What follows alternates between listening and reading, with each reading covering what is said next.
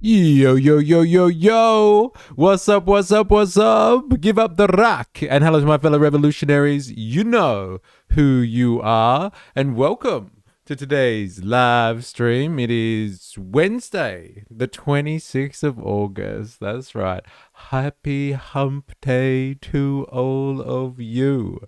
What a wonderful day it is on the working calendar. Halfway through the week. By the evening, you should be sailing on nicely. Downward trajectory off to the weekend. Those 2 days of freedom that we love so much. And we love calling it hump day, don't we? So I hope you celebrate it. I hope you working people out there celebrate hump day in many ways. Figuratively and literally. Hump day, how many hump days are there?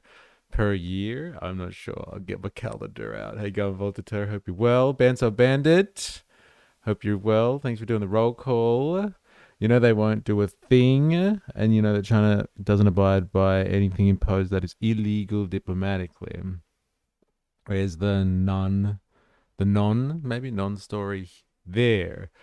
How you going? Jag, sup, wokies, hobo Joe, yo-yo-yos, bandog, morning. Let's get this wildly woke Wednesday going. Pen tester checking in early too. Good morning. Hope you're doing well. Yes, as Bansor Bandit has already alluded to, we're going to be just going down a little bit of a rabbit hole today. I want to check out what people are saying commentary-wise in terms of, yesterday we spent a bit of time looking at what Scott Besson had announced, that America is engaging in economic D-Day. They are storming the coastline of Iran with further economic sanctions. How much further? Good question. Nobody really knows. They're already under sanctions. And what is this really about? Nobody knows. We have our speculations. Ooh, Dilemmas is a chat. How are you, Dilemmas? Yeah, we have our speculations. I think, or anyway, it's largely a PR stunt to, I don't know, show Americans that the US has still got some type of control in this situation. They're still a player, while they, I don't know, restock munitions and get ready for another strike. And maybe it helps with the stock market. I don't know, the price of oil potentially. But it seems like, yeah, a bit of a PR stunt, no teeth to it. So we just want to see what's the ramifications of it? Because if they're actually going to go around sanctioning people, like secondarily, if people continue, or entities, companies, countries continue to trade with Iran, like that's going to put US and China head to head potentially. So we'll figure out what China has to say about this and what the likelihood of that confrontation is. Extra spicy sanctions? Like, what is it? Honestly, what's going on here? Lemaz, I always thought it was strange. We say it's all downhill after Wednesday, like it's a bad thing. Well, as in, like, you know, it's not downhill. It's easy. You can slide on into the weekend. Let's say it like that. It's a distraction from the Epstein files. So good. I forgot about that. We got to say that every now and again. People used to litter comment sections with that. I hope people keep that up. It's all a distraction from the Epi files. So, shall we get into today's affairs? We're going to be having a look at Cuba as well, getting some updates on what's happening in Cuba, how they're getting crushed. We're going from one lot of economic sanctions, economic warfare, economic warfare to another form of economic warfare. And hopefully we'll get the same old commentary that we normally do. But Cuba just sucks. That's why it's failing. Like, hello. Are you not seeing the language around why they're sanctioning Iran? It's to cripple their economy and bring them to their knees so they can take them over. And they wouldn't do the same stuff in Cuba. Come on. This video I posted is a new anti-commie propaganda piece from Fox News. Ooh, all right. I might add that to the list because it is Worker Wednesday as well. So we're going to have a look at some Worker Wednesday stuff later in the evening. Let me just add that to the list. Thank you, Voltaire. Some Reddit Anti-commie stuff. Hell yeah. We could get down with that. I would get down with that for sure. Slip into the weekend DM. Sanctions now with extra jalapenos. That's pretty much what we're looking at here, isn't it? So, before, though, we get into the day's affairs, I did want to continue. So today's theme is fiction, US sanctions, non-story before it even got reported. Apologies. You can't always chase reality. Today we are chasing fiction, yes. Not all day, but a good section of it. Now, before we get into that, breaking news story, of course, I would like to start with a follow-up to yesterday. Yesterday we watched a piece at the start, which was about how New Zealand deals with the supermarket duopoly.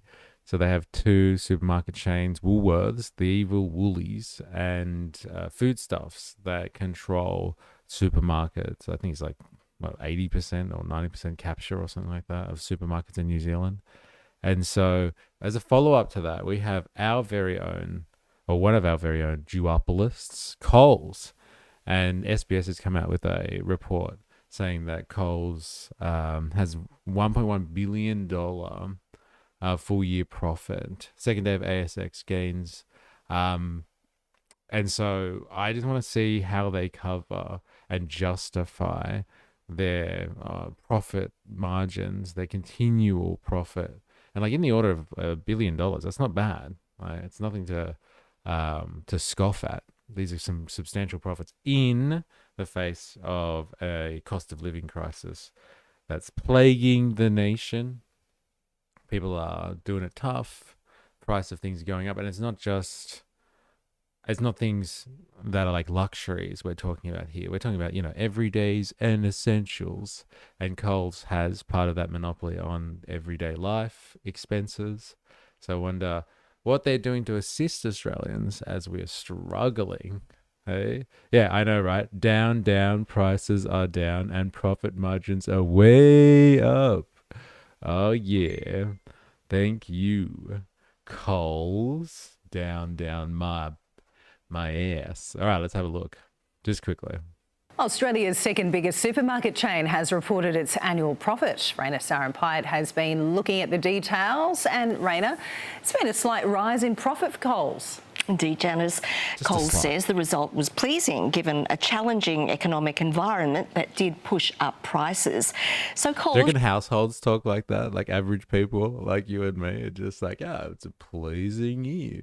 Even though times have been tough, generally quite pleasing. I'm feeling very satisfied right now with my financial situation. Reported a $1.1 billion net profit for the 12 months to June. That's up 1%. Now, after setting aside $235 million for a long-running case over staff underpayment, profits rose 13%. Staff underpayment, aka wage theft. Yeah, slight and pleasing. That's my pillow talk. Dude, so good. Oh, yeah, you like that? Was that slight and pleasing? Oh, man. So breaking it down, sales jumped by nearly 3%, led by the supermarkets, but liquor sales fell 3%. Liquor sales fell. People can't even afford to get on the piss anymore. I am outraged, all right? Not that I drink much, but if I do go into a bottle to buy something, it's outrageous. I don't know how people can afford to be alcoholics anymore. Like, honestly, it's outrageous. So expensive. How do the young people go out and party these days? Alcohol's too much. I guess as we were learning yesterday, they've got prescription meds now. Liquor, I hardly knew her. Company reported supply chain volatility due to geopolitical tensions and also rising fuel costs. Chief Executive Leah Weckett acknowledged cost of living... They're struck by the global uncertainty and the rising fuel costs, but still pull off another record profit. It's absolutely outrageous. Come on, auto mod. It's just what everyone is thinking. You got auto modded. Where are the mods to save you? I will allow this. Of coals. There it is. Those be fighting words. You can't say that, Hobo Joe. How dare you? I haven't seen those feed a family for $10 ads in a while. Because you can't pull it off. Not in this economy, but you can pull off another record profit margin. Pressures, but she said sales growth was helped by people eating at home more, though on the other hand, they're buying cheaper items. What are we listening to? Are we supposed to interpret from that actually a cost of living crisis is profitable for the supermarket duopoly or the supermarket oligarchy? Well, people aren't spending as much money going out now on like spending money on food and whatever else people do when they go out. So they spend more money at the supermarket so they can cut costs because they can't afford that to stimulate the economy elsewhere. No. And so like, let's never let a good crisis go to waste. Bring on the cost of living crisis. There it is. We've heard it here first. Hardcore analysis. I haven't seen. No, I read that. Ah, dang. Yeah, it didn't come through to me. No, that's from the other side. That's from the Twitch world, people. All right, back to it. More than half of our customers are buying more specials. Half are spreading their grocery shop across multiple retailers to find the best value, and 21% are buying more in bulk. Coles says sales in the first 8 weeks of the new financial year were consistent with the final quarter of the last one. Rival Woolworths reports tomorrow having stolen a march on Coles with the craze in Disney Ushi collectible toys you see there. Neither supermarket, though, seems to have pleased customers as much as Aldi, which took out CanStar's Most Satisfied Customers Award for a 9th straight year. And Coles shares gained nearly 5%, investors welcoming a much improved dividend. Ansell added another 8%, and healthcare continued to surge. CSL has now rallied nearly 50% this month. Woodside was lower. The country's biggest oil and gas company reporting a 7% lift in half-year underlying profit to around $1.85 billion, and that was fueled by a 20% higher realised oil price. But today it announced it would cut $7 billion from its energy investment targets and will review its Beaumont new ammonia project. CEO Liz Westcott says cost discipline requires that the company have balanced and achievable climate targets. Woke rubbish. Hey? Why don't they just put their hand down and get a bailout like other people do? That'll help you hit your targets. Whatever poor people do in a cost of living crisis, we wouldn't know. And frankly, we don't give a yeah, as long as the cost of living crisis means they shop more at our stores, that's all that matters. More like a cost of government crisis, am I right? Anyway, I was satisfied with Aldi. One bag of groceries didn't cost me $100. Mamupa in the house, how you going? Let me consume the plastic toy. Yeah, is that really like the draw card? Oh wow, Woolies is taking off because like little kids love Ushis. Like that's what's going on here. Seriously, lame consumers. We suck as consumers. Kind of just say, oh, I better go to Woolworths so I can get those little Ushi things for the kids. God, we're such idiots. We all are losing money and they make profits. So yeah, right. This is the stark reality of this. Now, like I didn't realize what the cost of living crisis was. I was baffled by the fact that they're making extra profit while everyone is struggling, and they're not feeling the heat from that at all. But like lo and behold, actually, a cost of living crisis is good for them because if people are spending less money out in the economy, they have to do it at home, and they need to get supplies from Coles and Woolworths. Good thing Coles is making huge profit. Yeah, thank God. Everyone loves Ushis. Everyone. When they did the mini item toys, they popped off too. People, why? Why do people care about these tiny little plastic squishy things? Like, honestly, like, are we really that dumb?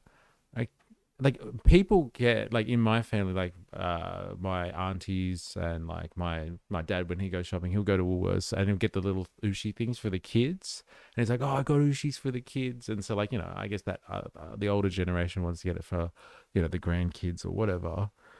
And like, you know, yesterday I caught the dog chewing on an ushi, so my kids got it and they were like, oh wow, this is so cool, for like 5 seconds, and they just threw it on the floor, and I had to save the dog from it. It's outrageous. It's outrageous. Dude, have you not seen eBay's listings for them? Yeah, but like, yeah. Yes, okay, some of them are like rare and they go for like thousands of dollars. They got programmed by child toys in Happy Meals. Yes, Emo, most people don't read above primary school level. We are collectively quite dumb. Bad Coles. How dare they make profit? Oh, here we go. All right, fine, whatever. Yes, they're doing exactly what they should be doing while everyone else is struggling and profiting off the struggle. Yeah, got it. Are we that dumb? Is that a serious question? I guess yes and no. I'm not gonna clarify that. I'm not. Check this one out. Bro, do I want to check this out, or is this gonna make me angry, Hobo Joe? Is that what you're trying to do? I guess we're not on the good side of Worker Wednesday yet, so I'm still angry. When we get closer to the weekend, I get happier. Honestly, we did shop at Woolies instead of Coles because the missus' mum's friend collects them. So it does happen. It does happen. Hey, come on. Dude, do I want to look this up, Hobo Joe? Angry for sure. Dude, what the... Oh my god. Oh my god. Dude, that's outrageous. Are you ready for the big reveal? I'm going to slide the page across so you can see it. Star Wars R2-D2 gold plastic figurine mini figure Ushi AU $75,000. $75,000. What the... or best offer? Buy it now, quickly. Everyone, let's set up a GoFundMe page so I can buy a $75,000 Ushi so my kids will leave it on the floor and the dog will choke on it. Hey, anyone? 75K. Yes, read it and weep. I've been rejecting them at the counter.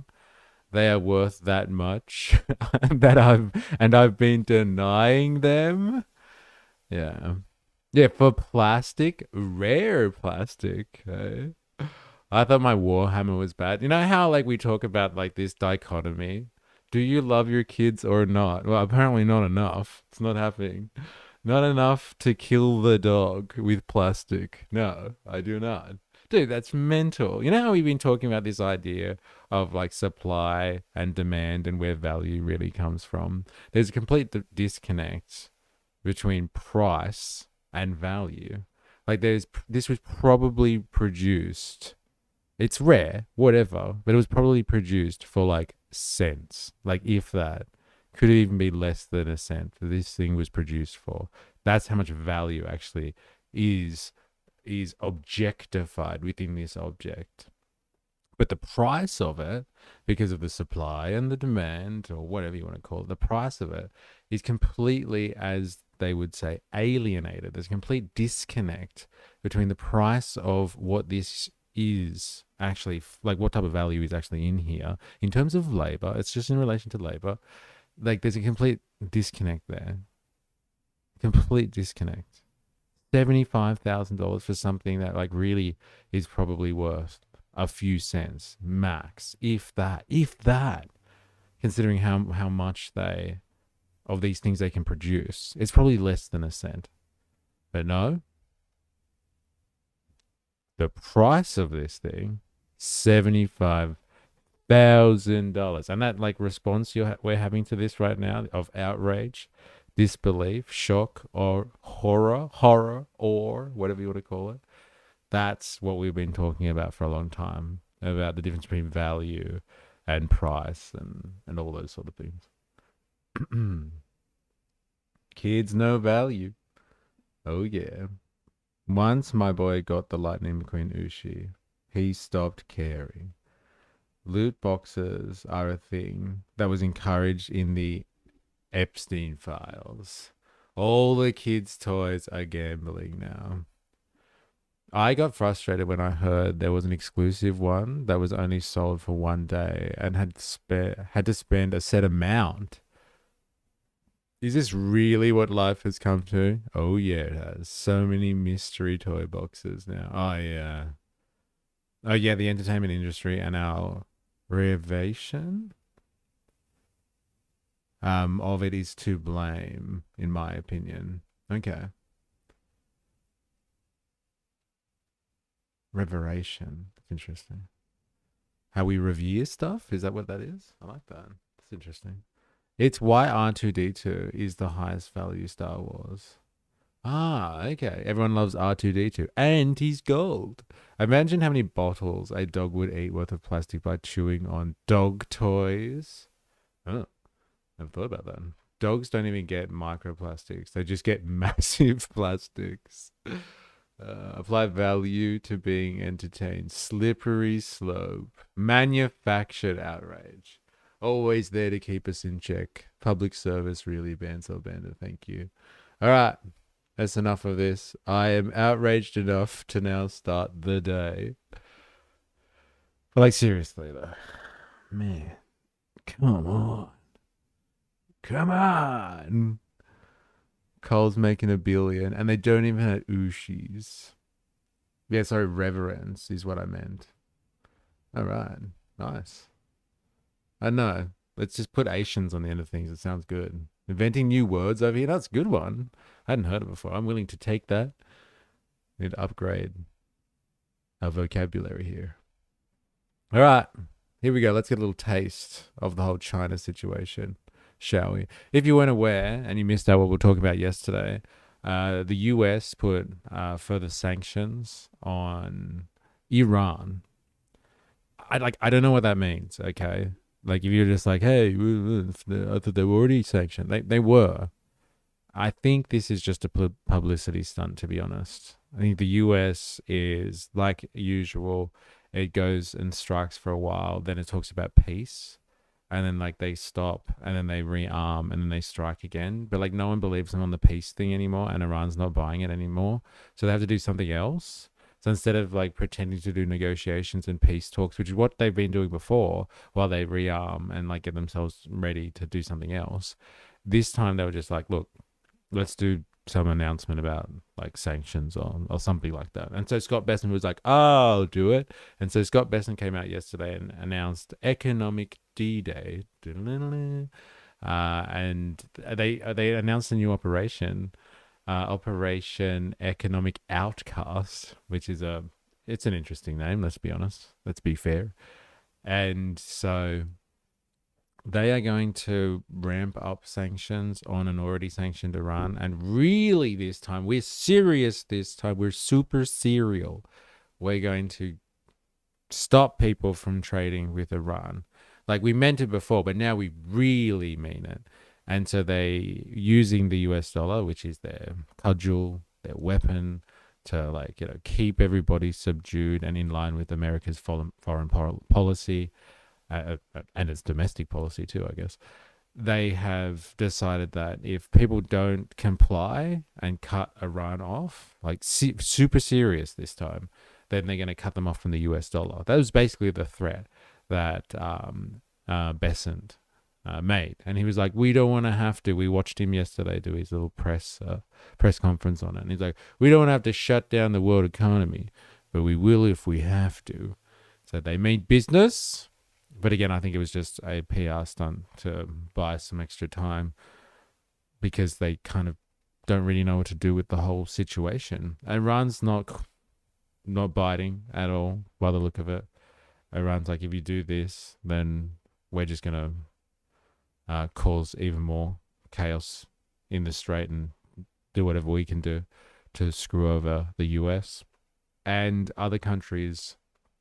Been put on notice by the US, so like European countries, I'd say specifically, that are under America's auspices, or like places like in Australia, New Zealand, our little vassal states in the Indo-Pacific part of the empire, Like, we just have to do whatever the US says. I don't know what else we can do. I'm pretty sure, like, we've cut off all diplomatic relations with Iran. I don't know how we could really be implicated with any trade relations with them, but like, we've been put on notice. But like, the big question is, what's going to happen with China? Obviously, China is the most integral part of a global economy in terms of like productive capacity, and has relations with everyone, especially the US. And like, the US has threatened and said that they will cut people off from the US dollar if they don't comply. And as we know, Iran and China do have trade relations. Like, they've had them going this entire time. I think the biggest purchaser of Iranian oil is China. And so the threat's there from the US. Scott Bessent made it very clear. And China's already come out and said, no, like, sanctions is not the way. We don't agree with this position. This is not how you do diplomacy and figure things out. So the US can say whatever it wants. Thanks, but no thanks. Them be fighting words. And I would like to see if anybody out there thinks that the US has the testicular fortitude to cut China off.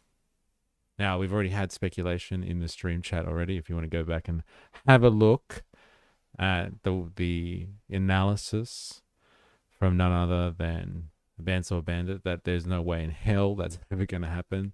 So it's a non-story and we're just looking at fiction. But I would like to know what people think on this one, because I don't know if anyone's buying it. I don't think anyone buys this one at all. Like, people believe the MOU, the memorandum of understanding, where they talked about a pathway to peace. But I don't know if anyone's buying the whole sanction thing. The US empire depends on its power in the reserve currency. Like, it really is becoming quite clear how important this weapon is, actually, as opposed to hard power, this form of soft power, where they can just be like, look, we'll turn off the tap, or we'll like flick the switch, and your digital US currency will just disappear. You won't be able to function and use it anymore within the system. Like, it really is, like, they are leaning on their reserves here. They're playing cards that they usually don't have to throw down. They just get to say stuff and everyone buckles. But now they're actually having to pull out, or put their money where their mouth is, which is interesting. China's already told the US that only enforced secondary sanctions could work. I ain't an expert, but I will claim to be. All right, well, let's have a look and see what China actually said, and we'll see what the discourse is out there on this one, what the manufacturing consent line is on this one. How long till Trump starts a lottery for naming the next operation? God, I hope they do have a lottery, because they should make up better names for these operations. Do you reckon? Soft power is what caused World War II. Well, the UN has its own sanctions on Iran, so the world agrees with the ramping up of those that happened last year. But since then, Trump decided that wasn't enough. Operation Epic Viagra Fury. The official switch from soft power to hard power. Dude, that's so good. Hilarious. All right, let's have a quick listen. The announcement from the US Treasury Secretary Scott Bessent is clearly part of the White House's campaign to ratchet up pressure on Iran, labelling it economic D-Day. But the announcement also lacked some precise details, particularly when these sort of sanctions could or would be imposed. In other words, what sort of deadline these countries have been given to cut ties. He already said the clock is ticking. It's starting now. And it is completely arbitrary. Whenever Scott Bessent thinks that it needs to be applied, it will be applied. Do you reckon they'll just make an example of someone? They'll just like pick someone out and be like, see, we were super serious. Told you not to do it. Maybe they'll do something to India, I guess. India has good trade relations with Iran. Maybe Pakistan. I don't know. Turkey. They wouldn't do anything to Turkey, no. with Iran. One of the biggest outstanding issues is how the US wants to deal with China, given Beijing is the biggest customer when it comes to Iranian oil, providing an economic lifeline to Tehran. The Chinese President Xi Jinping is due to travel to the United States in a month's time. That might explain the reluctance from the White House to point the finger at China, but it could also be driven by the fact China could retaliate against any sort of sanctions, restricting its own exports in areas such as critical minerals. China's foreign ministry spokesperson did issue a warning to the United States against hitting it with any form of economic sanctions. China-Iran cooperation has always been conducted within the framework of international law and should not be disrupted or undermined. China is closely monitoring relevant developments and will take all necessary measures to resolutely safeguard its own rights and interests. Iran itself is promising to... It's so few words. The technical language, I think, is the worst. Like, there's no emotion in that. It's very, very technical and straight down the line. Like, old school and pure diplomacy. We will do whatever it takes to protect our interests. Like, what does that mean? Hey? What does that mean? So if the US does decide to, I don't know, put secondary sanctions on China, I don't know about that. Then China's like, well, we will protect ourselves. We will retaliate. Its own. Imagine if this is the way it goes down. It is actually, as KK was saying before, it's the soft power, it's the economic warfare, let's say, that drags us all into World War III, or is the end of US hegemony all through soft power because they miscalculated the world's response to Iran, or what their adversaries as a collective were capable of. Imagine if that's what it was. I don't know, Bandsaw. The US sanctions are separate. It was mostly the EU pushing for sanctions at the UN before the war started. So weird hearing an Aussie translation. US was like, sanctions, too slow and gay, then dropped bombs. Now it's all, yay, sanctions. The US has always been the driver of sanctions. Even at arm's length, yeah. Like even with like Europe and Russia, like freezing Russian assets, it was 100% the US in behind that one. Being like, do it. The Europeans are like, but I don't know. It's not good. It's not a good look. It's not great for our reputation. I said, do it. Do it. Fight back and is confident that its international partners could weather any storm.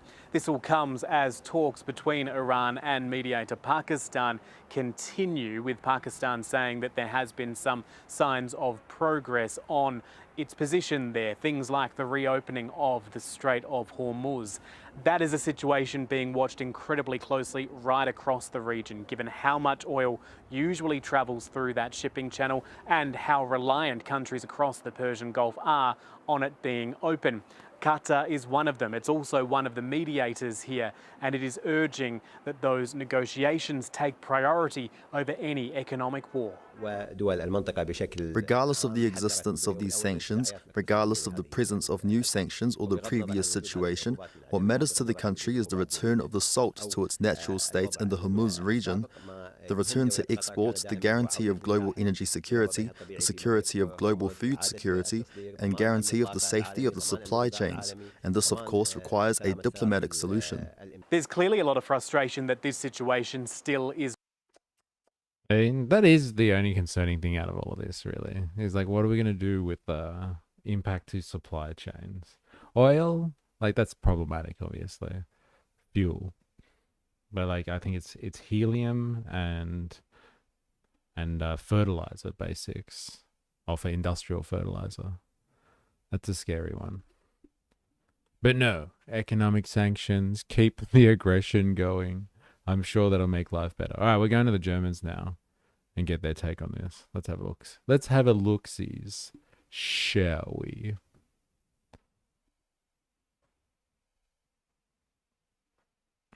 I wouldn't write off the power of the EU market, though. Even with the US being the bigger bully, the EU are the quiet centrist market. And like, as in like their power to sanction. But like, have they not already? This is the thing. Like, let's ramp up the sanctions.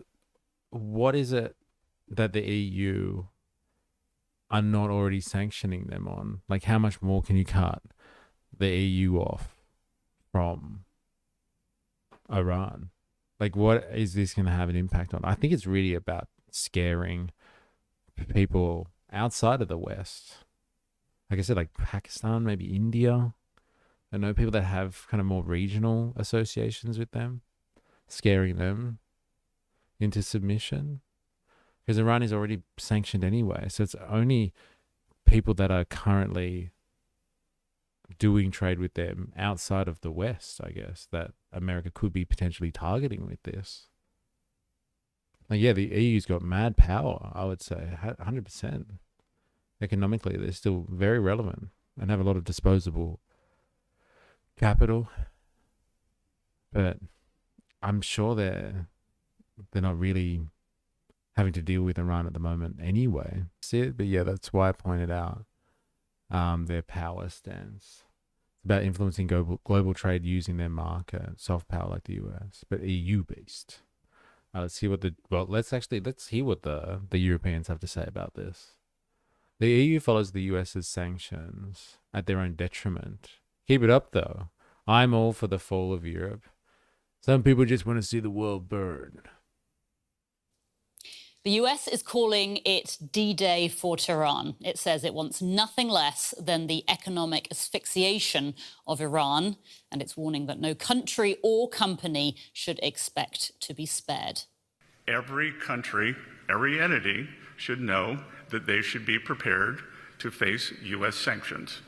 And no one is above this. We are going to hold everyone accountable, and this is economic asphyxiation of this regime.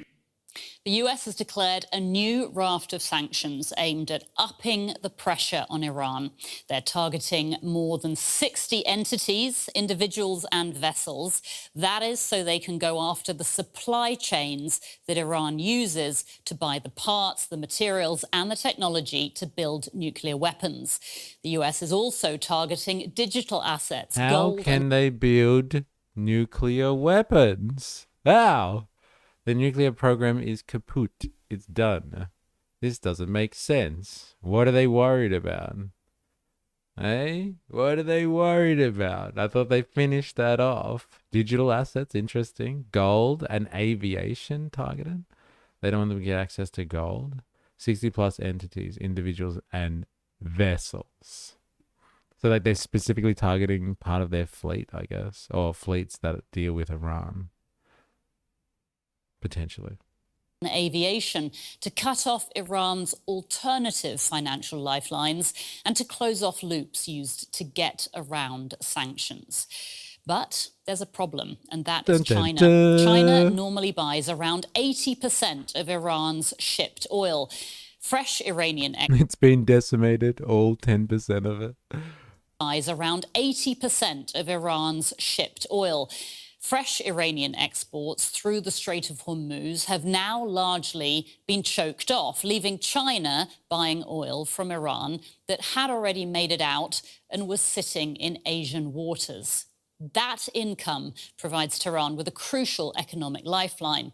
And while the US has sanctioned some independent Chinese refineries that purchase Iranian crude, it has stopped short of targeting the major Chinese banks and the financial institutions that help facilitate that trade. So how far is Washington prepared? I want to see real war and chaos. None of this made up slop. How much real war are we going to see, though? I think most of it will be done on a cyber basis and like through drones and stuff until it gets to a point where you need humans involved. Banzo woke up and chose chaos and violence today. Yeah, absolutely. But like it's usual, like Banzo response to things is like, so what? Does it matter? Very nihilistic kind of position these days. Oh, a lot of the time, not always. to take its sanctions. Scott Bessent warned that countries violating the sanctions could be shut out of the dollar-based economic system, and he warned more sanctions are coming. We are giving Yeah, they're coming. I'm sick of people just threatening. Do something already. Losers. I want action. Action, action, action. All right. I just got to ask. Just give me a second. In the context of Operation Economic Outcast and China's trade relations with Iran, I have heard reports that the US have already sanctioned Chinese oil refineries in response to previous US sanctions on Iran. Are you able to briefly list what you know about these sanctions?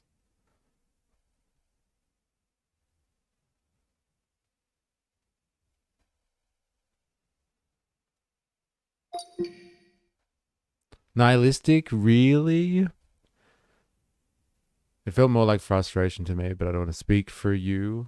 But like, you know, it's kind of like, and so what? Let it be. Even when things are like, you know, I don't know, find them unjust. It's always just like, and so what? That's just the way of the world. Such is life. Get over it. No hope for the human race. Yes, the US has already directly sanctioned several Chinese oil refineries for buying Iranian crude. And this is an important part of the background for the current economic Operation Economic Outcast. Very briefly, March 2025, Shandong Shugang, maybe? Petrochemical, the first Chinese independent teapot refining directly sanctioned under Trump's 25 maximum pressure campaign. April 2025, Shenzhen Chemical sanctioned after Treasury said it had purchased more than 1 billion of Iranian crude. This is all before the war, actually, or before the 2026 strikes. Isn't that interesting? May 2025, Hebei Chemical Group sanctioned for purchasing hundreds of millions of dollars of Iranian crude. Hundreds of millions of dollars. October 9th, 2025, Shandong Sheng sanctioned after purchasing millions of barrels of Iranian oil since 23. And then April 24, 2026, Heng Li Petrochemical. This was much bigger escalation in the US. And so this is the only one in 26 since the war's broken out. US sanctioned one of China's largest independent teapot refineries, which Treasury said had purchased billions of dollars of Iranian petroleum alongside roughly 40 shipping companies and vessels. So yes, the US has already crossed the line from sanctioning Iranian companies and middlemen to sanctioning actual Chinese refineries buying Iranian oil. There's an important distinction, though. These have predominantly been smaller private teapot refineries rather than China's major state-owned oil companies or major Chinese banks. The latter would represent considerably more serious escalation in China relations. I think you've misread me a lot, Mystery. Okay, fine. But I can only read what you're saying. Like I said, I can't get tone from a comment section. But like many of the comments that we make about things that are dire or depressing, you're just like, yeah, and what? Next? Who cares? Let it be. Well, when you'd like a workers' revolution and the news keeps covering everything but workers, culture wars, geopolitical spats, conflict halfway around the world, IDPOL, I can see how it'd get a little frustrating seeing your comrades distracted. But that's just the vibe I get. Maybe I'm wrong.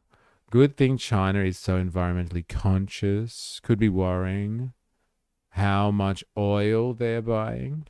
Oh, remember we saw that theory about China buying all the oil up?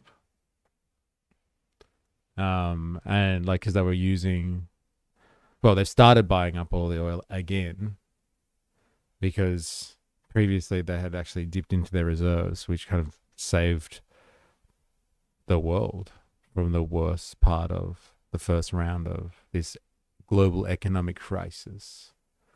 Use an emoji to tell E-Tone. All right. I don't understand what this means.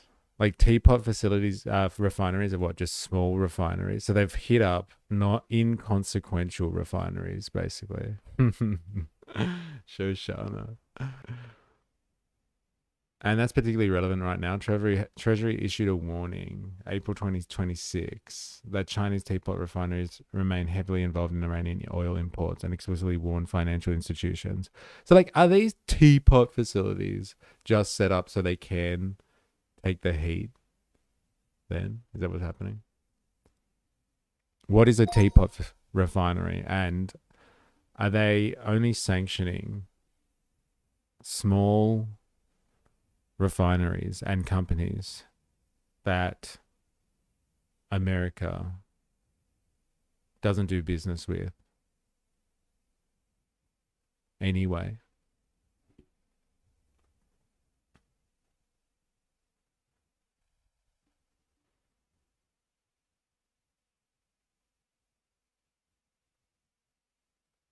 Tell me, what does this emoji mean? Good, rise notes. I'll put it simply, get off your ass and work for it. That's my basic position of everything. I left out a, okay, got it.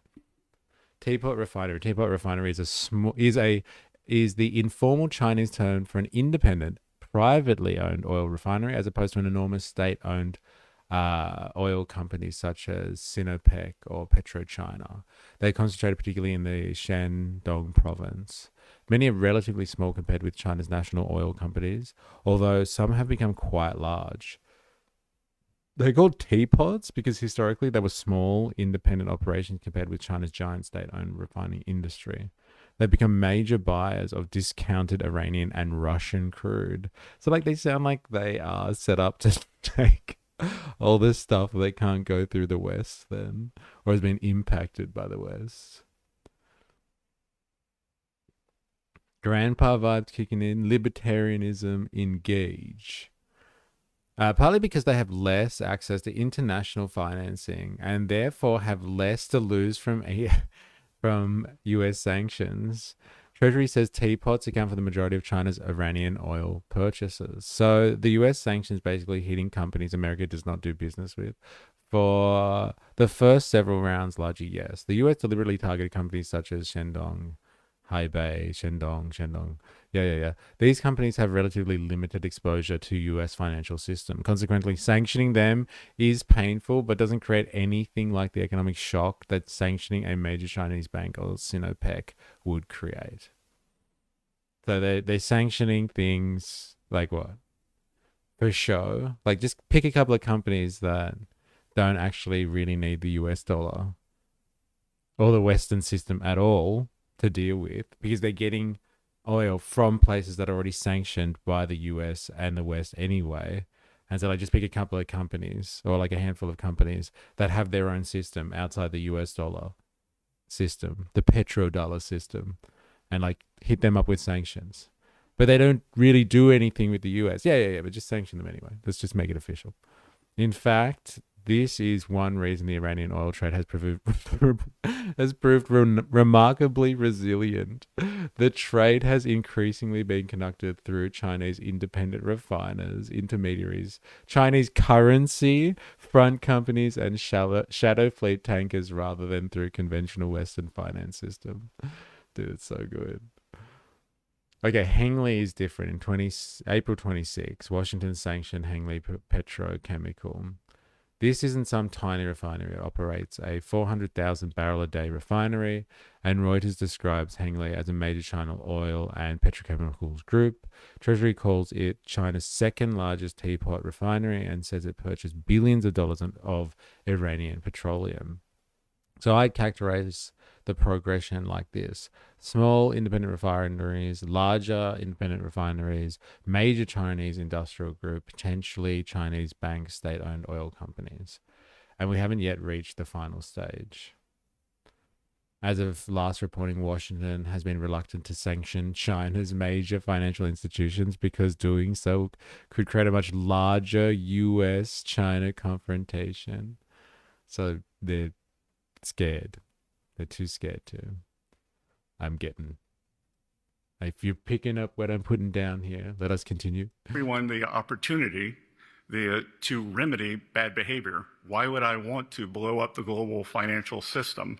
We believe that it is important to level set and give people a cure period, but they should know that that will move very quickly and that we are serious. Secondary sanctions are a very powerful tool. Beijing is already pushing back, saying its economic ties with Iran are lawful and warning that it will defend. Can we buy some of these teapots? We're just sticking with goofy wind farms. I think they are.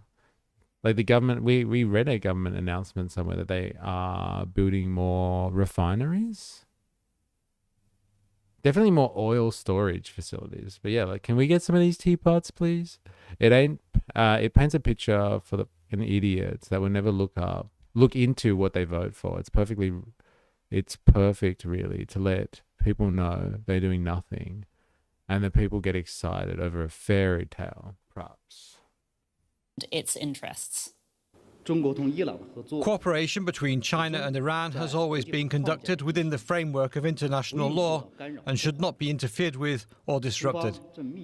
China is paying close attention to relevant developments and will take all necessary measures to firmly safeguard its own rights and interests. So there's the dilemma. Washington says nobody is exempt and that much tougher sanctions are coming. But because China buys most of Iran's exported oil, the US would need to really go after China to make Iran feel the pain. Yet, Bessent says he doesn't want to blow up the global financial system. So how far can the US go against Iran without taking on China? Ahmed Abadou is going to help us answer that question and more. He works at the Chatham House think tank in London, where he focuses on China's rising influence in the Middle East and North Africa, on Gulf geopolitics and on US-China competition.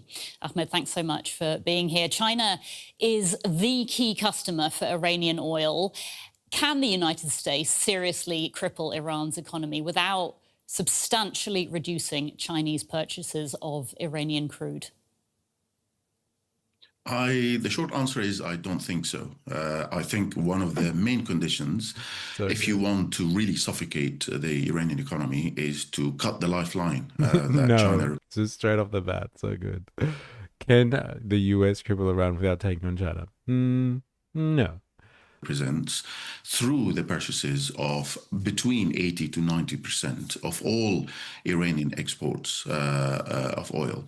The dilemma here is that the majority of this oil goes to something called independent refineries or teapot refineries in Shandong province in China, which are responsible for refining 25% of all oil in China. And these refineries depend on the profit margins that sanctioned oil coming from Iran, but also Russia and previously Venezuela, allow them to continue in the market and compete with the large NOCs. Now, the problem is for these refineries is that the Trump administration decided to resume its maritime blockade on Iran on the 13th of July. That meant for these refineries that less Iranian oil is reaching Chinese shores, and also that all the oil that was on the tanks... Not all, but less. Curb Your Enthusiasm music plays. Blaz, how you going? KK, you really feel the shift in dynamics. America's just another country now, angry that are full of power, with no one willing to take them seriously. It's you're getting that vibe, hey? I feel that as well. I don't want to hold my breath on that one. Like people have definitely underestimated the US before. And it's because they look like they're yeah, struggling a little bit at the moment. I don't know, man. Man, the US ain't shit. I don't know. I'm not ready to call it yet. I know the vibe though. It does feel like there's a shift happening. But like I don't want to call it too early. Opposite to the shores of China have dried up, meaning that the prices of Iranian oil is now spiking up, pressuring the margin very much. So the problem here is, in my view, for these refineries is the maritime blockade more than the sanctions. The Treasury Department, if I'm correct, has sanctioned smaller Chinese refiners, but it hasn't sanctioned major banks. Now, is that because Washington doesn't want to escalate with Beijing, or is that because it thinks that pressuring Iran in other ways will work? The issue here for the Trump administration is in the payment network system is that it is focused on the provincial banks. These are regional banks that are shielded from the dollar system. They are not exposed to it. And also the payment of Iranian oil goes through the USD chat system in Hong Kong, where the American officials don't have great visibility. The big state-owned banks ditched Iran in 2018 after the first Trump administration imposed the maximum pressure campaign against Iran, because they are exposed to the dollar system and they are well connected to the world economy. They also represent, from Beijing's point of view, a critical point, and they will represent, if they are targeted, a time for China to retaliate against the United States more forcibly. That's why I think the Trump administration were deliberate to avoid sanctioning these banks, and I think unlikely they will in any near future movement. I mean, Scott. There you go. Right? So they just use banking systems that are outside the reach of the US dollar. Who would have thought? And so they can't really sanction them anyway. Oh my God. I'm not a fan of the US midterms. The US will always remain a major power, but they have cut their throat in regards to being the hegemon of the world. The shift is happening. Just not fast enough, in my opinion. Okay. In psychological sense, it's as if they are out narcissistic, our narcissistic parent. And we as a world have realized it's time to leave their screwed up game. We all understand you can't just break free. You have to slowly slip away so they don't notice they're losing control. The $1 trillion question is, how does a country like Australia slip away? How do places within their, like a strategic hub of theirs, let's say, just slip away? I don't know, with the amount of soft power they have through the information space and then like actual hard power in terms of military bases. So the ideological capture with actual like boots on the ground, let's say, figuratively. Can we just decouple from that? Can we slip away through the vagina? I forgot about her name. Gotta use that. Vagina. Going to move to a regional power, I think, in the future. We just gotta grease ourselves up in oil like the deaf guy. Yes, then we can slip away through the vagina. Australia will be forced to shift. Vote for Rennick, LOL, that's how. Yeah, but like, could you imagine? Like, let's just say we all voted for Rennick tomorrow. Like, he'd just get cooed. This is what I'm saying. Like, there's too much capture. Like, Rennick would just, go for a swim as Prime Minister and never come back. Dilemmas. That's the problem. If you think about it, even though we're still aligning with America, as forming alliances in our region gives us the stability to confront America, even if we get the chance. It's like building support networks before you can leave a crap situation. Yeah, I know exactly what you're saying, but I must admit I don't see the recent like let's set up strategic partnerships with people in the Indo-Pacific as actually us finding alternative friendship groups to our reliance on our relationship with the US. I thought we were actually going around the Indo-Pacific on behalf of the US and getting them to align themselves with us and the Five Eyes network, which is controlled by the US effectively. And so like we're actually playing game for US control in the Indo-Pacific. That's why we've been going around doing it. They come to Australia and look to us for defense, and like we get our orders, our marching orders from our commander-in-chief, the deranged occupant of the White House. Grease me up, woman. I guess it's relevant, isn't it? Let's do it. Interlude. Yeah, I know, it's sad. It is sad. Poor Rennick. Willie, go into the vent and get him. What? Have you gone waxy in your beaster? I cannot fit in a wee vent, you croquet and playing mint muncher. Grease yourself up and go in, you guff-speaking work slacker. Ooh, good comeback. Lunch, Lady Doris. Have you got any grease? Yes, we do. Then grease me up, woman. Okie dokie. Okie dokie. Our focus is on aggression, support for the US. Won't change for a while.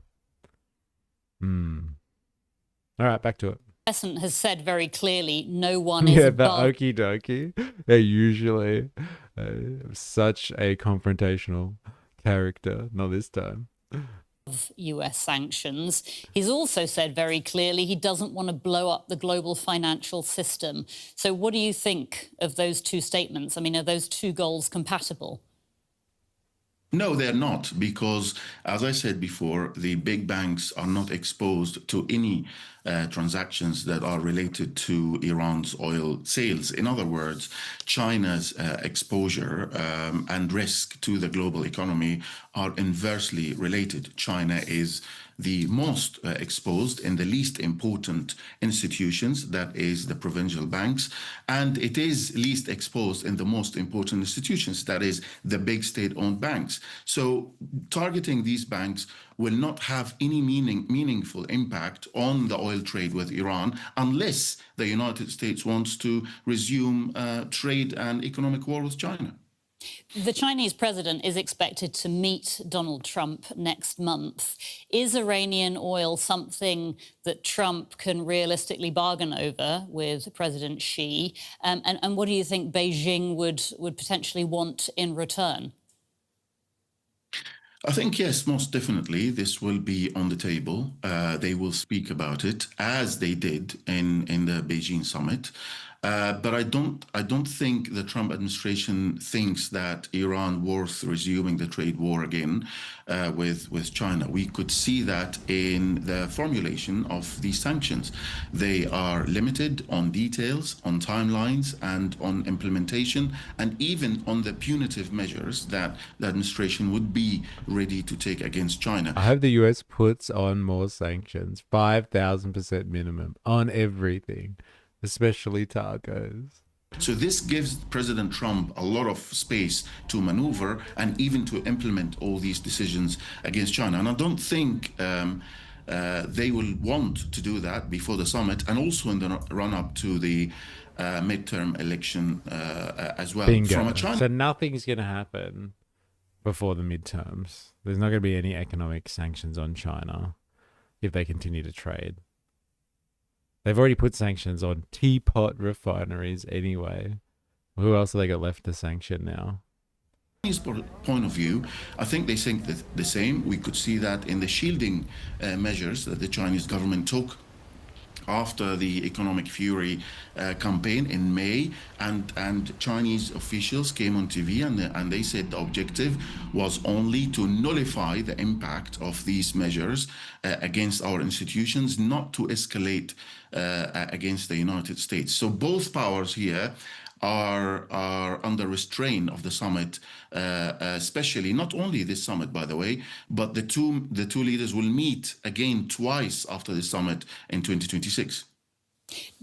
Do you see China potentially being part of a solution here? I mean, would Beijing have interests in regional stability that Washington could then potentially leverage? They could kind of work on that level? If the Chinese want to find an off-ramp for... Well, going by the zero surprise and happy sloppy Joe on how sloppy her Joes are, she must be rocking a greasing after every lunch. No wonder why he's called Willie. Is that what you're suggesting there, KK? That's enough from you. China, I don't know if China's going to step in to save America from implosion here. I don't think so. So much worry about things getting expensive. Nothing burger reported by burrito eating numpties. Numpties. That's a funny word. I haven't heard that in a long time. Yeah, numpty. All right. One more opinion on this. One more. This is The Hill. I don't know. What is The Hill? I think Jag sent us an article that was written by The Hill the other day, or like last week, that was written maybe on Zoran Mamdani, maybe. I don't know what The Hill is. What type of media outlet it is.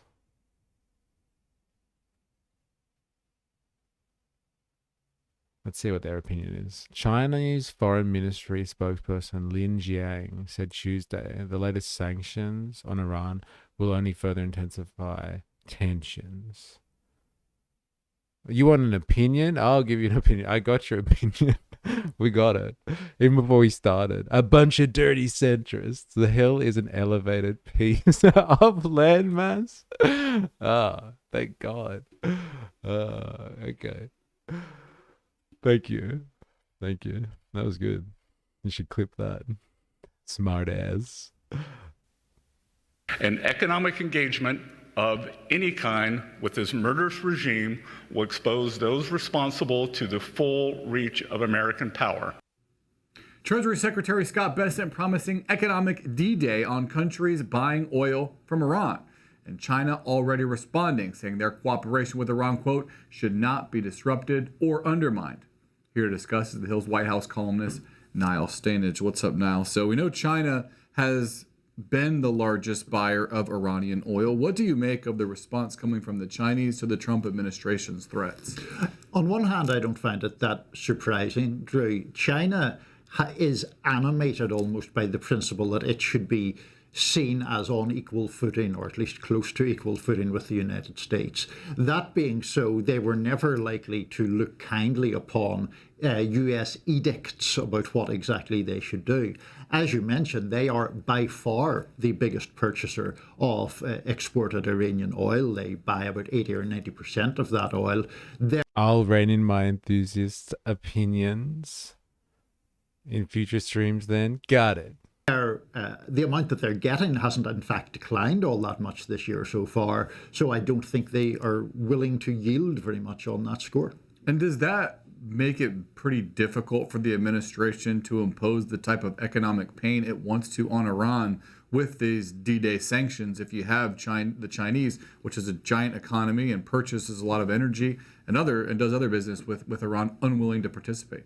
Yeah, it definitely removes one of the biggest levers you could have. In some fantasy world, if you could get China to isolate Iran, then that would have pretty quick, pretty significant effects, but they don't seem inclined to do that. Now, obviously, Iran does have trades, whether illicit or official, with other nations. there's a measure of hurt that could be inflicted upon Iran if you got those other nations to stop. But if China is going to maintain that level of economic trade with Iran, then obviously that makes it more difficult for Besant's tactic to work. Do you think the Trump administration... AKA, unless you go after China, this is all meaningless. Do the US have the balls to go after China? Do they have the testicular fortitude? But like, are the oil tankers getting through? Is oil still flowing from Iran to China? That is a real question. Is it happening or not? Supposedly, according to the Trump regime, absolutely not. The blockade of their own territory, aka the Strait of Hormuz, is impregnable, and no ships are getting through. Or are they? Dun, dun, dun. I guess we'll find out. Does Donnie have the balls to drop his D on China? That's the question, isn't it? But is Iran still getting oil to them anyway? Or at this point? Or is this all for nothing? Long have you been around, the cynicism that you acquire at life naturally expels itself through your pores. It's natural human behavior. Would be willing to target China with strong secondary sanctions, considering the potential blowback? That's a great question, and I think the answer leans no. We have already seen during the second Trump administration the president basically back down, or at least ease off some of the tariffs that he tried to impose on China. China then struck back, suggesting that it wasn't going to export some precious minerals that are very important to a range of industries in the US and worldwide. It's also worth perhaps noting in passing, Drew, that Xi Jinping, the Chinese premier, is due in the US not all that far from now. I think it's next month. So that, again, is another factor militating against the Trump administration pushing a particularly hard line. How is Iran So it's responding? complete nonsense then. It's just show for us plebs. They can't, there's too many things on the chopping block. He's already backed away from the tariff war that he started with China. They came together and they agreed to walk away from it because it was getting up to like ridiculous amounts. There was like 145% or more on certain items. Then they both started escalating, and then Trump chickened out, apparently, like he always does. He's not going to go and do that again. Surely not. And he's got a big visit coming up soon, supposedly. Xi Jinping's supposed to come to America. It's like coming to America without Eddie Murphy. It's Xi Jinping this time. You just can't do it. They just can't do it. It's not an option. He really is Winnie the Pooh. No wonder he banned it, LOL. He's got that look. It's stuck in a honey jar. Oh, bother. Let's sanction a country that doesn't use the SWIFT system. Yeah. Why didn't they do that sooner? Amateurs. Yes. Effectively, let's just... Yeah. What they've done is let us sanction a whole bunch of companies that aren't in the SWIFT system. Genius. It's just headlines. It's just PR. This must be for the midterms then. They need to keep up talk about Iran. So like it remains relevant that they're there. But like if they're not striking, there's nothing to talk about. So they got to do this.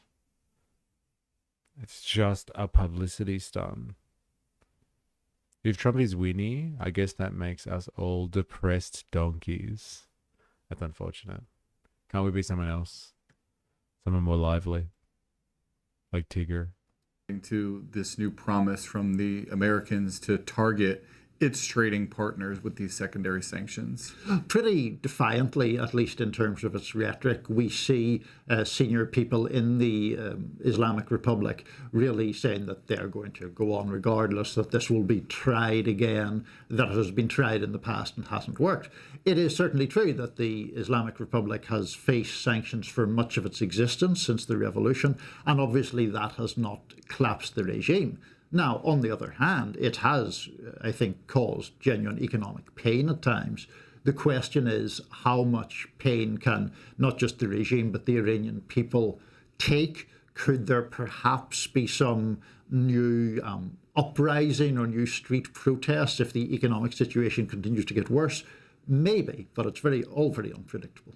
Who are you thinking about in terms of the countries that could be subject to these secondary sanctions once they kick in, other than China? So an interesting element in all of this is the UAE, which has in fact basically ceased or frozen trade with Iran before Besant made the speech that we played at the top there. Besant implied in his remarks that move by the UAE may have come out of private discussions with the US. I think other Gulf nations are ones to watch to see if that kind of pattern is replicated. The Iranians have been somewhat economically isolated, certainly on the part of Americans and Europeans. I mean, there was, I think, some thawing of that relationship during the Obama administration when they entered the JCPOA, but it's not like it's been a beacon for world international trade. Do you think there is a way to garner the type of support you would need around the world to apply enough pressure on the Iranian regime to truly change the dynamic? I don't honestly think anyone knows a definitive answer to that, but I do think that the Iranian leadership are very well experienced in trying to mitigate the effects of sanctions, survive under sanctions. Like, they are fully prepared for this situation, and there's nothing that the US and the sanctions can do. I'll just say it, bro. The US has the Iran situation. They're scrambling for the illusion of power to remain intact. The power. That's what this is. The GPSOA. That the US broke. Yeah. And then tried to like regain somehow with the memorandum. But like not as effective. Oh my God. Alright, that's enough. That's enough. Like, what we're hearing is, okay, will the US be able to do anything about China? No, not unless there was some type of trade war that will seriously throw the world into chaos and potentially cripple the Americans. Okay, fine. And what about Iran, though? Like, putting just extra pressure on them, is that going to help? Well, they've kind of been preparing this for a long time, and they've already been sanctioned since their existence, this regime's existence anyway. And so, like, they're ready for this. They know what this is about. So, like, effectively, no. It's just PR. I'm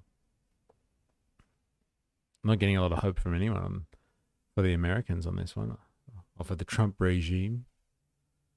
To give the media credit, they're not going light. They are asking directly, better than usual. Well, this is the shift, I guess, that KK was pointing to before. Like, people are, the common sense, the general consensus seems to be like, what's going on here? This seems desperate. Is this even a thing? Is it going to work? Why are we looking at this? Why are we considering this? All right, so to finish off, I guess, this section. Sorry, I got distracted by work. Sheesh. But yeah, not looking good, the midterms. Okay. Maybe that's what this is about as well. Supreme Court kicked the can down the road on the executive order. But like, they've made a call on it, though, now. They were hanging out for a bit, but I think they made a call on the executive order about, you're talking about the postal ballots? Didn't they say that they dissented, right? Or they didn't go with Trump's position on it? Yeah, Hump Day's gotcha. Yes. Boo Hump Day. All right, this one to finish us off. So now the federal government can make a list of voters and prevent the USPS from sending ballots to anyone on the list. Okay, so they can make the list of voters, but they're not stopping them from sending ballots, though. That was the grand plan, though, wasn't it? To stop them from using mail-in ballots, but they still got the list. 23 states sued, but the Supreme Court says they have no standing because no unconstitutional legal overreach has happened yet. Really, the media is catching up. Asking questions, manufactured headlines means the media is gaining a conscious. In what world? Well, I wouldn't go far as to say conscience, but as you said, catching up. They seem to be kind of disillusioned, is the point here. Before it was like, oh no, what do we do to stop evil Iran? And now it's just like, wait a minute. This is not as cut and dry as we thought it was.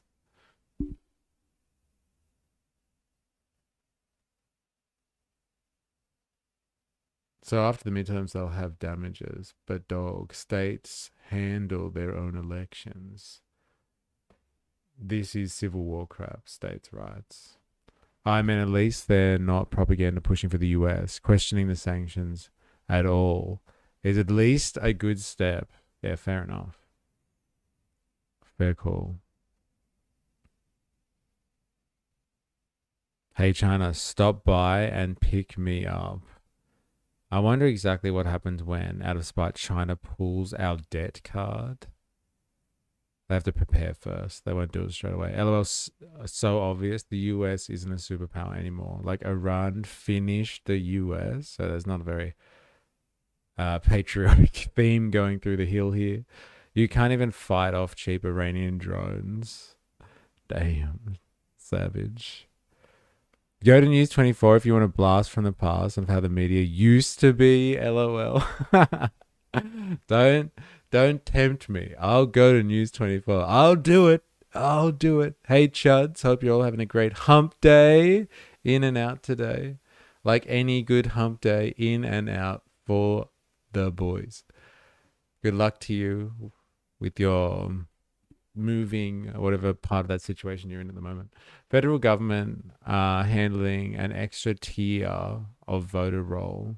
The same government that sends ICE into your states to gets to choose who gets to vote now. The whole plan is to destroy China's economy. So why would China stop trading with Iran? China should do the opposite. Damn. Sorry, for the boys and the girlies. In and out on hump day. Yes, sorry. And the girlies. I put money on the fact they're glazing the sanctions. All right. One more. This one's really important, okay? This is actually, like, the sanctions are not going to work. This is where I think America will actually be able to win this war. Like, you don't see this stuff come up often, but I would like your thoughts on this. This is really important. So if you have a chance to, like, turn away from what you're doing, if you're lurking, and just watch, this might be the game changer for the US. And this is why we need artificial intelligence, okay? This is why. There's no other reason really for AI at the moment. It can't do anything better than this. I have someone permanent to stay, so I'm not homeless anymore. Woohoo! All right. You go, girl. All right? This is how the US will win the whole Iranian situation. Don't question it. Rambo! Let's go.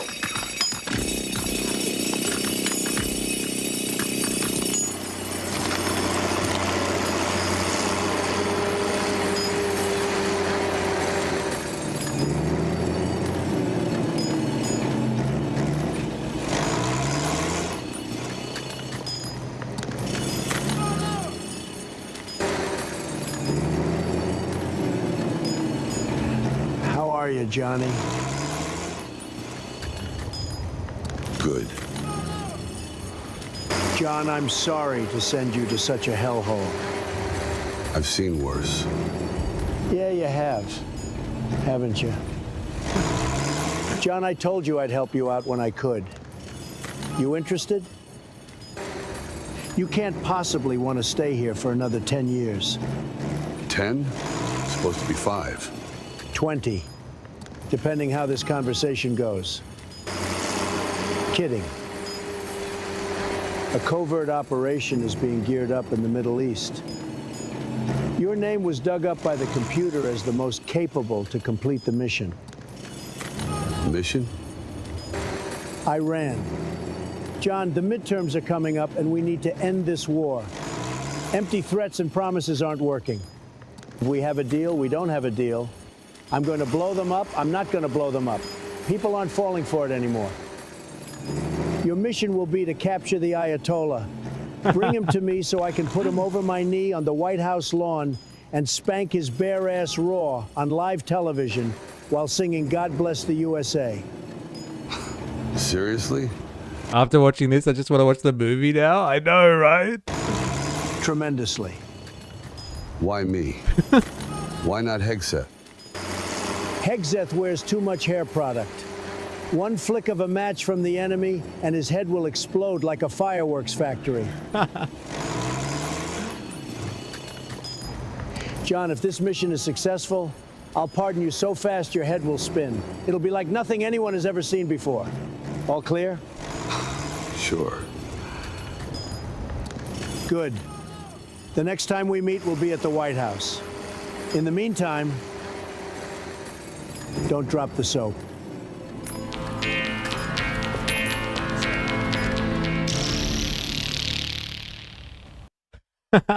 So good. Dude, send in Rambo, bro. I've seen enough. I've seen enough Hollywood movies from this era to know. That's all that it takes, bro. Just need a rocket launcher. Someone to drop him in behind enemy lines. Fireworks going off. Star Spangled Banner playing and cheering while Donnie spanks the Ayatollah. Oh man, the best part of that was the dig on Hegseth. So good. Why not send in Hegseth? He uses too much hair products. That's the only way. Like, I've searched high and low to try and figure this one out for the US. Sanctions ain't gonna do it. I think it's gonna have to be that. They're gonna have to send in Rambo. Like, he's older these days. Like, that's what AI is meant for, if you're wondering. AI is meant for stuff like this. Not how we use it today. We need AI to make videos like this. That's the best we're going to get out of these situations. Hilarious AI. What's this? Oh, is this the Sky News take? Oh, God. Adobe AI is pretty shit. Yeah, it's not up there, is it? It's not the same. It's not the same, man. We start the news this hour with the latest out of Washington, D.C. The US has declared an economic D-Day against Iran as it threatens to... Who's this? I haven't seen this person before. I'm not used to this new reporter here. Boo. Boo. News 24. A shot at Hegseth was the reason I shared it. LOL. Oh, you've seen this one before? Dilemmas? It's pretty good. Strangle the country's... Don't drop the soap is the final line. She's cute. Yeah, but who is she? I haven't seen her around in the Sky News days. They were better time. It'll bring in the views. Ah, okay, fair enough. Economy, vowing sanctions on anyone who does business with the regime. Let's go live now to Washington correspondent Jonathan Kersley on the ground for us. Jono, these sanctions won't come into effect just yet, though. Not just yet, Julia. Treasury Secretary Scott Bessent says he wants to give those directed time to address the issues, and that is to stop doing business with Iran. The Iranian currency, the rial, has plummeted to 2... God, there's so much cope already, isn't there? So much cope already. That's News 24 to you, Kami. Yeah, sorry. Apologies. million to the US dollar, and there is a real view here in the United States that the more economic pressure that can be applied from the United States and from countries around the world, well, the greater the pain that would be felt by the Iranian regime. It was a very directed message and assertive message from Treasury Secretary Scott Bessent. As he said, 60 businesses, entities, individuals would be directed with these sanctions, not naming countries, but we know that Iran's largest trading partners, including include the likes of China, Iraq and Turkey. Those sanctions will come if indeed those nations, those organisations and those individuals do not change their behaviour. And he's targeted 5 key areas, really, that include the likes of aviation, gold and shipping, accusing countries of essentially trying to get Iran's oil out of that region. This is what Treasury Secretary Bessent had to say invoking the D-Day landings of World War II. Oh, I don't want to hear it again. I can't. They're coping so hard. They're just eating it up, aren't they? This is the way to do it. This is how they'll bring down the evil regime. But they're already at war with them. Like, what else can they do to bring down the regime? We've already got sanctions on them as well. They're not in control of the situation. Random AI clip from someone counting money. Yeah, what the fuck? Okay, we need to team up with China to take this $6 million man Rambo mashup. We build the ultimate robo soldier and put AI Sylvester Stallone in it to fight the Ayatollah and bring him to the White House for a spanking. Hell yeah. Sanctions on my kids' work, cut off pocket money and a week's chores. Get done in a day. Dude, hilarious. Hilarious. Oh, man. All right. That's enough of this topic. I'm done. I want to do some more of this. The Chinese robot games. There's one more. I know we did a little bit of this yesterday, but I want to see if there's any other good clips from it. Funny moments from Beijing's World Humanoid Robot Games. Bring it on. A bare bottom spanking as well. That'll teach the Ayatollah. Take that. All right, a little bit more China glazing just before we start on the next topic.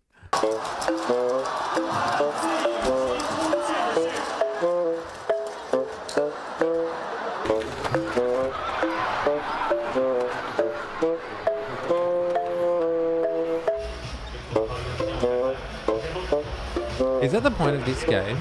Do you reckon? Like, they just have to get through the swinging tires and not get knocked over? Robots not getting knocked over. Remember this. Remember these days, my friends. When like the robot games were just robots trying to not get knocked over by swinging tires. Remember these days.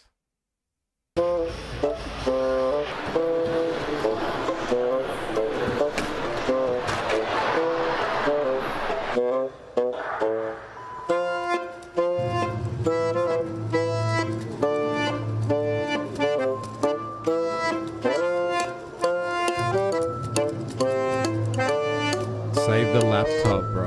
He almost lost the laptop. Damn.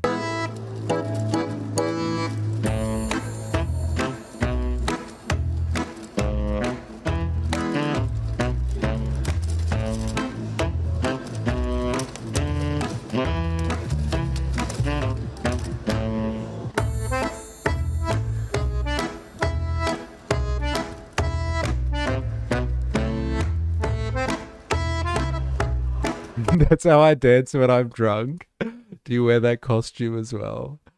I think it had a little gymnast costume on. Actually, you know what? I don't want to know the answer to that.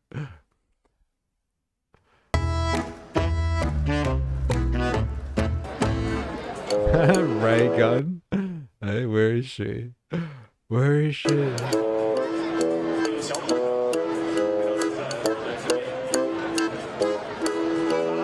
Would like to know more. 100%. We're getting out of the way. The robot's going crazy. I love the footage of them putting them on stretchers. So good.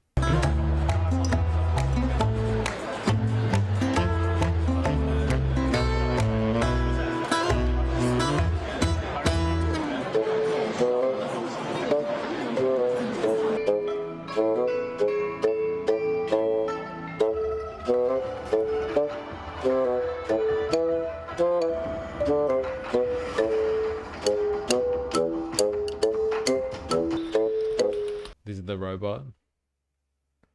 That's all they need to do now. They be like, Smooth, what? Can you teach me how to dirty? You know why? Cause all the girls love me. All I need is a beat that's super bumpin', and for you to back it up and down. Ah, the robot games.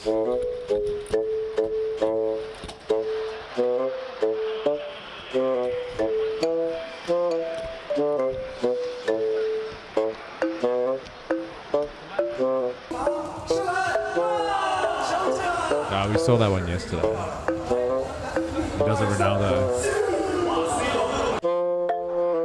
好，比赛开始，这是第2届人形机器人大赛。哎呦，400米小型组的决赛，刚一出发，第2赛道的机器人出现了问题，摔在了赛道上。此时场上靠外道的3台机器人奔跑的姿态几乎是一模一样的。哎，这下踩到了4道，快速的调整回来，不知道会不会罚分。调整了2次，速度还是最快。3道的机器人在往上赶，但是4道的机器人稳住了节奏。最后拿到第1名的是5道的机器人。That one's still down. So good. Still down.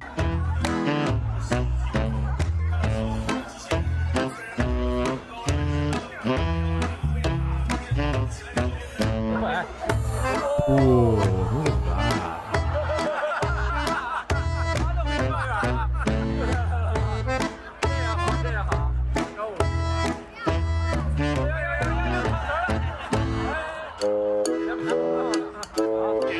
Dude, you see how far it jumped though? Holy crap.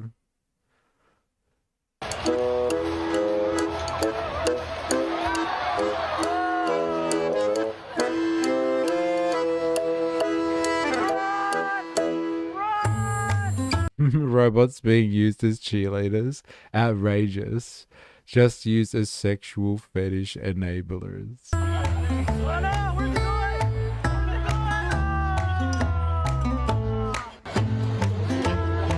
There's your cheerleaders. Are you outraged, Bansor?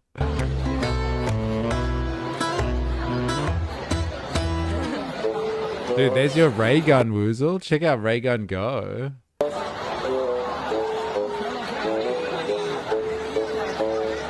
侧向的方式做这个转弯。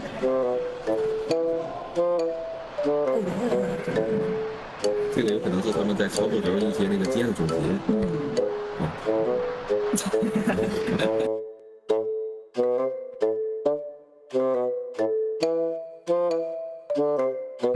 The down and back play. So good. It's just like watching kids play soccer.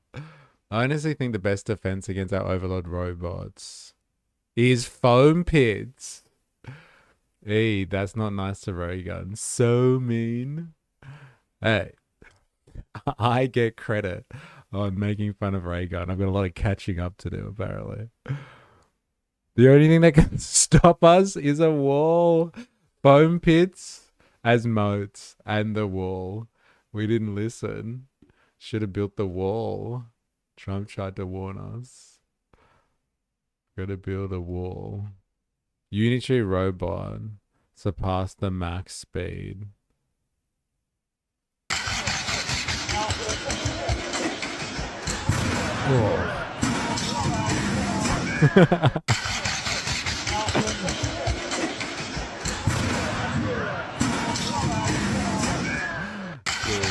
The sound effects make it all, man. I think that's the worst thing anyone has ever said about her. Yeah, I regret nothing.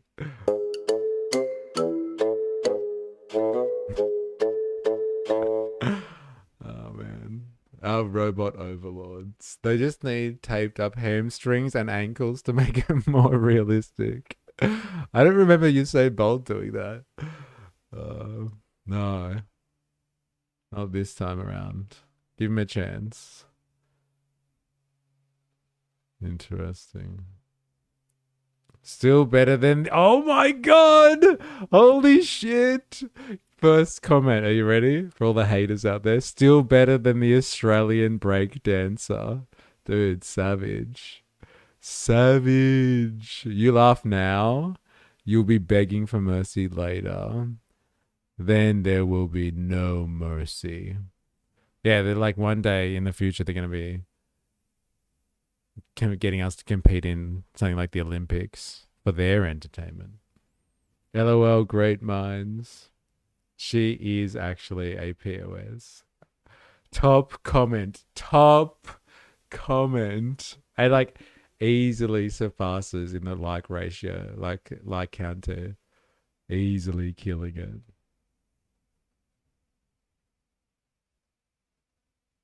So good. It's funny, cute, also scary. This is where the end begins. So much doomerism when it comes to watching robots trip over. Mike Tyson couldn't walk away when he was a baby. Wow, China's on another level. Truly impressed. Soccer players kicking each other was pretty realistic. Yeah, but they're not whinging when they fall down. That's how you know it's not real. That's how you know it's not real. All right. On to some Cuba now. Gonna have a look at developments on the Cuba situation. Actually, no. Before that, we're actually gonna have a look at something that that Dilemmas suggested that we have a look at.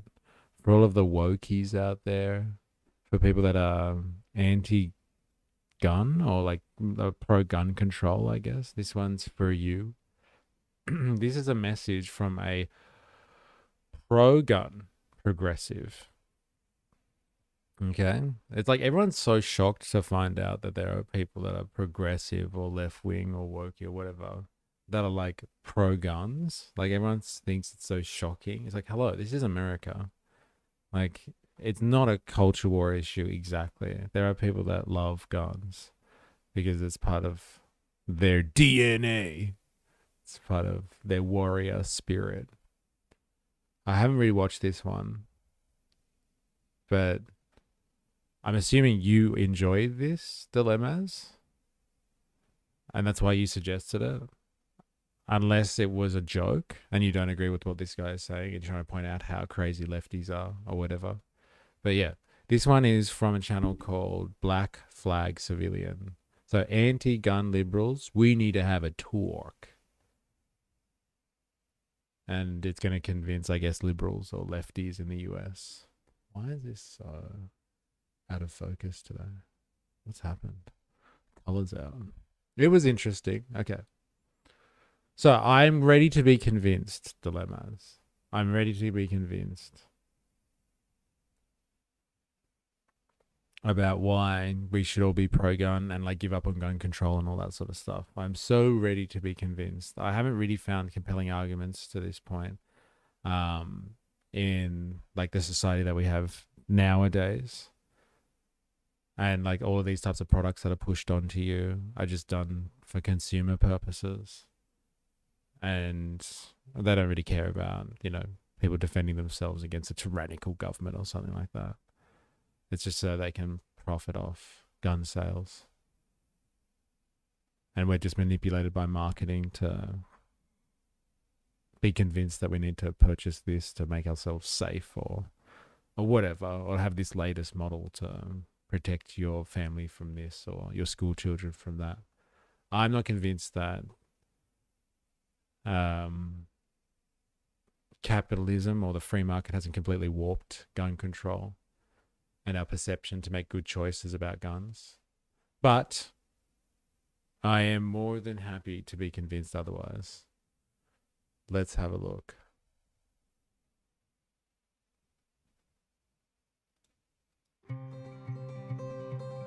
Welcome, liberal friends. I'm Black Flag Civilian, and you might not know it from looking at me, but I believe in nearly all the same values that you believe in. I mean it.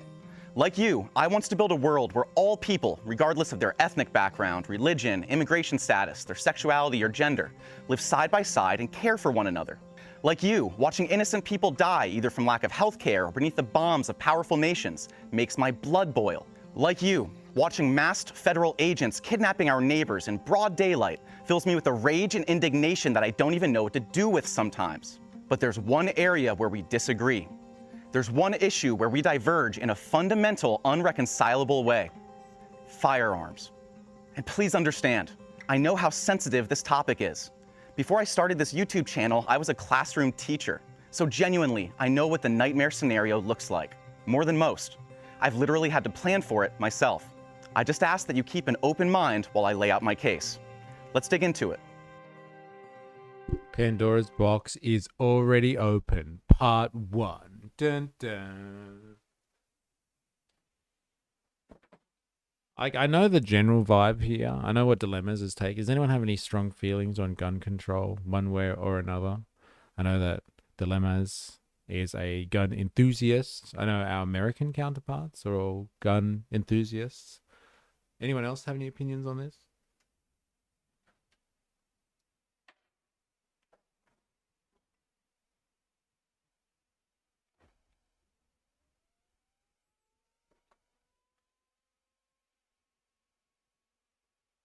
Anyone care about the gun control debate? I would like to know your opinions about whether we should have gun control or not. I lean towards abolishment. More guns means more shootings, but open mind. More no take backsies. So like abolishment of what exactly? Abolishment of gun control itself. Have your guns. I just don't want them in schools. I found it interesting with the overlap of issues. Have your guns. I just don't want them in schools. Yeah, fair enough. But like that's the thing. Like, how do you stop people from taking them into all walks of life? I guess. Interesting questions nonetheless. Abolishment of guns, period. Right. Okay. For citizens and law enforcement. Because that's what the UK does, right? Like, regular cops in the UK don't carry firearms. All right, back to it. There are roughly 500 million firearms in the United States. More guns than people. 4 out of every 10 households on your street, in your town, all across the country, already have firearms inside them. Sit with the scale of that for a moment. Think about what it would actually take to reverse it. At this point, it's not possible for modest reform to significantly impact the number and availability of guns in the US. To seriously reduce their availability, the government would have to ban huge categories of future sales, and then somehow remove hundreds of millions of firearms already in civilian hands. There's no version of this project that avoids large-scale confiscation. And my friends, the political capital for something like that to occur in the US simply does not exist. But let's pretend for a moment that it did. Imagine if right now, in an era perhaps defined more than anything else by the crisis of affordability, a time when people who have done all the right things their entire lives are working 2 jobs and still having to rely on food pantries to get the calories they need to survive. A time when even the people lucky enough to have health insurance can't afford the endless copays and deductibles to ever actually use it. A time when working class people are putting gas on credit cards because if they can't drive to work, then the slow bleed will turn into a hemorrhage that they'll never, ever recover from. Imagine if during this era of widespread economic precarity, the political party that's supposed to be fighting to improve the lives of working people spent all the political capital they've accrued over decades to ban guns. How much would that materially change the lives of ordinary working people? Would most people even notice? Whoa. He's using a working people argument. Like, would this change the lives of working people? Whoa. Interesting. Hey. For citizens and law enforcement, I've seen the UK cops de-escalate like a boss. Gun-toting ones don't seem to default to de-escalation. Yeah, pretty much the UK, but even further. I'd like to see TRG regulated to the military and called in only extreme cases. Now compare that to wiping out all medical debt and passing Medicare for all. Compare that to passing a once-in-a-generation jobs program. Compare it to ending homelessness or eliminating childhood hunger entirely. It would take less political capital to accomplish any one of those goals than it would be to institute the kind of sweeping legislation necessary to even put a dent in the availability of guns in the United States. And sure, you can say, why not both? Why not the whole list? Well, we're in the electoral part of the argument right now, and that's not how politics works. You have to burn capital to achieve your goals. And if you want to win electorally, you need to make a meaningful difference, a positive difference in the lives of working people. Gun control does not accomplish that. In fact, it accomplishes the opposite. It is fundamentally unpopular in the United States, and it will poison a huge number of independents against the party that advocates for it, especially if that party does not maintain a robust working class orientation besides. Because the argument is that it's not a working class issue, gun control, in the sense that something like getting healthcare or abolishing poverty or abolishing homelessness or hunger, these are things that will directly affect the working class and give them a break in the economy and in the rat race and the struggle for life. Is it a political issue, guns, at all? Is it I guess, what's the question of, what is political? I think, anything dealing with the management of society is political in nature. Is it, class-based politics? That's his argument. It's not. It's got nothing to do with that at all. And, I guess I can take that argument. It's not, class warfare stuff at all. Whether or not working people have guns. The only time that would materialize in class warfare is which lefties do make this argument all the time, is that the state is trying to dispossess the working class of guns so they can't form some type of armed revolutionary event. So it's like a class war issue from the perspective of disarming the workers is a response of the bourgeois state to ensure that they can't take over via violent means, or at least defend themselves in some type of political takeover situation. But just generally, changing legislation on guns to ban them for safety grounds, is that even a class issue? It's more of a consumer issue, to be honest. I think it's more of a consumer matter. And politics has got a lot of consumer protection in it. There's a lot of that riddled throughout politics. We have an entire economic system that is just bound to produce so much stuff, so consumer protections are important. So we're not tricked into doing things. Or like we discovered with the pharmaceutical stuff, the big pharma stuff the other day. We're not lied to about the safety of certain products. So consumer protections are important. Is it a political issue? I don't know. It seems to be way more of a political issue in the US than I would say in any other, maybe not any other country, but somewhere like Australia. It's not a part of our political system. It's not a constitutional issue. I think the fact that it's constituted as part of American society makes it political by nature. Most needs-based skills are sports-based. Shooting, unless exigent, is regulated for recreation mostly.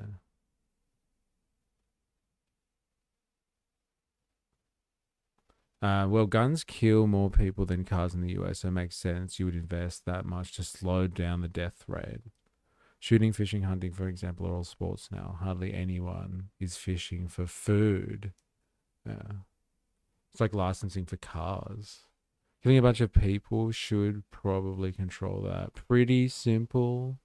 I believe in licensing for firearms, but it has to make sense. I wouldn't want the free for all that America has. It takes training and education to even get a 22 here. That made sense in the 1600s when the worst weapons could be held in your hands. Now we have nuclear arms, chemical warfare, pathogens. This is ancient, unapplicable crap. Interesting. Well, our right-wing party is. What is your AK going to do against the military? That's like another point that I have in this one, like against the death squads that, like, captured Maduro and took out 100 Cuban guards without them even realizing what was happening. What is the average citizen or like paramilitary group going to do against the military in the US? Good question. Very good question.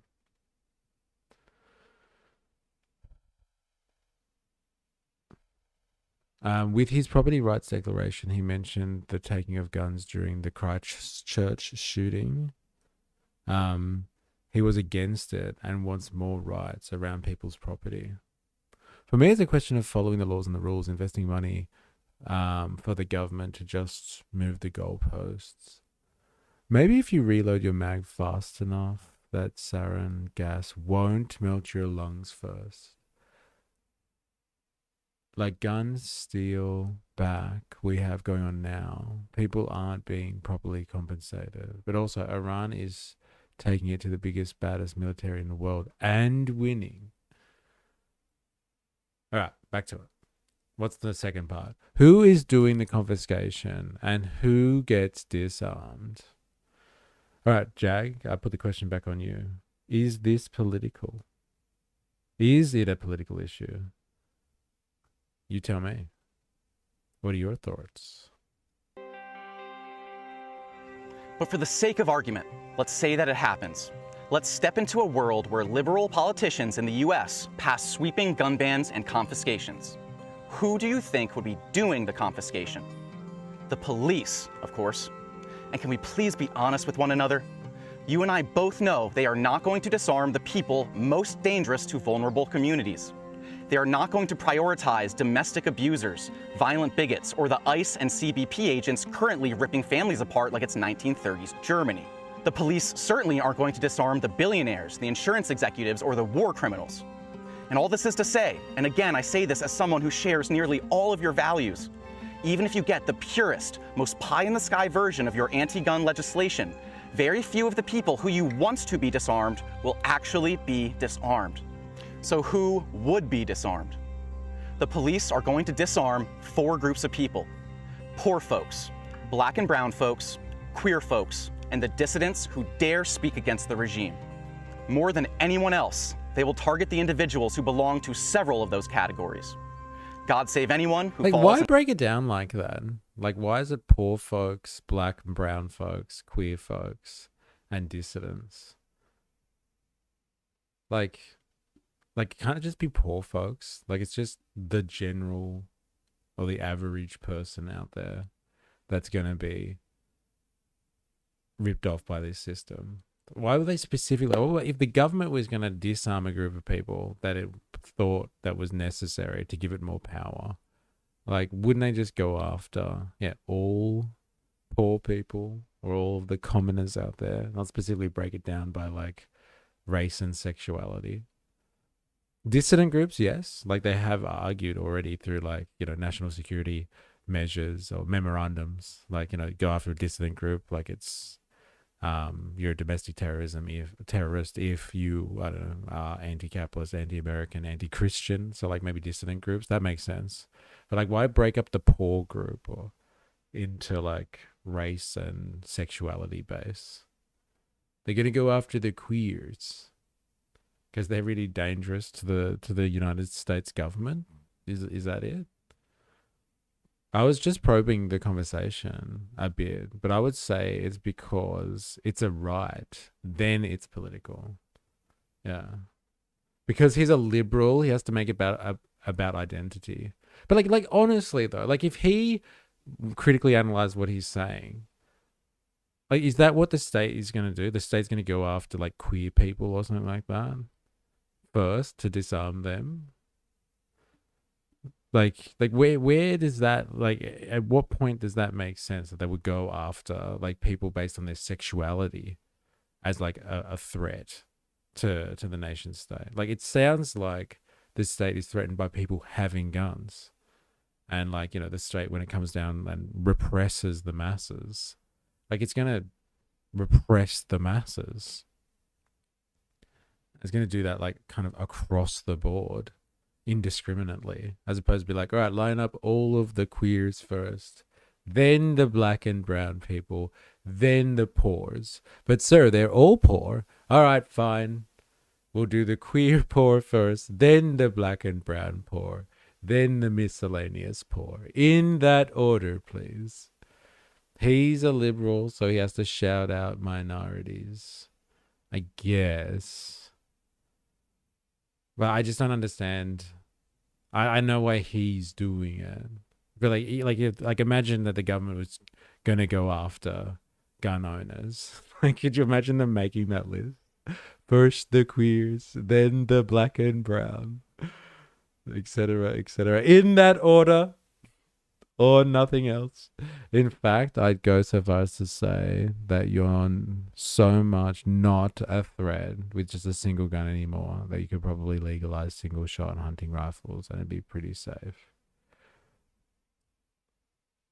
But they have talked about taking gun rights away from trans. Who's they? Is this after what happened with the church thing? Aussie Welders in the house, how you going? They will never round up guns in the US. They would not even know where to start to find most guns. Dude, that was his first part. The government, the regime. Okay. Interesting. Add it to the NSPM 7 list, eh? The regime. So good. Yeah, that was in the first part, Aussie Welder. He said, like, there's 500 million firearms in the US. It's impossible. The horse has bolted, was his argument, I think. Anti-gun proponents, in my opinion, are responsible for the systematic breakdown in community and family with their progressive ideologies, the push for so-called equality. So you're pro-gun, then, I'm assuming? Benso Bandit, you think people should have guns? Just do whatever you want. That's why I found it thought-provoking. Weird overlaps with rhetoric. That's hilarious. I like to paint a broad brush. Yes. As long as it's not JP's brush. As long. All right, back to it. To all four. Any serious look at history and current events makes this abundantly clear. Because the police, as an institution, but also a large portion of the officers themselves, carry the very same bigotries that you, my anti-gun liberal friends, are trying to protect people from with gun control. People who fantasize about forcibly expelling every Spanish-speaking person from this nation, who wants to criminalize queerness and eliminate it from public life, people who wants to brutalize striking workers. These sorts of individuals are overrepresented in law enforcement, far more prevalent than among the civilian working class in the United States. In short, law enforcement will not enforce gun control laws in the way that you hope they will. These gun bans and confiscations, even if you manage to acquire and deploy the political capital necessary to achieve them, will be used by police as a weapon against the most vulnerable people in our society. And I think both you and I agree that's not the outcome we want. Okay, so like his argument there is if you get past a gun ban, they will first go after the vulnerable people that you say you care so much about, you wokey you. If you cared so much about them, don't let the cops go after them first. I still don't get it. Like, if they go after everyone, then like, why are we breaking it down into identity groups? If they're going after everyone. Okay, fine, they might be first. But like, they're going to roll this out to everyone, apparently. Apparently. They still want round all those groups and put in re-education camps eventually, and your guns are no help then.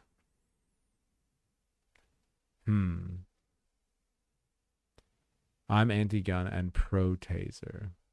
Who cares if it's non-lethal unless you fix your law enforcement problem? All right. If you're watching this, I haven't said this today. If you're watching this on YouTube and you haven't already, activate the like button. You know what to do.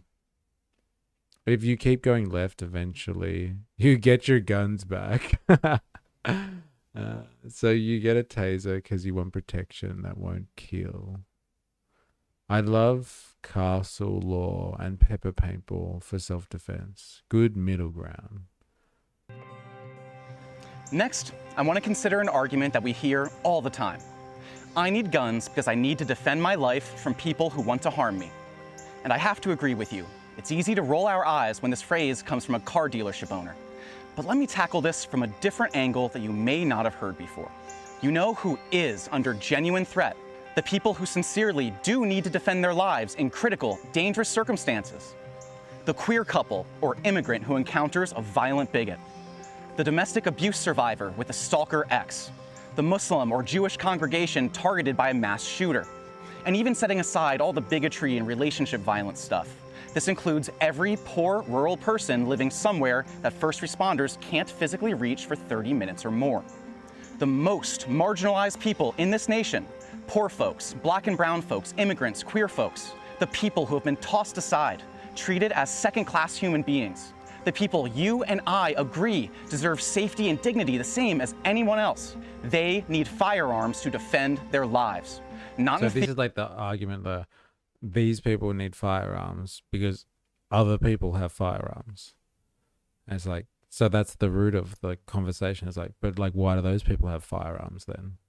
If they didn't have firearms, would they need to protect themselves against firearms? Like, I know it's a theoretical discussion, but like, that's his argument. It's just like, but there are bad people out there with firearms and you're a good person. And so if you're a good person and there are bad people with firearms, then don't you want to protect yourself as a good person against bad people? Oh, yes. Yes, I do. But like, I thought like the conversation about gun control was kind of looking to remedy that situation. Bigots love firearms.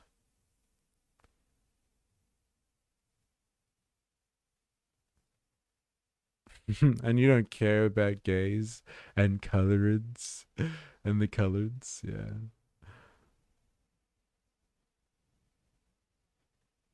All right. Interesting. It's kind of like that's kind of a circular kind of argumentation though, right? But okay. I guess it's like more, this is real politic. All right. Maybe they shouldn't have guns, the bad people, but they do have guns. So like, what are you going to do about it? You're going to protect yourself or not? Protect yourself. Wake up. He should just say he loves guns and for sake, don't vote for any gun restrictions. We at least believe him then. Bad people like ICE, I think he's alluding to. But you can't shoot like imagine if people started shooting ICE officers. Like, you don't think the government would clamp down on stuff then?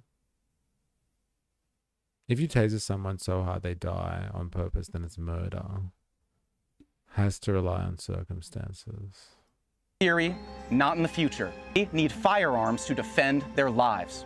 Not in theory, not in the future. Right now, in concrete, imminent ways. These groups learned long ago that they cannot rely on the system for protection. For these communities, safety and security has never been a given. It's never been taken for granted. It is fought for each and every day by a web of brave individuals living in and caring for their neighborhoods and neighbors. I think it's worth remembering that after his home was bombed, Dr. Martin Luther King Jr. applied for a concealed carry permit. And despite his famous commitment to nonviolence, he was regularly protected by armed members of the black community because everyone around him understood the threats he faced. And this is not an isolated incident. Throughout U.S. history, when vulnerable communities learned that the state either could not or would not protect them, they organized to protect themselves. The Deacons for Defense, defending voting rights activists in the South, abortion doctors traveling to work with an armed escort and a bulletproof vest, the Black Panthers patrolling their neighborhoods to prevent racist police violence. They all understood this lesson well. So to disarm marginalized groups in an attempt to protect them from violence, again, from our shared values in favor of equality and dignity for all working people, I'm sorry to say, but it's short-sighted, it's ahistorical, and it's self-defeating in a way that I can barely wrap my head around. Like the Black Panthers did it, so you should do it too.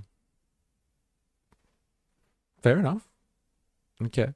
They were under threat by the Fed and by racist police forces. And so they had to patrol, they had to arm themselves. I guess if you live in a militarized kind of existence, then like, you know, that sort of stuff makes a lot of sense. I don't know. I just don't know if I want to live in a militarized world. It's like they've got the bad people got guns, so the good people got to have guns. The blacks had the guns, so everybody needs the guns. It's interesting.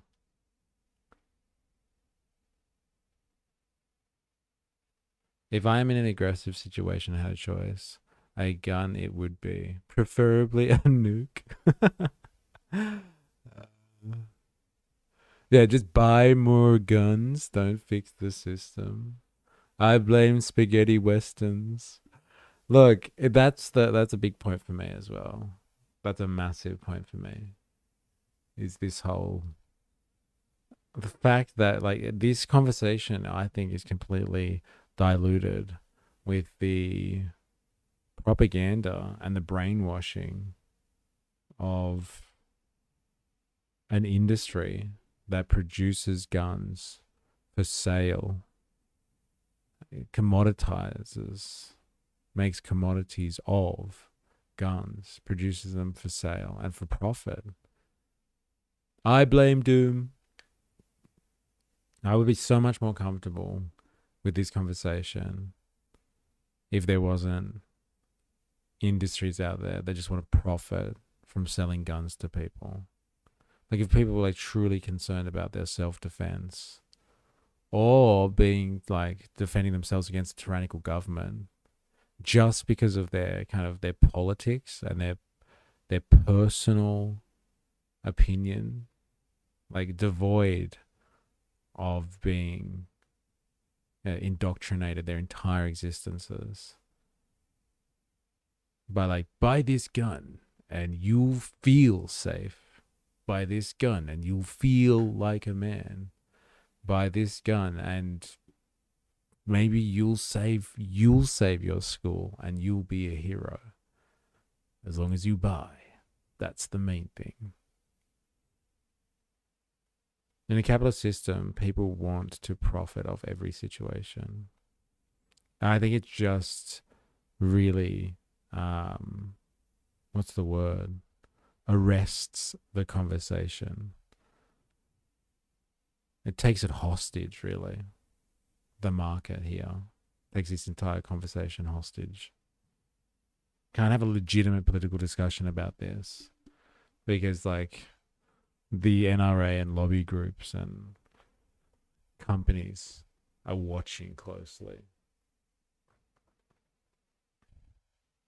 I grew up on a dairy farm. I'm okay with guns. I don't think do I think there should be any? I would prefer there were no guns at all. But if not guns, slingshots, people always find a way to disappoint.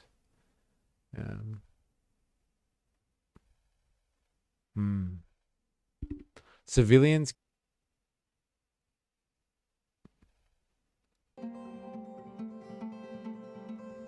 Now, I touched on this earlier, but when we talk about gun control, we're almost always talking about getting guns out of civilian hands. There's never any serious discussion about disarming the police, the feds, or the private security companies that serve the billionaires. Maybe by us in our personal conversations, but never by politicians. And that's important, because even the most sweeping gun control plan that politicians could dream up would not create a society with no guns. It would create a society where most of the guns are in the hands of police, feds, military, and private security. The billionaire does not need a gun in his nightstand when he has a security team outside his bedroom door. The politician does not need a gun when he's protected by armed state agents everywhere he goes. These people all have a direct line to the police chief for any concerns about their well-being. Ordinary working-class people have none of that, especially working-class black and brown communities. And my friends, please look at the moment we are living through. Immigrants are being hunted in their workplaces and neighborhoods. Open white nationalists hold positions of power in our government. Queer people are being defamed as predators and groomers by politicians who want to force them out of public life. Protesters are beaten, arrested, and buried beneath decades of charges for what used to be clear First Amendment protected activity. Billionaires and their tech companies took the dystopias of science fiction and used them as a blueprint for an all-seeing surveillance state here in the real world. You see this happening. You are horrified by it. You and I agree the danger is real. So why, in this moment, would we surrender our ability to defend ourselves? In this moment in history, with all that we face, the liberal answer cannot be disarmament. We must be peaceful. We should never start a fight, but we must be capable of defending ourselves. And the funny thing about being visibly capable of defending yourself, and I'm talking on the individual and also the community-wide scale here, sometimes it stops people from harming you in the first place. If you're an anti-gun liberal and you've made it this far, I respect the shit out of that. And I want you to know, I see firearms as a tool for protecting the better world that I know both you and I would like to build. A tool that helps defend vulnerable people from the forces that wish them harm. To be clear, I'm not asking you to go out and buy a gun. That's every person's decision to make for themselves. But I think it's worth considering, what might a healthy gun politics look like on the left side of the political spectrum? In my view, a healthy gun politics on the left must be calm, responsible, and hold at its very core an ethos of caring for our neighbors. It should welcome queer people, immigrants, women, people of color, abuse survivors, and anyone else who has a genuine need to defend their life. It should teach people to first, avoid violence, second, de-escalate violence, and third, only after all other options have been exhausted, how to act responsibly if violence finds them anyway. But again, I have to emphasize, everything must always come back to defending and caring for our neighbors. Whatever they look like, wherever they're from, whoever they love, however they pray. This is the iron wall preventing us from turning into the very monsters that we're defending against. And this defense-forward attitude has to become a part of a broader working-class politics. We need healthcare, housing, food, education, economic opportunity, of course. But we also need to physically defend one another when those systems fail. When the state begins turning its violence inward against vulnerable people, as states so often do. And this brings me to my final point, and perhaps the most important one. I agree that gun violence, violence in general really, but especially gun violence, is horrifying.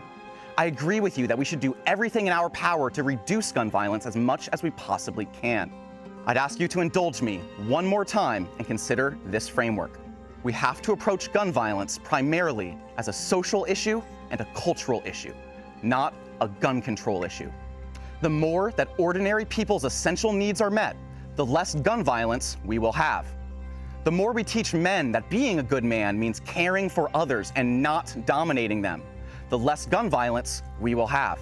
And I know that you usually hear this from someone arguing in bad faith, but right now I'm saying this with utter sincerity.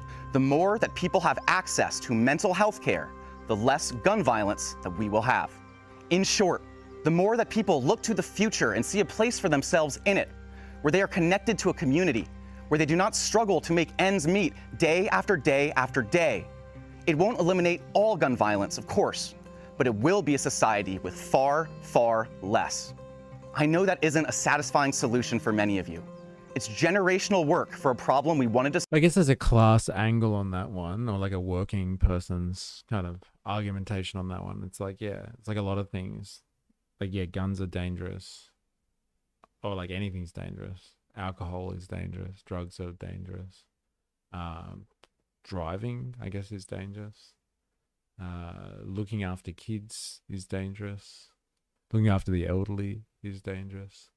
All in the context of whether people are poor and come from dire circumstances. If people are socially disadvantaged and struggling, it makes them make different choices because they're making choices based on survival and the incredible stress that comes with living a difficult existence. And so if you give them guns, they will use them inappropriately. If you give them drugs, they'll use them inappropriately.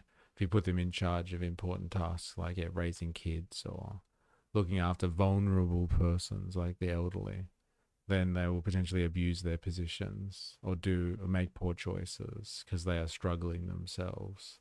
And so, yes, a lot of gun-related issues stem from poor social circumstances.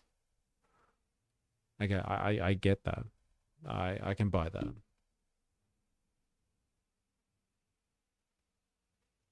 And you can't just magically fix everyone. Therapy takes a lot of time and money. Just saying that we need to be mentally healthy isn't going to change anything within the next 10 years. But reducing accessibility does immediately. Solve decades ago. But I would submit to you, my friends, it's a more serious approach, more grounded in the material reality in communities across the sick, hurting nation than any version of an assault weapons ban. So I'm asking you, my liberal friends watching right now, with all the sincerity and good faith that I can possibly muster, please reconsider this issue. And feel free to share your thoughts in the comments. I'll do my best to engage as much good faith discussion as I can. Until next time, take care of each other. Yeah. Take care of each other. You're going to allow the oppressor to own the monopoly on capacity for violence. They already do. They have monopoly over the use of violence. Like, you're not allowed to just walk around shooting people. Sometimes you have to pick up the gun to put the gun down. Malcolm X. Did I hear grounded? Love Jeff in the house. How you going? Hope you're well. Yeah, unless you're a cop or a soldier in another country. Or if you're Israeli. I'm not violent to the non-violent Malcolm X. I don't think I've ever seen a YouTube video that aligns with my own values to such a degree. Thanks for this, 1000%. Y'all pocket this video somewhere and be ready to share it with anyone anyone you see that needs to hear it. Armed and non-violent are not mutually exclusive. Knowing how to defend yourself and choosing not to attack is non-violent. Not knowing how to defend yourself and choosing not to attack is being harmless. Bullies don't stop being bullies because of words. They stop when someone makes them. As a trans woman and a, GWOT combat arms veteran, I 100% agree that we progressives need to recognize firearms like we recognize mental health. Don't self-diagnose, see a professional, and use with intention and care. Get training from professionals, learn laws, and absolutely protect yourself, because the current administration has already claimed some of us are domestic terrorists, referring to the State Department's definition that gender extremists are domestic terrorists. That's what was mentioned in the chat before. But like, what is someone like this going to do? Are they suggesting that, like, what if the police come and take you away, you should fire upon law enforcement? That's not going to get you very far. There is many more of them than there are of you. I don't know how you having a gun will stop the government coming in the night to take you away. How does that stop them from coming in the night to take you away? Only like politics will like like being politically organized and, I don't know, engaging in economic warfare or political warfare, and struggling in that arena will protect you. I support that. Like what exactly? Sorry, can you specify, please? I'm really trying to wrap my head around this issue. If ICE is trying to break in illegally to round you up, well, you can just shoot ICE agents. Having a weapon is more likely to run them out. Communities in America are working together to drive them out. Could you imagine if people just started they Scarface that shit? Yeah, could you imagine if people did start just shooting at ICE agents though? Can you imagine the drama? Can you imagine the political capital? Like, this guy kept on talking about political capital. Could you imagine the political capital that someone like Trump would have to like really beef up ICE if people started like popping ICE agents trying to break into their house? Like, you want to know state repression? They are. Well, people are shooting and killing ICE officers for entering their house. I'm surprised at that. I'm sure we would have heard of that.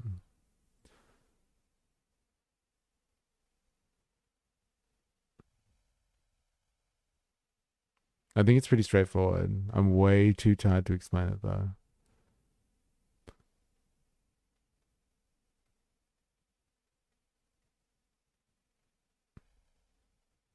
They literally have Gestapo breaking into citizens' homes to drag them in unmarked vans. Yes, we know about that. Yeah, I even agree the American gun situation is out of control, but we can do better, like most things compared to the USA. People are coming together and showing they have weapons and forcing them out of the area.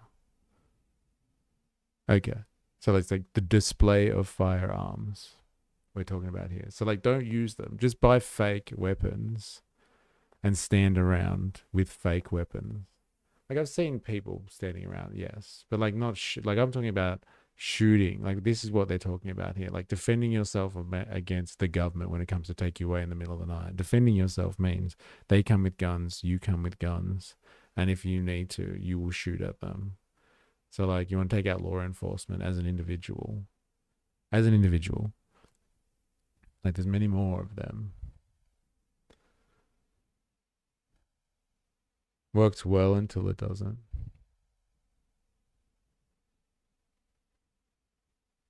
Like, sorry, that's what this person is talking about here, right?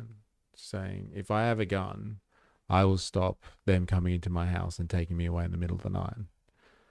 As an individual, I don't see that being effectual. Like, you might be able to stop an intruder from breaking into your house. Like, you're going to stop the state if they intend on taking you away in the middle of the night. That's not the same thing as showing up with weapons and displaying them.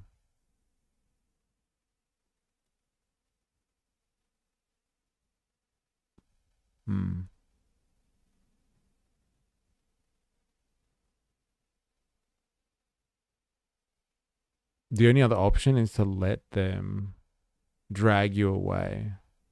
I'm not saying that that's acceptable at all. But like, if you really wanted to stop the politics of liberal democracy, which is a front for crony capitalists who control things behind the scenes, and are more than happy to do away with the liberal democracy part and just descend into authoritarianism or fascism, whatever you want to call it. Like, you got to meet that politically. You got to organize and stop that politically. It won't happen at the individual level. Having, someone having a gun to fight off the agents that are breaking their front door down. Like, it's nice. It might protect you for a little bit. But like, as an individual, I don't see how that helps you fight against the state. Again, like, it might help you save yourself if someone's trying to break in and steal your TV or something like that. It might help you then.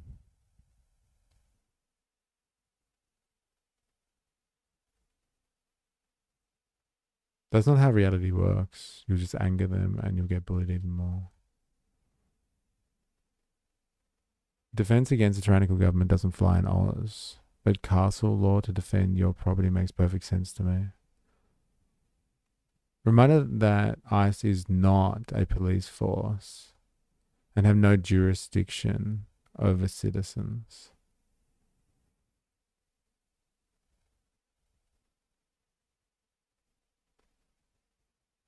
It's meaningless without organization anyway. It's just not the silver bullet that I think people think it is. Like, people are comforted by guns, I think. They think that, like, this will be the thing that is the deterrent that is necessary to save them. I just don't think it's like a silver bullet to state repression. The state is going to find a way anyway. Like, honestly. What did I miss? Damn. What did you miss? We just watched a piece by someone called Black Flag Civilian, and they're a self-described liberal who's pro-gun, and we're just discussing the idea of gun control, basically. Especially in the United States, this is where it seems to be most pertinent.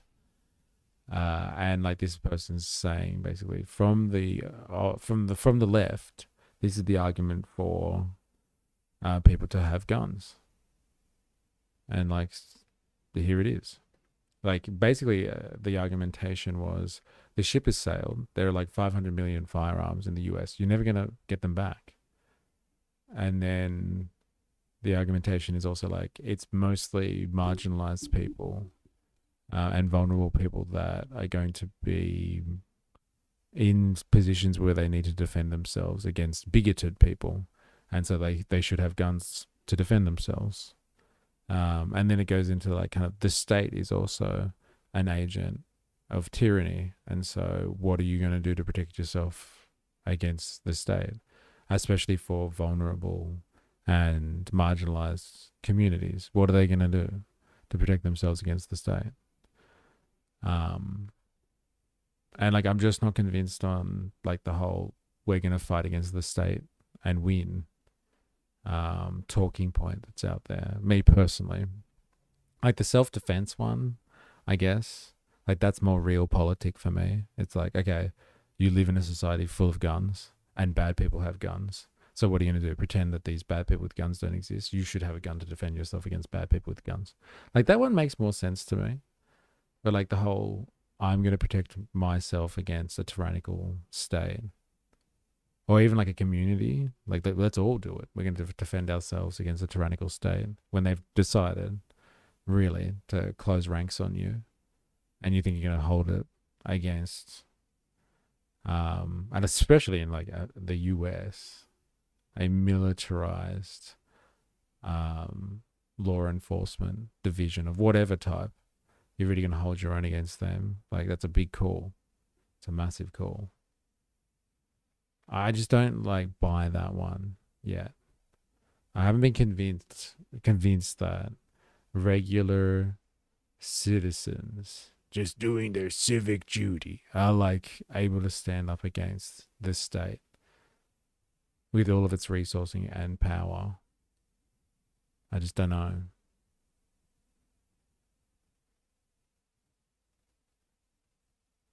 Alex Preddy had a gun on him when ICE killed him. And that was actually the justification of why they killed him. The gun's going off. And then so they shot him 10 times. 3 times while he was lifeless on the floor, just to be sure.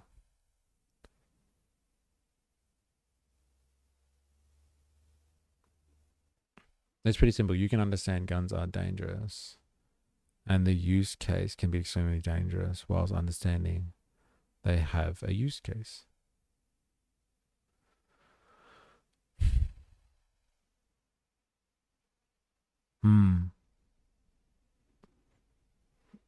It's not an easy one. Let's say the state decided to lock up anyone who the AI deems as communists and just ship you off where you just disappear from society. Shit happen. Like, yeah, if I knew they were disappearing people, of course I would defend myself. Of course I would. But like me thinking that me taking out, I don't know, a couple of agents or something that are coming for me is going to stop the force of the state from eventually taking me away. It'd like give me the satisfaction knowing I didn't go down without a fight. Yes. But like, am I under any illusion that me getting a gun is going to stop the state from taking me away as an individual, even as a community? And once I said they've decided to close ranks on you or your community, like, unless your community is like literally half of the fucking population or something like that, like it's something sizable, an armed force in and of itself, like a military style size force that we're talking about here, like that's a sizable community. But like, yeah, me as an individual, yes, I would get myself a gun and I would like try my best to take them out before they take me out, kind of thing. If enough people do the same, wouldn't it become a problem? There's more gang members than police. There's more commies than police. Arm the commies. Yeah, well, first unite the commies, then arm the commies. But like, there may be more commies than police, but like coordinating commies is like herding cats. Good luck to you. They'd rather fight over their intersectionality than uniting to fight against the police, that's for sure. So like, yes, if you could unite the commies, I'll give them all guns. I'm down with that. I am so down with that. I think revolution can only happen with militancy, unfortunately, which is also banned by the regime. LOL. Yes.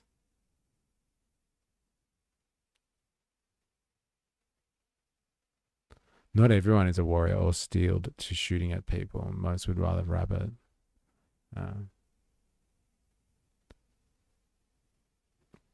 What did you say about Alex Peretti?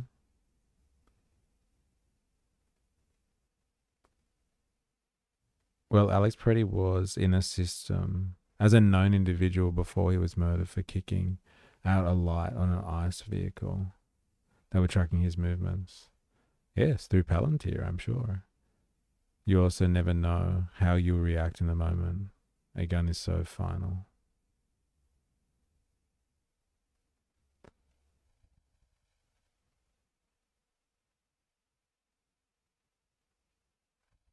My mum, being alone with kids a lot when I was small, taught us the secret exit. Laundry chute, then out the dog door, over the back fence. She didn't teach us to get guns and go into battle.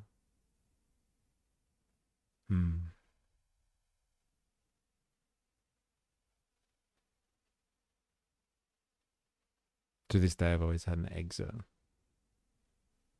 I mean, in a revolution, not all of us are going to be frontline soldiers. Some of us need to lock in as jesters and do art.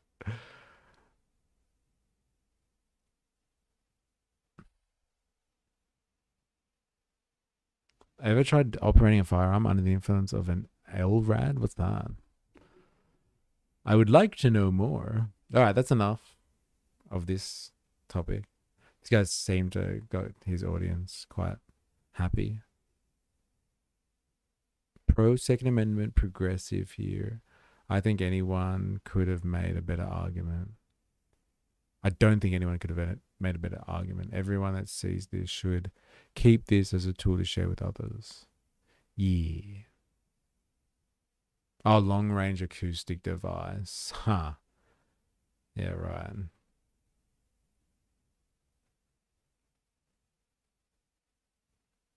Okay. Got it.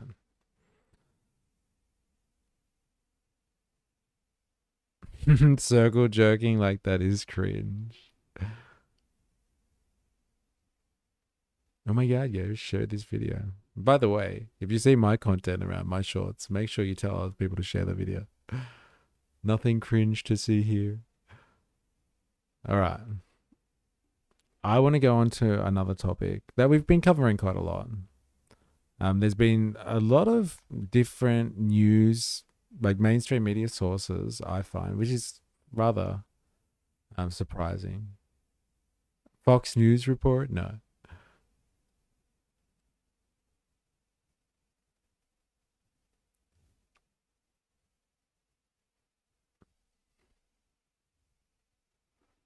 My neighbors think my JBL speaker is a long-range acoustic device. There are a lot of mainstream and global mainstream media sources that are coming out and doing their take on Cuba and the Cuba situation, talking about self-determination, self-defense, sanctions, following that theme that we've been looking at today. And knowing what we know about the Iranian sanction situation and how it is an actual tool of economic warfare. It's an actual tool of warfare. And economic war is war.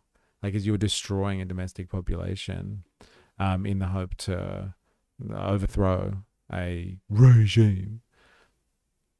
I don't think people can truly claim that what's happening in Cuba is just a failure of the Cuban system. It's obvious that they use sanctions to destroy people and governments and turn the domestic population against its own state. It's so clear from the Iranian situation. I don't think we could ever have someone come into the stream ever again now and tell us that, Cuba sucks because Cuba's just shit. It's an overwhelming factor now, the whole sanction situation that they've been under. It's in the playbook. Trump has even said it. So I would like to know how the mainstream media are continuing to carry the torch when it comes to Cuba.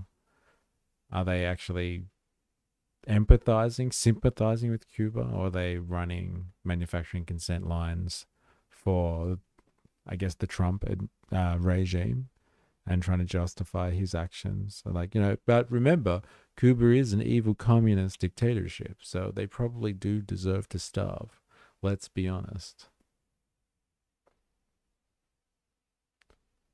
These corporations need to stop sanctioning countries. This video I shared, the video I shared highlighted an increase in curriculum to educate kids on what Cuba really is. Which, is this the video that you shared before that we even started? When we came into the stream chat? The one from Reddit? Is that the one? Yes. Okay.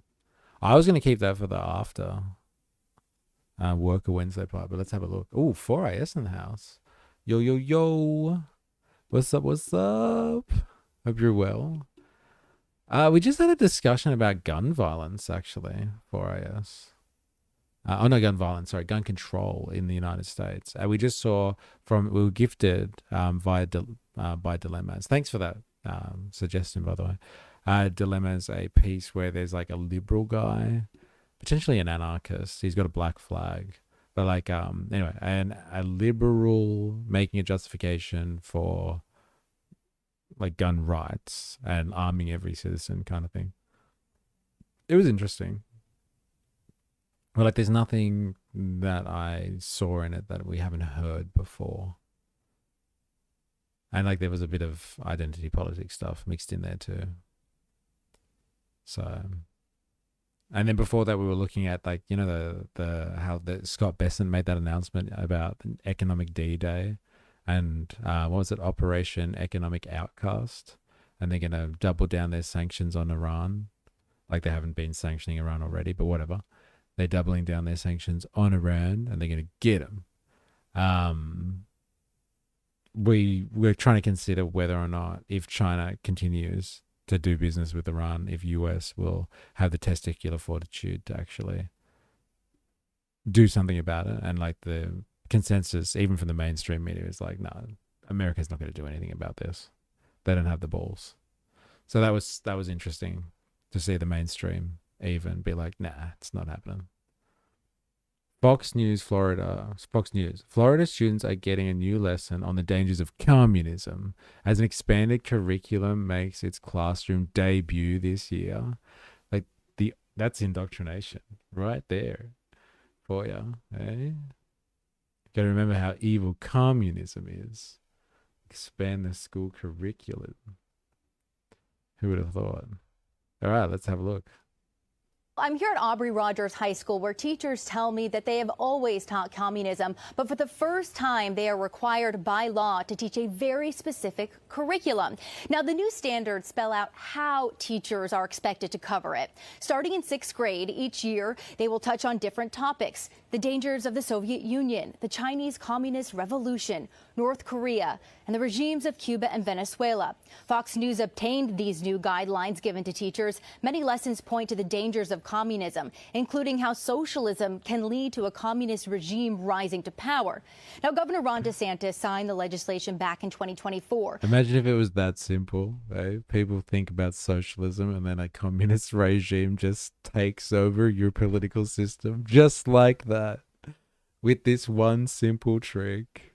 But the expanded curriculum created by the Florida Department of Education is debuting this year. The guidance is welcomed by teachers here. The social studies... Did you see the backdrop behind this guy? Whoever he is. Heritage Foundation. Heritage Foundation. Careful, kids. You don't want to learn.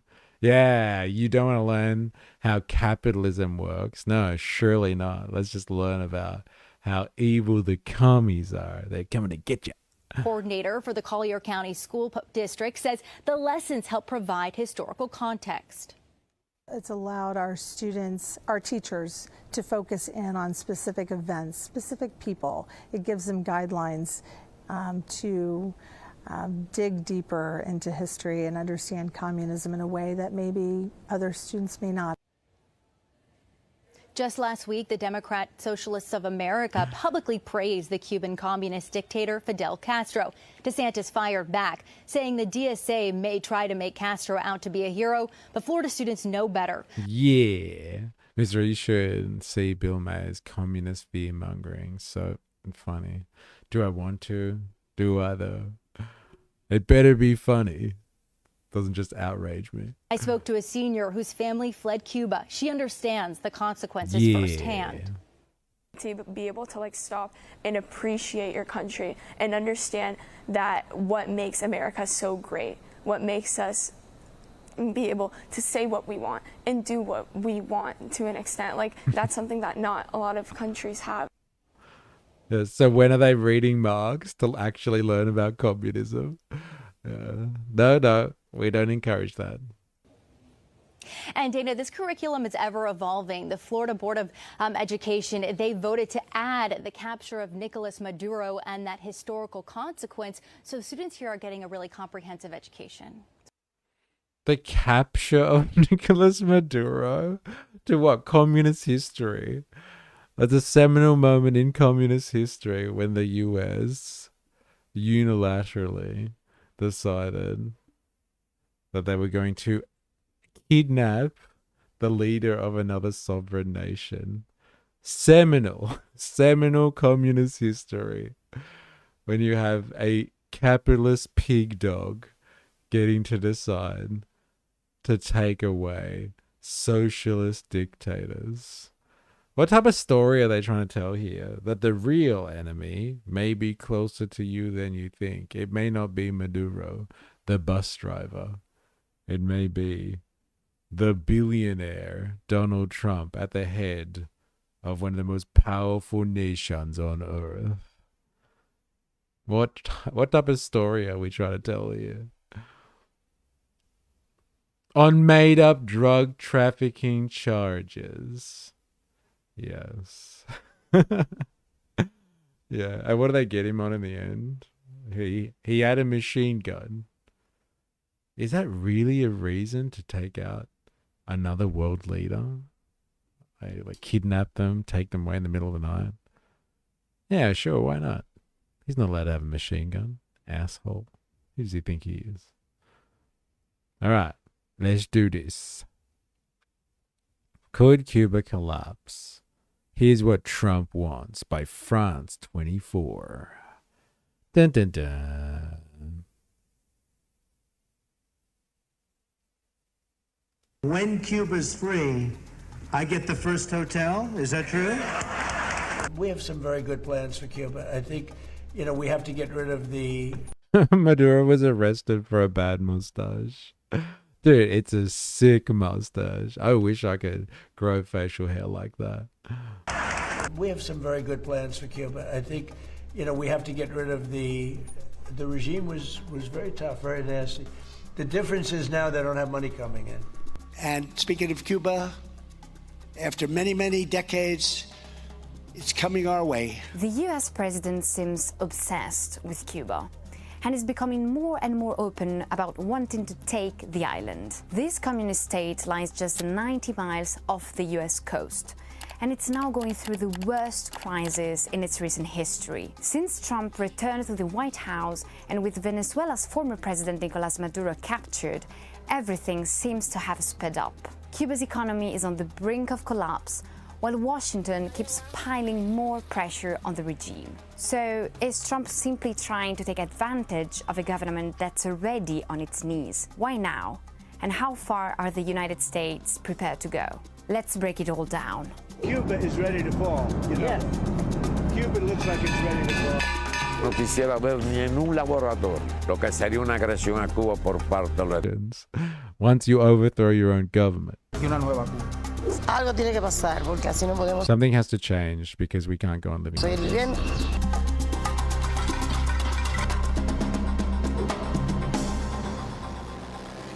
Cuba on the brink, Trump's high stakes gamble. Are we listening to this language like it's a gamble, starving out a foreign population? It's completely normal. He's just gambling. He's at the casino. He keeps it preserved in a green liquid on his desk in the Oval Office. Next to Biden's auto pen. His favorite treasures. Biden's auto pen and Maduro's mustache. To understand why Cuba is going through the worst crisis in its recent history, we need to go back in time. In 1898, the United States stepped into the Spanish-American War and took control of Cuba until it gained its independence in 1902. For decades afterwards, the island remained under Washington's control and influence. But everything changed in 1959. Fidel Castro and Che Guevara overthrew the regime of Fulgencio Batista, who was backed by the United States with military and political support, while American companies controlled much of Cuba's economy. Right in the middle of the Cold War, Cuba joined the communist bloc. This revolution deeply alarmed Washington, which saw this growing alliance with the Eastern Bloc as a serious threat. After all, the island sits just 90 miles, around 145 kilometers, off the US coast, located in the Caribbean Sea and along some of the world's most strategic shipping routes. It also really went against...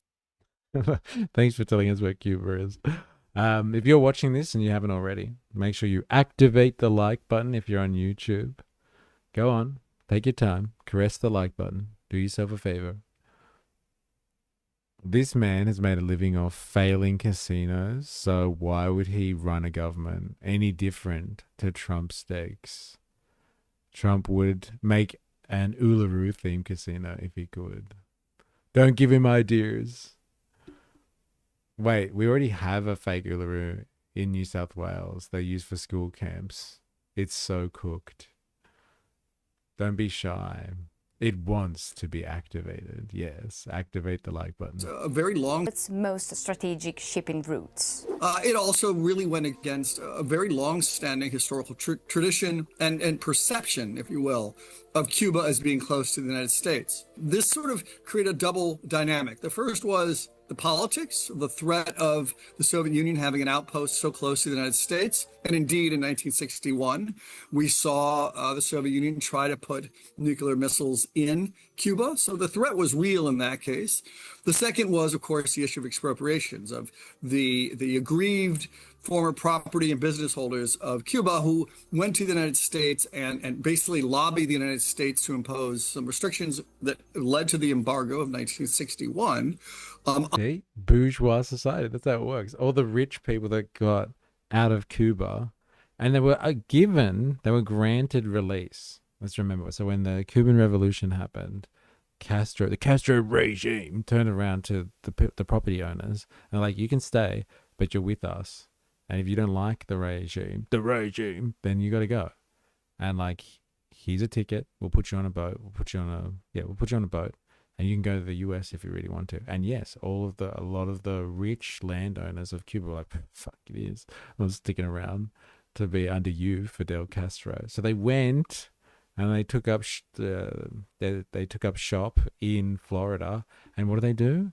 They lobbied the government to put pressure on Cuba and bring down the Cuban revolutionary government so they can go back in and get all their property back. So the bourgeois will go from one system to another and then lobby that system, pay to play politics to get what they want. Oh my God. It's right there, ladies and gentlemen. Right there. Yeah, Cuba. It's the USA's Ukraine. Yeah, with Russia. In part justified by these expropriations. Fidel Castro then established a one-party communist regime with a centrally planned economy and tight control over society. It was a system that promised equal access to healthcare, education, food, and energy for everyone. You know, they were terrifying, isn't it? Let's just go through the list again. It was a evil regime that tried to healthcare, education, food, and energy for everyone. That's terrifying stuff, isn't it? I'm scared. I don't know about you. Like, leave the gun debate behind. But some type of evil regime that tries to ensure healthcare, education, food, and energy for the local population. Terrifying stuff. They need to be sanctioned. But that wasn't even true in the 70s and the 80s. I mean, in the 70s and the 80s, if you were part of the high political elite, you know, food, probably the worst one, the most scary. People not on the brink of starvation. Now that's terrifying.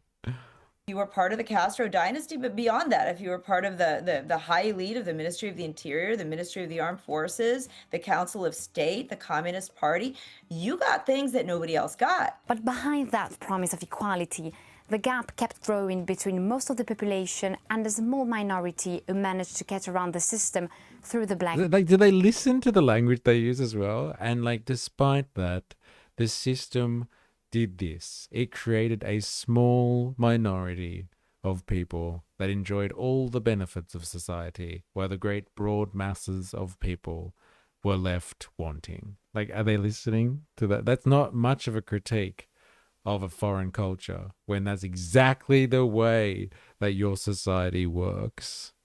My God. I had to hit the like button. It was coming right at me. Should have shot it, bro. It's kind of crazy how we're living another Red Scare. And people didn't learn for the last time. I just didn't think we would need another Red Scare ever again. Like, it's really desperate this time. Like, before, there was potentially a need for a Red Scare. Now it's just making something to be scared of. Like, that isn't even there. Like, what threat, communist threat, is there in the United States or across the world? I'm lagging in the stream chat. Oh no. Again, sorry. Oh, here's the that's the Uluru. Thanks. It'll be bigger and hotter. Burns down again. Okay, too hot. Thanks.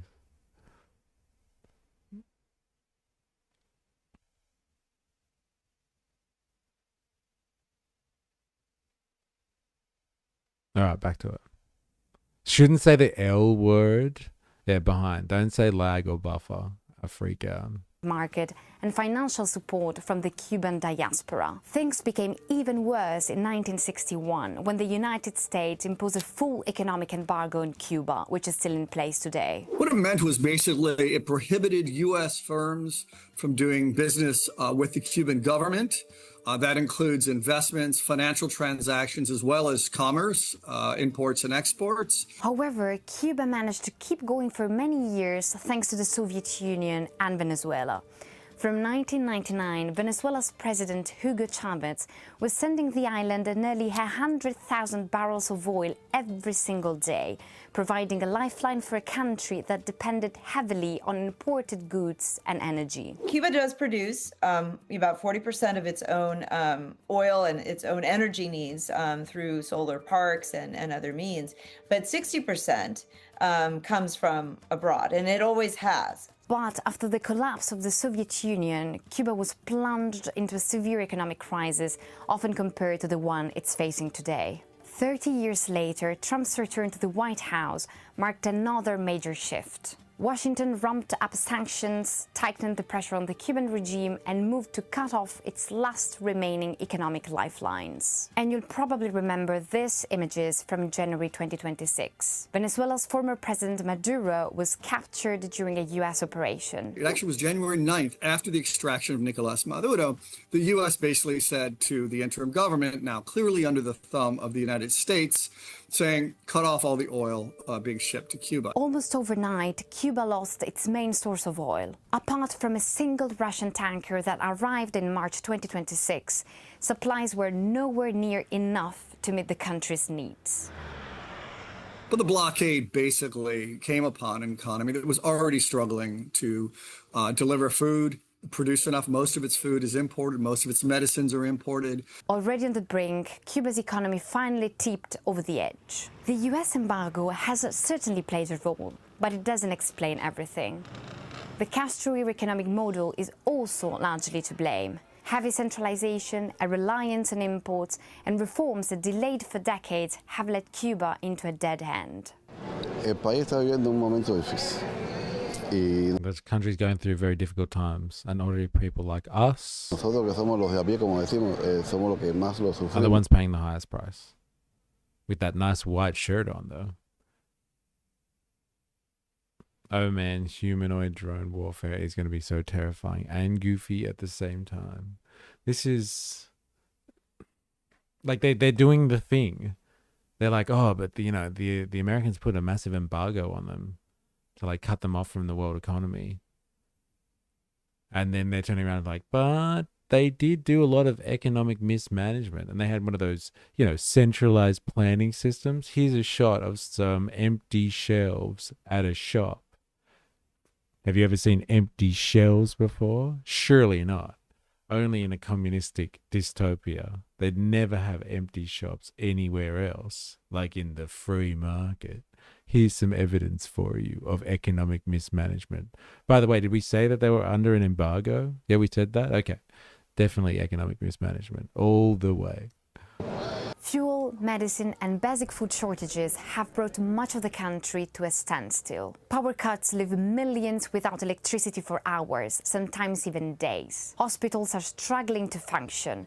Rubbish is piling up in the streets, and people's purchasing power has collapsed. A single meal can now cost the equivalent of a month's salary. Those who can afford it turn to the black market for medicine, fuel, mobile phones, and other essentials that have disappeared from state-run shops. Eventually you lose the will to live, to fight, and to do anything for the country.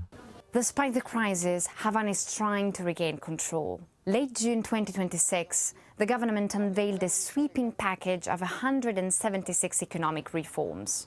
The plan includes opening the financial sector to private banks, allowing private investors to buy stakes in some state-owned companies, and gradually ending several state monopolies. The government insists these reforms are a sovereign decision, but many observers believe they are also aimed at persuading Washington to ease the pressure. Quand on dit le changement, en tout cas, when we talk about change, these measures are mainly a guarantee aimed. Ces mesures, c'est plutôt une garantie adressée notamment aux États-Unis. At the United States, so that Washington eases the pressure.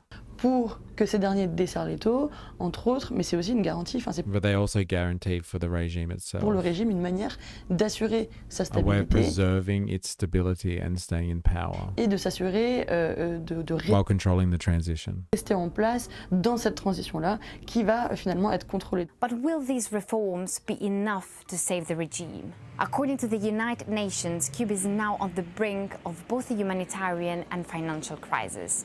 And even Trump admits it. You know, Cuba's a disaster. So, if Cuba is in such a desperate What a good cut.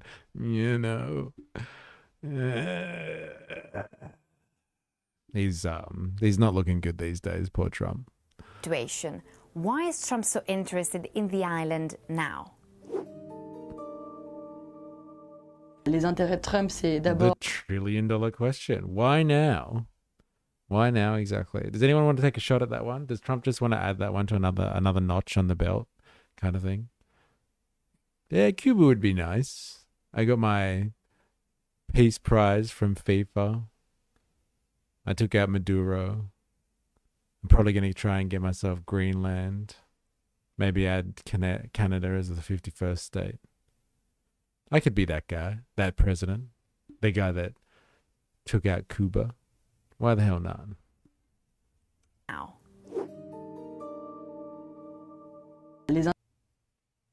What does Cuba have that benefits the tech bros? I know, great beach real estate. They can turn into a tax-free haven, maybe. He was gifted the official peace prize. Yes. Yes, he was. The peace prize, I should say. Trump's interests are... L'intérêt de Trump, c'est d'abord... First and foremost, about projecting US power across the hemisphere. Okay, fine. Une stratégie de puissance hémisphérique, réactiver cette... Reviving the Monroe Doctrine and reasserting control over Latin America. Okay. Doctrine Donroe, reprendre le contrôle. I still think it's more a Rubio project. Yeah, he'd love to have that as a notch on his belt. When I was Secretary of State, I pushed for this. I took Cuba. Ça à l'échelle de toute l'Amérique latine, en soutenant des By backing mostly far-right governments. gouvernements plutôt d'extrême droite. Et Cuba, ça reste un peu le And Cuba remains the thorn in his side. caillou dans la chaussure, le régime communiste à quelques encablures. A communist regime just off America's doorstep. The first reason is ideological. Historically, the goal of successive US administrations was to win the political support of Cubans who had fled the regime and settled in the United States. We are here today to honor the Cubans and Cuban Americans who strengthen America with their character and with their enterprise. Monroe Doctrine is peak irony? Is that what you're writing there? I would like to know more. Tell me, please. I'm appealing to the young people of Cuba who will lift something up, build something new. El futuro de Cuba tiene que estar en las manos del pueblo cubano. And then there's Trump's speech. But for 50 years, I've been hearing, as a little boy, I'd be hearing about Cuba. Cuba's a disaster. But I've been hearing so much about Cuba. But Cuba's in its last moments of life. If you were to follow through... Monroe Doctrine is a US foreign policy position that opposes any foreign interference in the Western Hemisphere. Yeah, it's our playground. And they were basically telling the Europeans to get out. Especially the Spanish at the time, because the Spanish had so many colonies all over South America. But what do you mean it's peak irony though? I want to know more. Oh, because it's telling other people to get out of their territory while they're in everybody else's territory all the goddamn time. On those statements, he would be remembered as the president who truly changed Cuba's future. For Donald Trump, the 67 years means that it would be a legacy for him if he could create this change. But there are also political reasons behind all this. First, the US midterm elections are getting closer, and Trump's approval ratings have fallen in recent months. He promised peace to his supporters, but the conflict with Iran has made him increasingly unpopular. And there's another reason too. Today, nearly 2.5 million people of Cuban origin live in the United States, with a large share of them based in Florida. Since the 1959 revolution, more than 2 million Cubans left the island, making the Cuban diaspora one of the country's most politically influential communities. A significant part of that community remains fiercely opposed to the government in Havana and plays a major role in Florida politics, a key battleground state in US elections. That influence is also reflected inside the Trump administration through Secretary of State Marco Rubio. Marco Rubio, il représente toute une communauté. Marco Rubio represents a whole community of Cuban exiles in Florida. And that'll be his claim to the presidency, if he can do it, hey? En Floride, d'exilés cubains qui sont très opposés He strongly oppose any normalization of relations with the regime. À la normalisation des relations avec le régime. Rubio was born in Florida to Cuban parents who left the island before the revolution, and he grew up in Miami's large Cuban-American community, building much of his political career around Cuba. So the future of Cuba belongs to the people of Cuba in terms of how they're governed, what the system looks like, and so forth. But the national security threat, that's 100% something we're going to focus on because that's about America. And while he and Trump both take a hard line on the regime, their motivations are different. Rubio has spent years pushing for the communist regime to fall without offering any concessions. Meanwhile, Trump mainly sees Cuba as a strategic asset for US interests. He wants to be the first Hispanic president, and he plans on running in 2028. If he can't deliver political change in Cuba, especially after Donald Trump started this, it will seriously hurt his potential to run and compete and get the Republican nomination. But his interests go far beyond politics. Donald Trump is not interested in anything that doesn't make money for him. Before he became US president, Trump made his name as a businessman. D'un autre côté, il y a aussi le mania de l'immobilier. Then there's the Donald Trump's real estate mindset. They're going to redevelop Cuba. Who said the thing about the tech bros before? What do the tech bros want with Cuba? They're going to make offshore Silicon Valley tropical style, where like you can set up your own medical research with blackjack and hookers. And what was the other thing they were doing there? Experimenting with? Is it just medical research that they were doing? And you can set up a business. And like you don't even have to go there, and you only pay 1% tax. Auquel on peut penser en la personne de Donald Trump, qui avait d'ailleurs We saw it with his completely cynical idea of turning absolument cynique marketé une riviera Gaza into Trump Riviera. À Gaza, une riviera Trump à Gaza. Bon, Cuba, c'est Historically, Cuba has always been America's Riviera. La Riviera des États-Unis. Before the revolution, Cuba was a favorite destination for American tourists who came to spend their holiday on the island and invest in hotels, casinos, and real estate. Trump himself said back in 1999, "When Cuba's free, I get the first hotel." Is that true? But it's not just about beaches and luxury hotels. Cuba sits in a strategic position at the heart of the Caribbean, close to the main shipping lanes linking the Gulf of Mexico, the US East Coast, and the Panama Canal. That means a significant share of maritime traffic between the Atlantic and North America passes close to the island. Not only global trade, but also drug trafficking and other criminal activities. Ideology, domestic politics, economic interest, strategic influence, Donald Trump's reasons are wide-ranging. The real question now is, how far is he ready to go? First, another fair question. Do you reckon they'll put any boots on the ground on this one? Do you reckon they'll have the balls to do that? Will they need to, or they just starve out the local population until there's nothing left to do, and then start raining hellfire upon them? We'll start getting reports that the Cuban regime has killed, I don't know, 30,000 of its own people. And really, for humanitarian reasons, we need to go in there and take them out. And then after that, when things go a little bit pear-shaped, we'll get more reports about how, I don't know, they're developing nuclear weapons or something.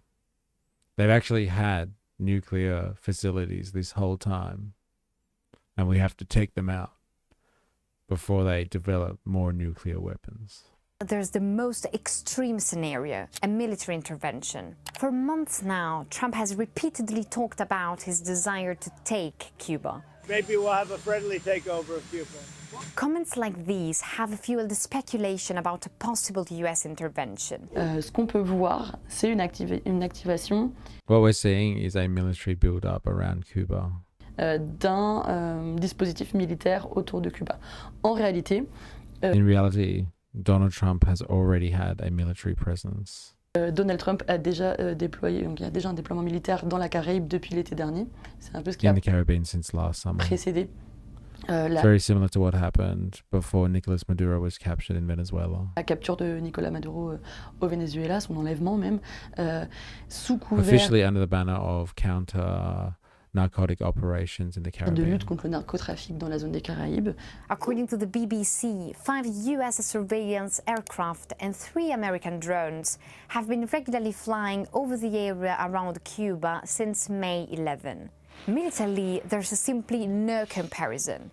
Even though Cuba has recently acquired several hundred drones, its armed forces with around 50,000 troops would stand little chance against the world's most powerful military in a conventional war. Even so, the Cuban government insists it's ready to fight back. Y hemos desatado un plan de preparación para elevar la disposición We have launched a preparedness plan, our people's readiness to defend themselves and to advance the interests para la defensa de nuestro pueblo en interés de la guerra de todo el pueblo, of the all people's war, que es nuestra concepción de defensa, y que es which una is our defensive weapon, a defensive non-aggressive concept. concepción defensiva, no agresiva.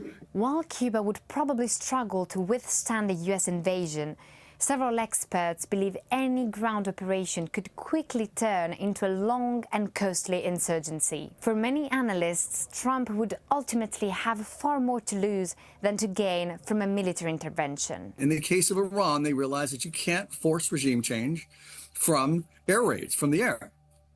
Did they learn that lesson? I don't know. Another possibility is a scenario similar to what happened in Venezuela. After Maduro's capture, some have speculated that Washington could try to target Raúl Castro, the brother of Fidel Castro, who remains wanted by the United States, or even the actual Cuban president, Miguel Díaz-Canel. But once again, experts urge caution. This is not Venezuela. It's not one or two leaders that you can take out and find someone else to replace them willingly. It's a revolutionary government that's incredibly solidified, incredibly top-down and vertical. The first part is the one about whether the United States would be successfully able to extract somebody of great symbolic value like Raúl Castro.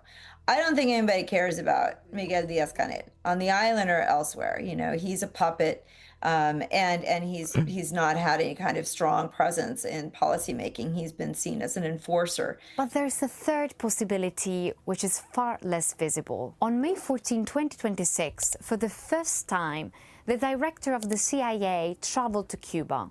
Officially, no negotiations were announced, but several experts believe talks are taking place behind the scenes between Washington and Havana. Parce qu'on le sait maintenant depuis des mois, il y a Yeah, bel et bien we looked at this months ago when this happened, and we were trying to figure out what the hell's going on here. We've known for months that really are des négociations entre Washington taking place between Washington and Havana. et la Havane. But these negotiations are not formalized. We're not talking. There's no negotiating table. There are no mediators. This is completely ad hoc and it's completely personal. So who exactly is Washington talking to? Part of the answer may lie with Gaesa, the powerful military-run conglomerate created in the 1990s.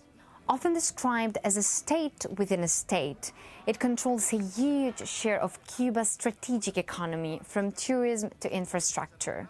The identity of the people involved in these talks remains unknown.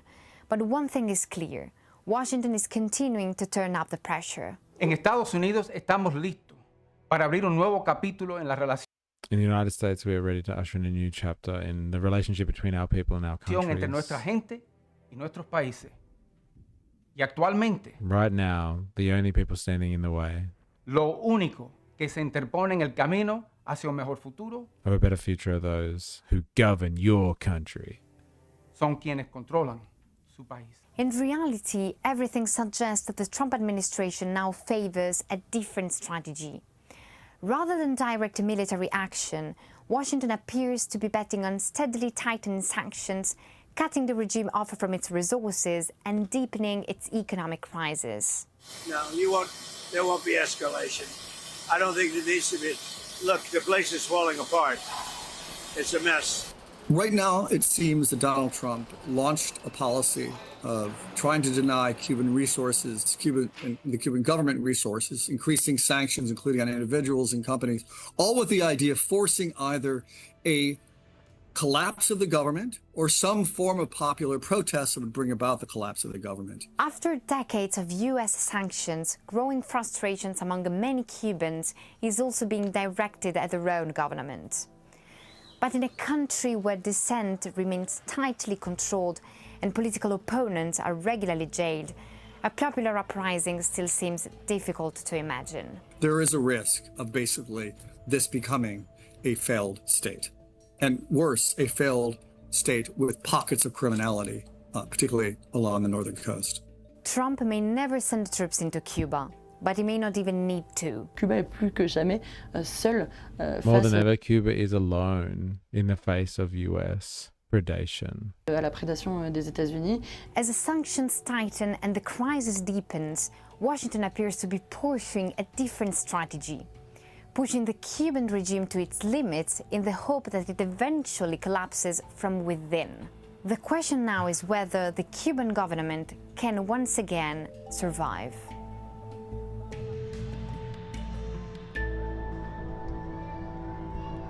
Will they survive? And so like they're just starving them out. Eh? Starve them out. Didn't even need to open the video to know it would be something about a hotel. Marco has a plan to become Cuban president when it collapses.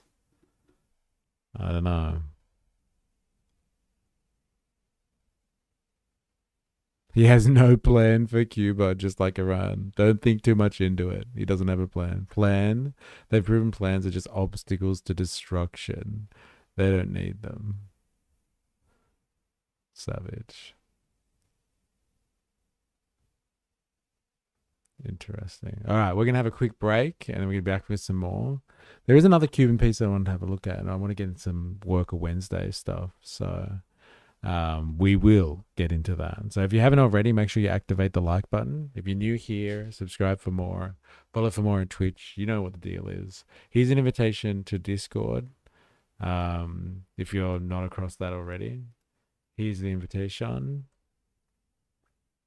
Go and join us over there in the Discord world. We share propaganda there. That's where we have a little stream chat that you can see over in the bottom corner.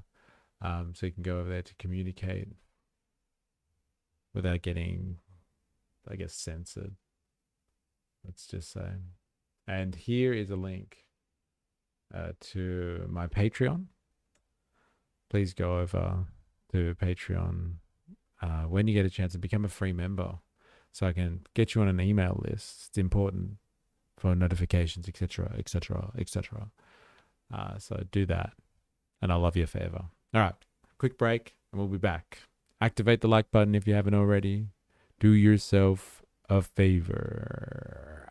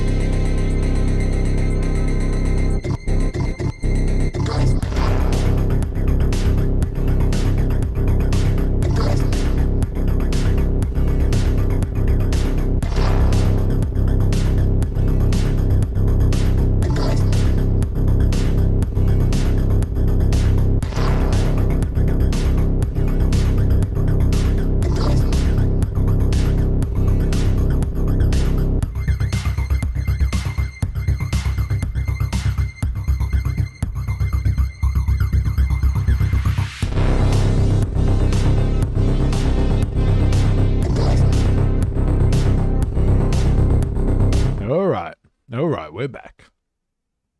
Now, there's just one other little Cuban summary video that I wanted to have a look at. But like, we don't usually get this perspective. I don't think we've gone here before when we've done all of our what's going on with Cuba investigation videos in the past. Like, we've gone from like wild lefty streamers.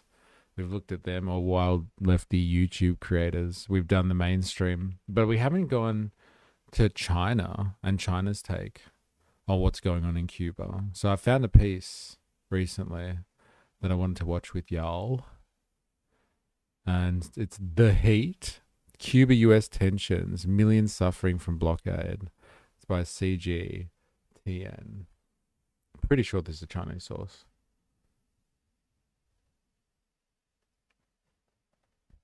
Yeah, CGTN America. CGTN is funded in whole or part by the Chinese government. So we're going to watch some Communist Party China style propaganda on an evil communist regime, Cuban style. So you got communist propaganda propping up an evil communist regime in Cuba. And I guess we'll see what their take is. It going to be similar? Is it going to be like, you know, they have put embargoes on them for a long time, but they are a evil communist economy, so it probably is their fault. It's probably a balance between the two, let's be honest. It's definitely not America's fault. No, surely not. So let's see how the Chinese analyze this. Cuba-US tensions.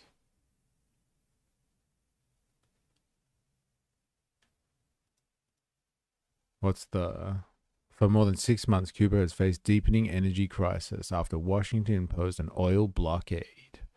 Blackouts are now routine, hospitals are struggling, and water supplies are being affected. Meanwhile, U.S. threats against the island continue. This is from 14th of August, so like, what's that?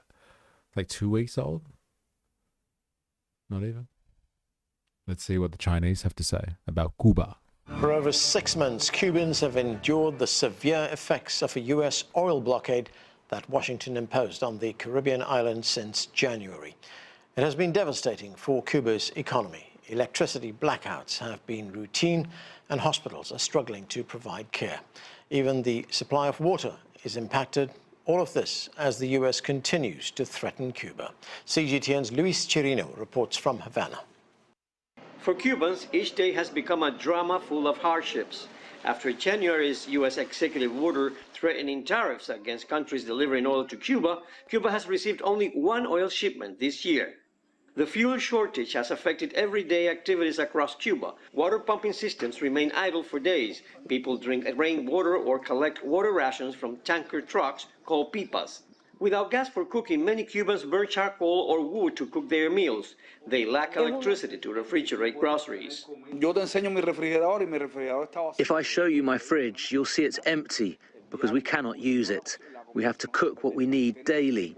And when water is pumped every 6 or 7 days, we have to collect it in pots for our daily needs.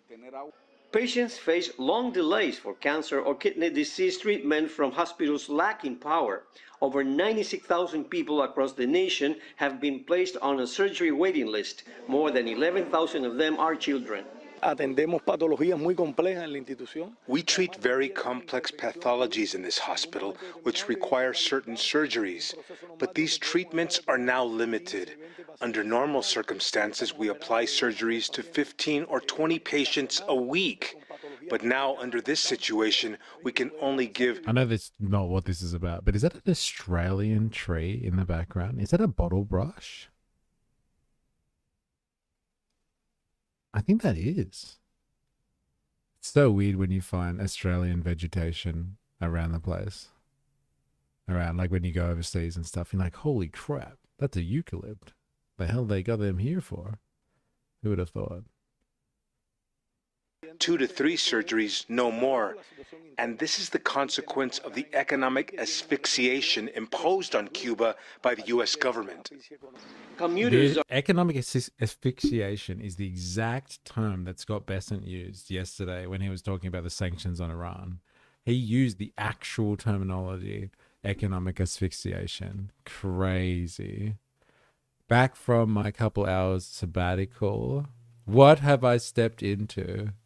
We're looking at the whole Cuban situation and like what's happened there. And we just got like a piece from France 24.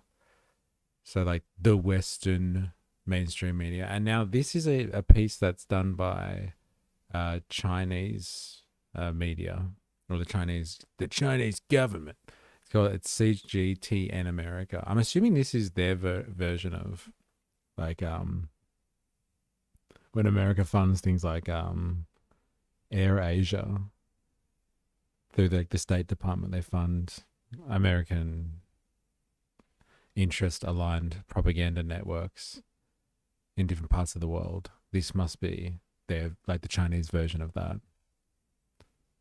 People in LA. Oh, look, a eucalypt tree. Neck minute. Yeah. There's heaps of eucalypt trees in Greece as well. When I was there, I was just like, whoa, gum trees everywhere. It's crazy. They've got a good climate for it too. Are resorting to electric tricycles to get around Cuban cities, particularly Havana. To cope with the energy crisis, the government has expanded private sector initiatives. Cuba is importing more electric vehicles and solar energy systems. China has set up large solar parks. Havana and Washington started talks earlier this year, but local authorities recently said that nothing has been achieved so far. Las conversaciones entre los gobiernos de Cuba y Estados Unidos. Talks between the governments of Cuba and the United States do not show any progress. We have previously said publicly that the behavior of the US delegation, which has generally been respectful, is now issuing constant aggressive statements against Cuba, even threatening military aggression. Cuban authorities condemned the ongoing U.S. oil blockade and latest sanctions against Cuba as politically motivated bullying to coerce Cuba into changing its government. U.S. tensions, implying that it's like it goes both ways. The U.S. is them sideways basically for no reason. We were actually trying to establish that in the last piece. There were 3 theories, I think, in the last piece why the US is doing it. Marco Rubio wants it for his political career. Trump wants it for the purposes of a hotel. And the third theory, I can't actually remember what it was exactly that they wanted to do with it, but like it's strategic in terms of its position in waterways, like people trying to get into the Gulf of Mexico, the Gulf of America, I should say, up the east coast of the US, all from the Panama Canal. So it's like they want it just for the strategic purpose, but like who knows. Australia's plan to destroy America covertly has been rudely disrupted by early bushfires. Cuba-US tensions. Luis Chirino, CGTN, Tensions. Havana. For more now, I am joined by Reed Lindsay. He's a journalist with the independent U.S. media outlet Belly of the Beast, and he recently returned from Cuba. Reed, welcome back to the show. Thank you. As I said, you recently returned from Cuba. What did you witness there? I mean, how devastating is the U.S. oil blockade been on Cubans who are trying to survive day to day? And of course, we should remember that Cuba has already been the target of a U.S. economic blockade and embargo for almost 7 decades. Yeah, well, that's an excellent point, and I think some of that context of the history of U.S. economic warfare is missed. The oil embargo, the oil blockade began with an executive order on January 29th. Oil shipments had already sort of stopped coming before then. But beyond you can look at the long history of the last 65 plus years, but it's really been the last 10 years since the opening with Obama, when during types of stress, hypertension, migraine, U.S. oil blockade. Trump's first administration, when so-called maximum pressure sanctions started to be imposed on Cuba. So the sanctions, the embargo was really ramped up during Trump's first administration. Biden basically kept that in place. He didn't go back to Obama. He kept it in place. And then during the second administration, they've ramped it up to an unprecedented level. And you've seen that with the oil blockade in January. And then in May, another executive order imposing so-called secondary sanctions, which essentially punish third parties, companies or countries outside, neither the United States or Cuba, for doing business in Cuba. And that has led to an exodus, essentially, of foreign capital and investment in Cuba, which has exacerbated the situation even further. You know, we heard our reporter there telling us about a situation in people's homes, how normal Cubans, ordinary Cubans, are struggling to make it day to day. And of course, hospitals are also having a very hard time because they don't have fuel to generate electricity to run equipment in hospitals. But there are also bigger problems, things like farmers not having fuel to run their equipment. I mean, how is this affecting food supplies in the country? Well, I mean, one statistic I've seen is that food production is down 60%. So it's had a huge impact. Now, Cuba imports most of its food. I think around 70 to 80%. It produces some, but both of those have been impacted. Without fuel, they can't produce as much, and the government doesn't have the foreign currency needed to import fuel, because the economy has just been utterly destroyed. There's no pull a plow. Like, they've got cattle by the look of it. See, we can see the footage. Pull your finger out. What was your life's kind of philosophy before? Just got to work hard. Just figure it out. Get to work on your bike. For example, tourism. There's almost no tourism anymore.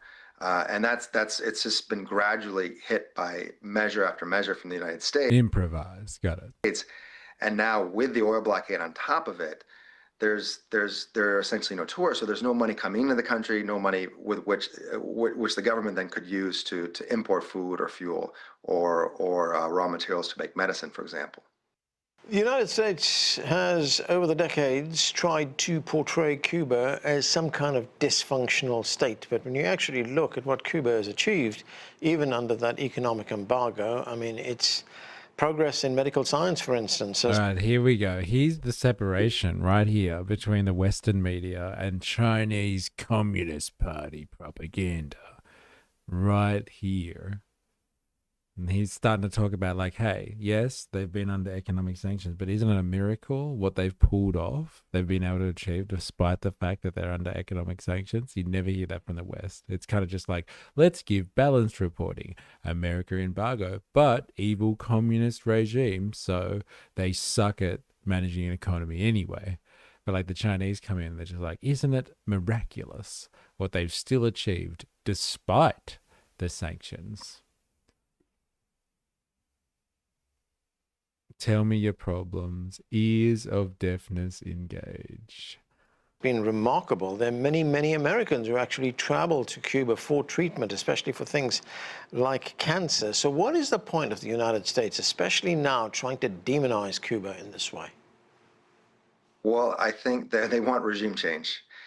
It's funny, you know, the term failed state, Biden used that as well to describe Cuba, and which was completely absurd because at the time, this was during COVID, Cuba was the only country in Latin America to produce its own COVID vaccines. It's an incredible biotech sector, a widely acclaimed healthcare system.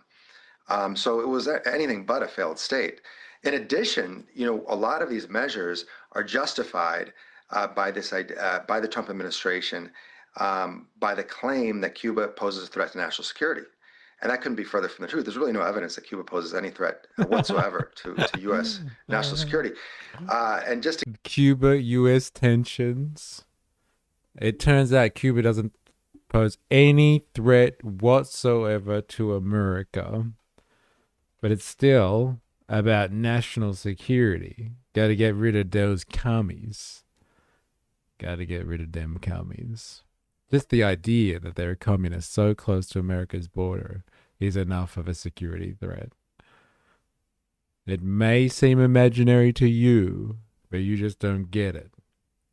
It fully undermines the American project. having Cuba so close and so calming. To give one example, Cuba is it's Cuba's counter-narcotics efforts were praised in the 2024 State Department report about counter-narcotics efforts in different countries.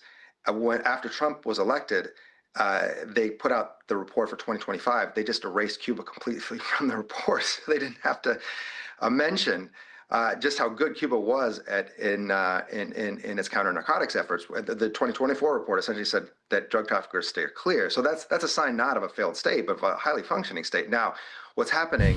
What an interesting point that is.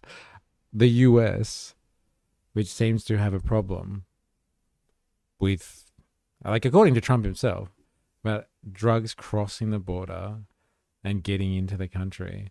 Is he suggesting here that Cuba has, like, Cuba in the middle of the Caribbean, that's right, in the middle of the Caribbean, where this stuff is rife, have been able to figure out their society to get rid of narcotics and drug-related issues like gangs and illegal drug trafficking? Like, Cuba, the failed state, has been able to stop the evil scourge of illicit drugs on society. What a suggestion that is. Who's the real failed state? US? Take that. You have to engage with an enemy that you claim you have fought for decades. How do you keep up the facade if there is no enemy? It's a good question. Just got to keep pretending. That's a wild claim, isn't it? This guy's making, that they have been able to handle drug trafficking and illicit drug-related problems. In its counter-narcotics efforts, the 2024 report essentially said that drug traffickers stay clear. So that's a sign not of a failed state, but of a highly functioning state. Now, what's happening? Drug traffickers stay clear of Cuba. Wow. In the last couple of years, even when you have amazing doctors, for example, in a hospital, and health workers, nurses, if they don't have the medicine and they don't have fuel and they don't have the means to repair broken equipment, then they can't treat their patients. So it's a self-fulfilling prophecy, essentially, and it seems to be the objective of the United States to turn Cuba into a failed state. Reid, as always, thanks for your insights. Thank you. And for more perspective, with me now from Nicaragua is Ben Norton. He is founder and editor-in-chief of Geopolitical Economy Report. Ben, thanks for joining us. If Avalava was still here. Ben Norton, the Ben Norton. And he's in Nicaragua. I thought he was living in China these days. What's going on here? I'm back. We're getting draconian. Yeah, go Ben. Oh, you like Ben. That's interesting. Ben Norton. Yeah, I thought he lived in China now.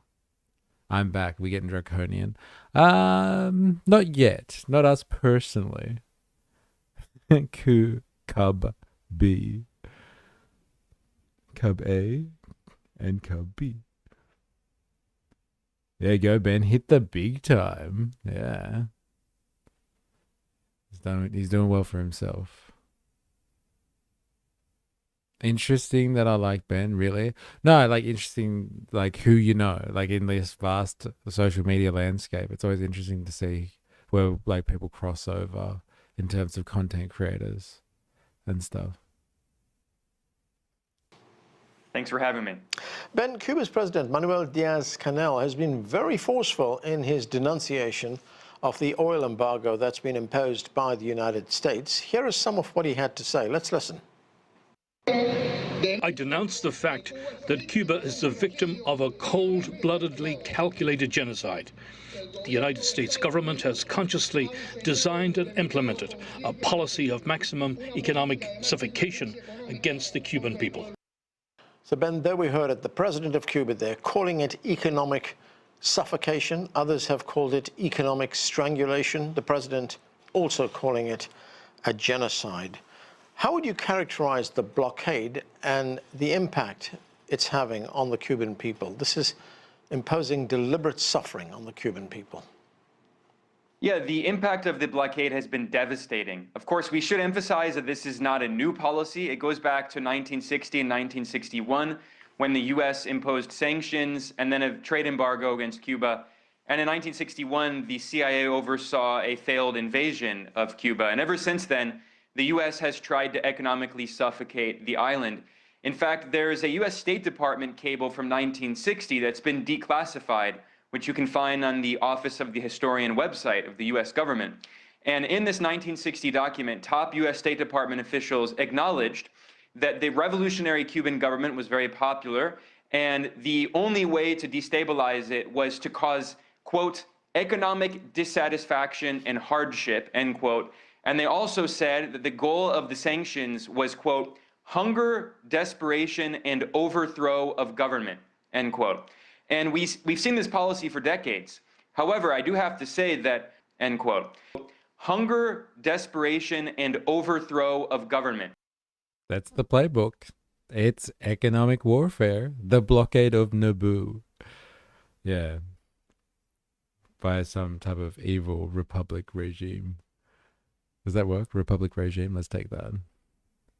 No, are they the separatists that did that? Dun dun dun. End quote. And we've seen this policy for decades.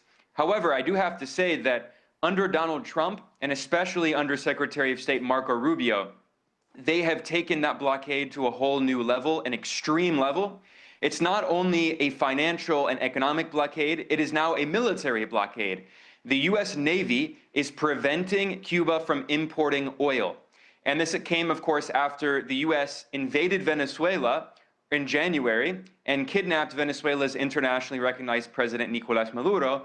And now the US is trying to control Venezuela's oil. Trump has claimed that the US is taking Venezuela's oil, and the US is preventing Venezuela from exporting oil to Cuba. Venezuela had previously been the largest provider of oil to Cuba, and the US has also threatened to impose very high tariffs on Mexico. Mexico is a major oil producer and offered to sell oil to Cuba, but Mexico is in a difficult situation because 80% of Mexico's exports go to the US. It's by far Mexico's most important trading partner. So they can't really sacrifice their own economic interests by risking massive US tariffs to sell oil to Cuba. So the situation has been very desperate. And of course, according to... So they've got a lot of people by the balls, by the sound of it. Wait, is the US the trade federation? The Epstein Federation's blockade of Cuba is essential to preventing the technological superior system from reaching the minds of the American Republic. So good. I love it when like the Iranians like constantly refer to like the Trump regime in that level, that echelon of American society as the Epstein class. I love it. That's how you get under their skin. To international law, this blockade is entirely illegal. Every single year in the United Nations General Assembly, there's a vote in which pretty much all of the countries on Earth consistently vote to demand an end to the US financial and economic embargo against Cuba. And consistently, the US and Israel are the only countries on Earth that vote against that resolution. So this is an absolute outrage. And the Office of the UN High Commissioner for Human Rights has published reports warning that Cuban children are dying because they do not have adequate medical attention after they're born, newborn babies, because hospitals don't have enough energy because of the oil shortage due to this blockade. So Cubans are dying. I wonder how all the pro-life people feel. They must be very torn about this. I do love Trump and I hate Cuba, but our policy decision to blockade the island nation is causing babies to die. And I am pro-choice, no, pro-life. I love protecting babies. What am I going to do? What am I going to do? The one advantage the US has, other than the SWIFT system over Cuba, is their navy. Unlike Iran. Commies ain't human. Humans are superior to animal commie bastards. Me so, Jar Jar Trump. Iran is suffering major economically, but Iran is more self-sufficient, yeah. Have you tried being less commie? Yeah, that's pretty much it, right? Just get rid of your self-determination and sovereignty. And then no more blockade. It's simple. Those commie bastards. Yeah, bastards. You know, Sean Bean, sharp voice. Yeah, bastard. Especially vulnerable children due to this, because hospitals don't have enough energy because of the oil shortage due to this blockade. So Cubans are dying, especially vulnerable children. And speaking of international law, Ben, President Trump has said that he can, in his words, take Cuba. He said he could do whatever he wants to with Cuba. I mean, what do you make of statements like that? We're talking about a sovereign country here. It's absolutely outrageous. We're seeing colonial rhetoric coming out of the White House, especially in terms of Latin America.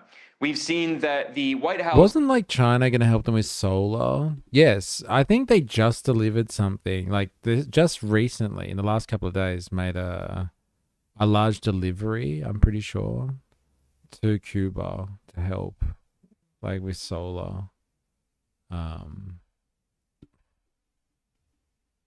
I'm pretty sure it's just like maybe this week I heard something about it. Cuba, China.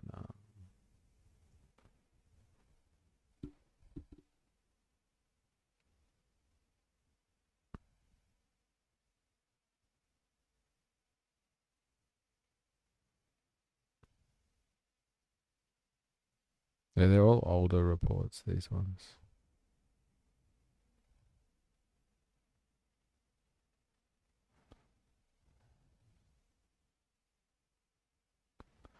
Yeah, let me see if I can find an article. The fight over which pigeonhole you belong in will roll on forever.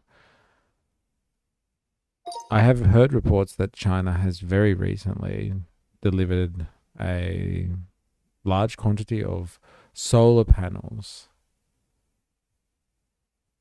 to Cuba.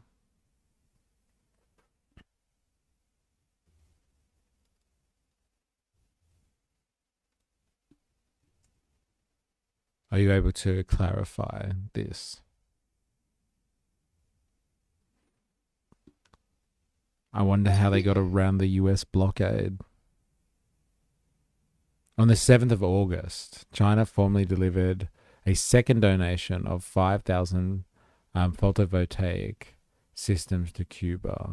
The systems are intended primarily for isolated rural homes, but also for health centers, emergency medical facilities, childcare centers, and bank branches. What? The banks? 5,000 complete photovoltaic systems, not simply 5,000 individual solar panels. Big distinction there. Capacity. The new systems are rated about 3.6 kilowatts and will have 14.3 kilowatts of battery storage. Oh, so it's storage too. That's good. They do seem to need stuff all around the clock. Who would have thought, hey? This is the second such donation. China had previously supplied Cuba with 5,000 photovoltaic systems, meaning the two donations are totaling 10,000 systems. Purpose, particularly important because Cuba is experiencing severe fuel shortages. China has been supplying Cuba with substantial quantities of solar equipment commercially as well. The Wall Street Journal reports that Chinese solar equipment exports to Cuba rose from about 3 million in 2023 to 117 million in 2025, alongside the construction of dozens of solar parks. There you go. It's absolutely outrageous. We're seeing colonial rhetoric coming out of the White House, especially in terms of Latin America. We've seen that the White House, in its national security strategy that it published at the end of last year, the U.S. articulated what it calls the Trump corollary to the Monroe Doctrine. The Monroe Doctrine is a doctrine from 1823. It's more than 200 years old.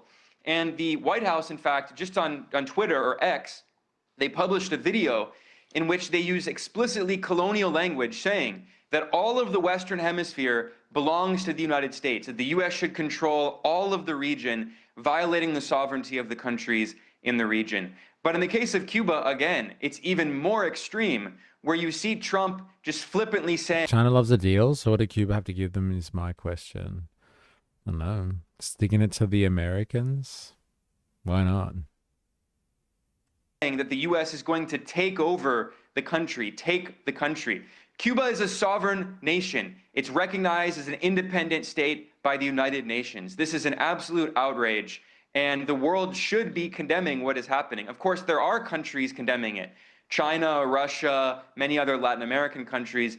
But unfortunately, we see not only in the U.S., but even many Western allies going along with this, and it's absolutely scandalous. It's a complete violation of international law.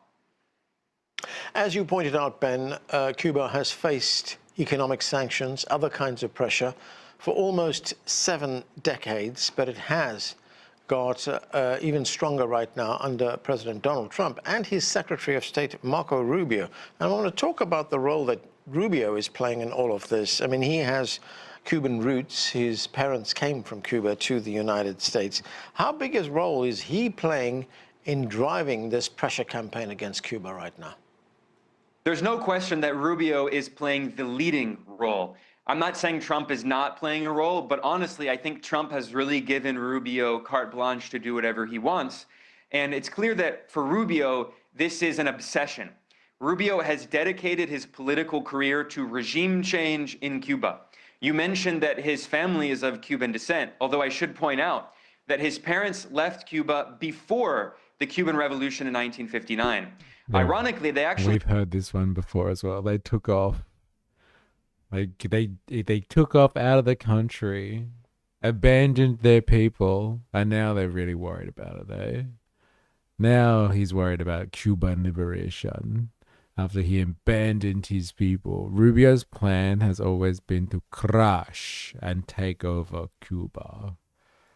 He left Cuba when the island was run by a brutal right-wing dictator, Fulgencio Batista, who was a close U.S. ally. And the economic situation on the island was so horrible, there was, so much suffering that his parents left for the U.S. And since then, Rubio has claimed that his parents were so-called refugees of communism, even though they left before the revolution. But regardless, he comes from Miami, Florida. And I just had to put that in there. He's no victim of communism. China loves Uyghur organs to sell. I wonder if a new market for Cuban organs is opening up. So much speculation. Why not? Uyghurs are renewable. Humans are renewable. I think I've heard you write that before. I've seen you write that before, actually. Dedicated his career to regime change, not only in Cuba, but also in Venezuela and in Nicaragua, where I'm speaking from, which has another revolutionary Sandinista government that is an ally of Cuba. So we've seen that the U.S., has always been aggressive in Latin America, but especially under Secretary of State Marco Rubio. And I should remind people that Rubio is not only Secretary of State, he's also the National Security Advisor. And he's only the second figure in U.S. history to simultaneously hold both positions, as head of both the State Department overseeing foreign policy and the National Security Council overseeing national security policy. The only other figure in U.S. history who simultaneously held both roles was Henry Kissinger, one of the most influential U.S. Whoa. Rubio is our modern day Kissinger. And they loved that guy. Eh? He's some real politic for you, Mr. Kissinger. God, they love and adore him. Very interesting what he's suggesting about Rubio as well. That like Rubio has been just given, like the question is, why are they doubling down on Cuba at the moment? Is it really because Trump just wants another notch on his belt? Or it's kind of like Trump's just like, hey, you do what you want with Cuba. It's your pet project. You do it. And then I can at least say, if you win, if you come up winning on that regard, then I can say, I was president. It was Trump who was president when we finally took Cuba. And so, yeah, Rubio's probably just doubling down on this. That's why they're going after Cuba now. Why didn't they do it 20 years ago? Why not under Biden? Because Rubio's there now. And he wants to be king of South America, of the Americas, outside of the US, of course. Officials in the modern history of the United States. So that, I think, that symbolizes the power that Rubio has. And if you listen to the rhetoric of Rubio, I follow him on Twitter, on X. I look at the statements of the State Department. He's constantly talking about Cuba. At least once a week, he releases another statement about Cuba, imposing more sanctions on Cuba. This is clearly an obsession for him. As you pointed out, you're in Nicaragua right now. This is another country that's experienced a long and very sordid history of U.S. intervention. In the 1980s, President Reagan supported a terror group, a rebel group called the Contras, which tried to overthrow Nicaragua's left-wing government. I mean, how would you describe the long history of these U.S. interventions in Latin America? What an outrageous allegation that is. The American government, the deep state, would back terrorists to help fulfill their own foreign policy desires. The US state, the US would never do that. Never, ever, ever. How dare he? Maybe takes that back. When laborers' conditions get bad enough, maybe their ideologies will change. Till then, suck it up, sunshine. We need 60 months interest-free to pay for childcare. And the Caribbean, it's gone on now for almost, well, more than a century. Well, the best word is imperialism or neocolonialism. And it's been bipartisan, to be fair. It's not just Trump and Rubio. This intervention has continued even under Democrats like Barack Obama, who backed a coup in Honduras in 2009, a coup in Paraguay in 2012, a political coup, a soft coup in Brazil against the previous president, Dilma Rousseff, and then the imprisonment of Lula, the current president. So, of course, this has been... What are you trying to insinuate? Nothing. Just pointing out delicious allegations from our host over here. I'm not insinuating anything. I would never. Been bipartisan, although I should say that under Trump and Rubio, they have been extremely aggressive, and they've even been more interventionist than their predecessors. And it never ends. We see, for instance, that in Colombia, there were just elections that were held, and the previous president of Colombia, the sitting president, Gustavo Petro, he just left, but when he was sitting, when he made these comments, he formally accused the US government and Israel of not only meddling in his country's election, but of US and Israeli companies which use technology, or the Colombian electoral system used technology from these companies. He formally accused these companies of rigging the vote on behalf of a right-wing politician who's now the current president of Colombia as of this week. His name is Abelardo de la Espriella, and he's also a US citizen.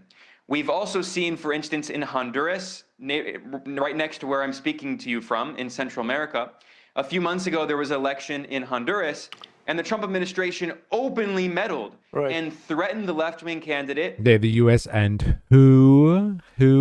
Yeah, why would they be teaming up for that one? Like, honestly. It's like they share important technologies together, and they're using that technology to help control certain things around the world. The US and who? And they're doing it through their shared technology. Like, surveillance capitalism takes some seriously scary turns when you think of like the technology that is being developed, the software that's being developed, let's say, and like what is being developed to do, not just surveil, but to control democracy, control politics, like literally politics, not political opinion, like in social media, in the media space, the information space, but like it's controlling actual politics at the level of the individual voter. That's the holy grail, isn't it? Since we've had like voting, it's a system that's able to warp everything in favor of one person without any paper trail. Any paper trail. The Cuban cleaner. Give that man a job. And vowed to provide massive economic support and aid for the right-wing candidate. So we're seeing that the U.S. is violating the sovereignty of so many countries in the region. Elections are coming up in Brazil, and once again, the U.S. is meddling in these elections. This is why so many people in Latin America are saying they simply want to be left alone. They don't want foreign interference. They want their sovereignty to be respected, which it should be under international law. Ben, we are going to have to leave it there. Thanks so much for being with us. Thanks for having me. Respect their sovereignty. Vijay Prashad has made several visits to Cuba over the years, and he is Dude, what a lineup. What a lineup. Have you guys come across this dude before? Vijay Prashad. He's a Pakistani, I think. Geopolitical analyst. He's got some interesting viewpoints. He talks a lot about hyper-imperialism, actually, this guy. I think I see the pattern forming here with the Chinese representation of the Cuba issue. It's definitely not like the West's one, which is like, all right, America's not nice, but they are an evil communist regime. Respect my sovereignty. I can relate. My whole thing is leave me alone. Respect my sovereignty. That's a good one. Of the book titled On Cuba, Reflections on 70 Years of Revolution and Struggle. No way. He co-wrote with Chomsky? No way. When was that published?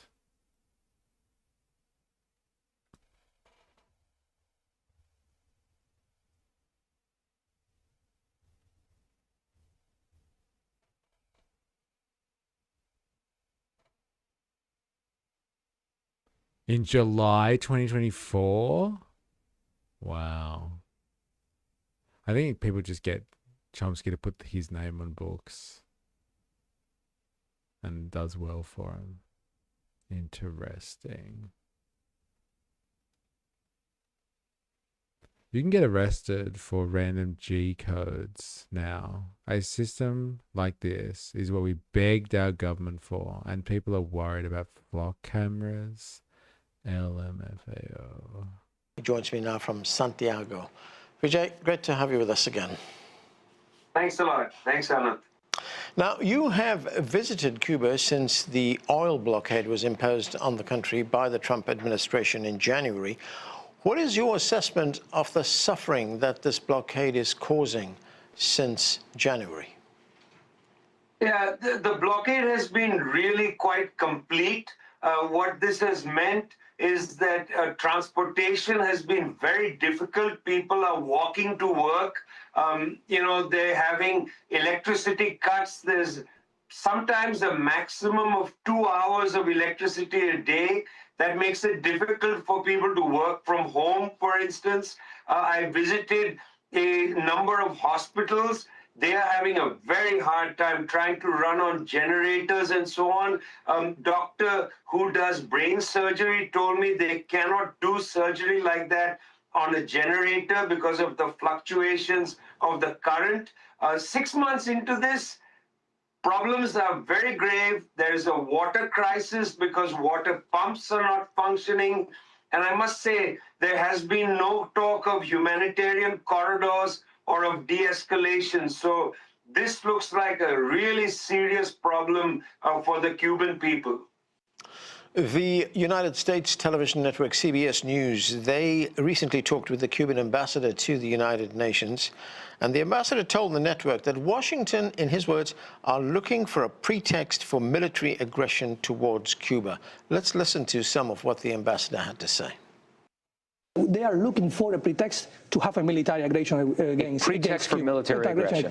Which will be a huge mistake, because first of all, we are ready to fight back. But secondly, they know very well that we have some other options instead to have a military aggression. But coming back to the sanctions, it shows the unhealthy obsession of the Secretary of State with Cuba. You know, they have been sanctioned Cuban people every 10 days, every 2 weeks. Just 10 days ago, they sanctioned the Ministry of Health. They sanctioned the Ministry of Tourism. So they are trying to create a social discouragement in Cuba that gives them the pretext for a military aggression against Cuba.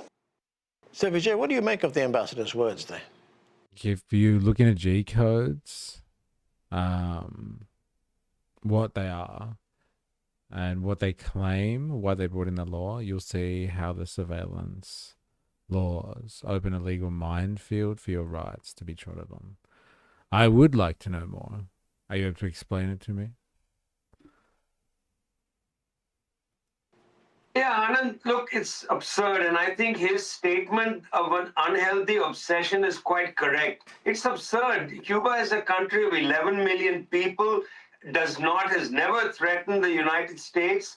There is no UN Security Council authorization for any military action, even if there were a pretext, as the ambassador said. There is no authorization. The US has conducted an illegal war of aggression already against Cuba. This suffocation, this third-party embargo, all of this is illegal. The UN General Assembly routinely votes against the US embargo. It is absolutely an unhealthy obsession, and it needs to be brought to an end. There is no outcome It here. is an obsession, isn't it? But what are you going to do about it? No, while Rubio's in charge. All right, we're going to change topics now. I wanted to get on to... we've spent a bit of time in the last few Worker Wednesdays trying to understand the phenomenon that is the DSA, so the Democratic Socialists of America, and like how they're coming to prominence, I guess you would say. They're becoming an influential force in American politics. So obviously, or the most obvious, I would say, is that Mamdani, so the mayor of New York City, is a card-carrying communist. He's a DSA member. And so they seem to be... Maybe there could be change if the Democratic Socialists win president. Well, the DSA, we just saw in one of the things that we just watched, the DSA have come out with a very particular position on Cuba and said that they don't support US aggression towards it. So that would be interesting if they had if there was a Democratic Socialist as president, which I don't think you could ever really have that in the US system. I think the powers that be would shut that down, or try their best to shut that down, or make that position untenable for them, at least. The Democratic Socialists, they are becoming a fighting force to be reckoned with in US politics. I think they've got over 1 million members. Is that right? Or is that an overstatement? It's probably an overstatement. Maybe they got like 100,000 members annual across the US in various branches. And yes, there are a number of politicians who have recently won their primaries in getting ready to fight for the midterms, as usually as Democrats, candidates, obviously. And so the DSA seems to have a strategy of infiltrating the Democratic Party. And then once they're a powerful force within that party, they're going to become, separatists. They're going to splinter off and produce a political party, which is Democratic Socialists, as a breakaway and a third-party option for the American populace to vote for. I actually think that's a wonderful strategy, to be honest. Instead of creating your own third party from the ground, which would be incredibly difficult in the American system. Like any other system, that really wouldn't make sense, because all other systems are pretty pluralistic. Like they might have dominant parties, but like you can set up a party and still get votes and be effective. But like the US system really does seem to be designed to just limit everything to the two parties. And so like if you had someone take over a substantive amount of one of the parties and then break away to make a third party, that would probably be the way to do it if you wanted to have a third party.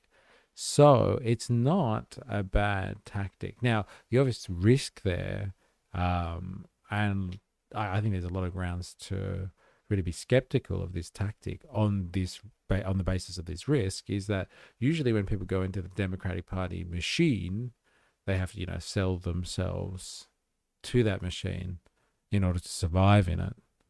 And so, like, if the strategy is for the DSA to take a part of the Democratic Party, arrest a part for themselves, and then break away, most of the people that get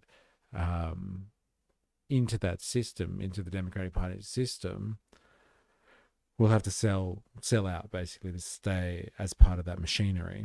And they'll probably lose sight of their principles and their strategies and their tactics, and then sell out effectively, and it'll never happen. So the big risk is that once you go into the Democratic Party machine, you don't come out again as that political idealist that you started out as. Once you go in, once you're in the gang, man, you never come out again.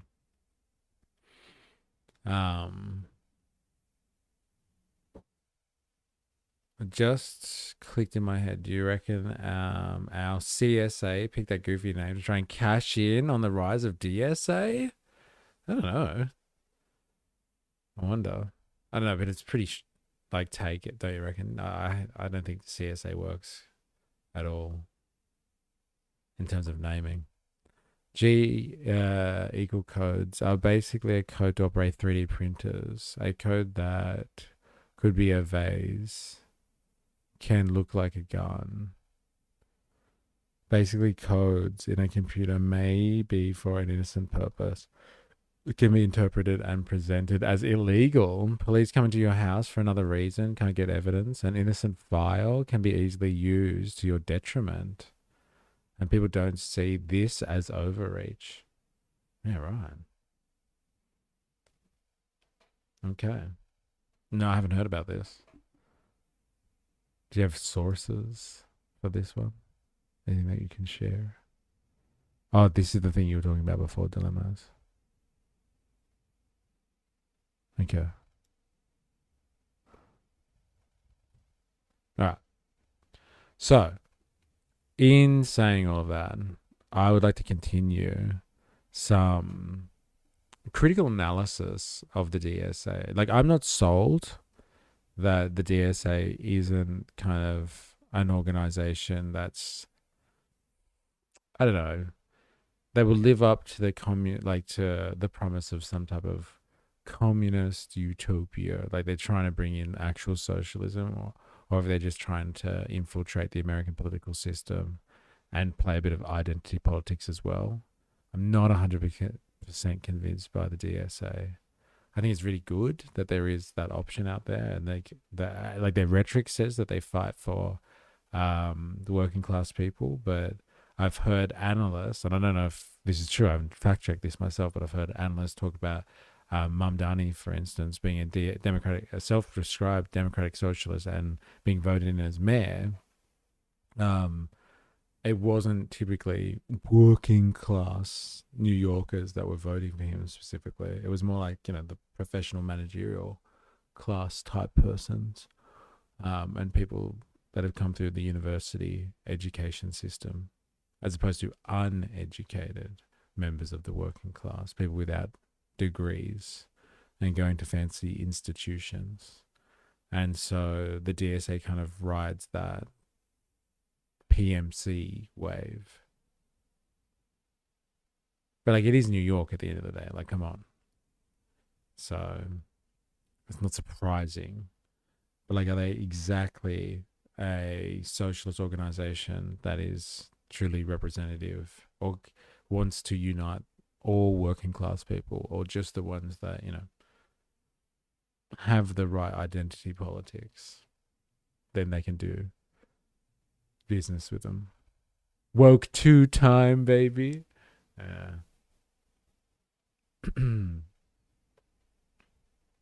Yeah, he has body cam footage of the arrogant copper. Okay.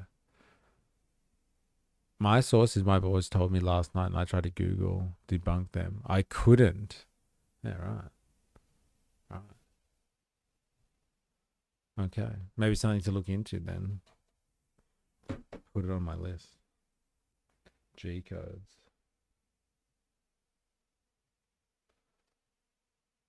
Love Hassan being the face of fake socialism. So fitting. Yeah, like if you want some type of imagery to ram your point home, it's either him or Mamdani, right? When it comes to like DSA. The problem with the DSA. Now, I don't know what type of analysis this is, I must be honest. I don't know if this is some the modern day Mao. What a hero. I don't know where this analysis is coming from. Like if this is a right-wing analysis, a left-wing critique, middle of the road. I don't know if it matters, but like here it is. Someone's critiquing the DSA. And let's see.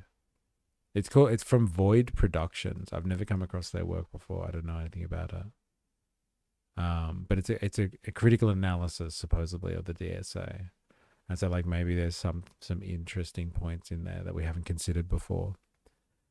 Because yeah, in the lead up to the midterms and with all the hype that's been built around these new Democratic Socialist candidates that are taking the world by storm, it's not a bad idea to be across it. Oh yeah, he's dark woke. Didn't you hear? Batman. Yeah, I think I heard something about that. Dark woke. It's a response to Dark MAGA, which is what Elon Musk was fronting. He's dark gothic MAGA.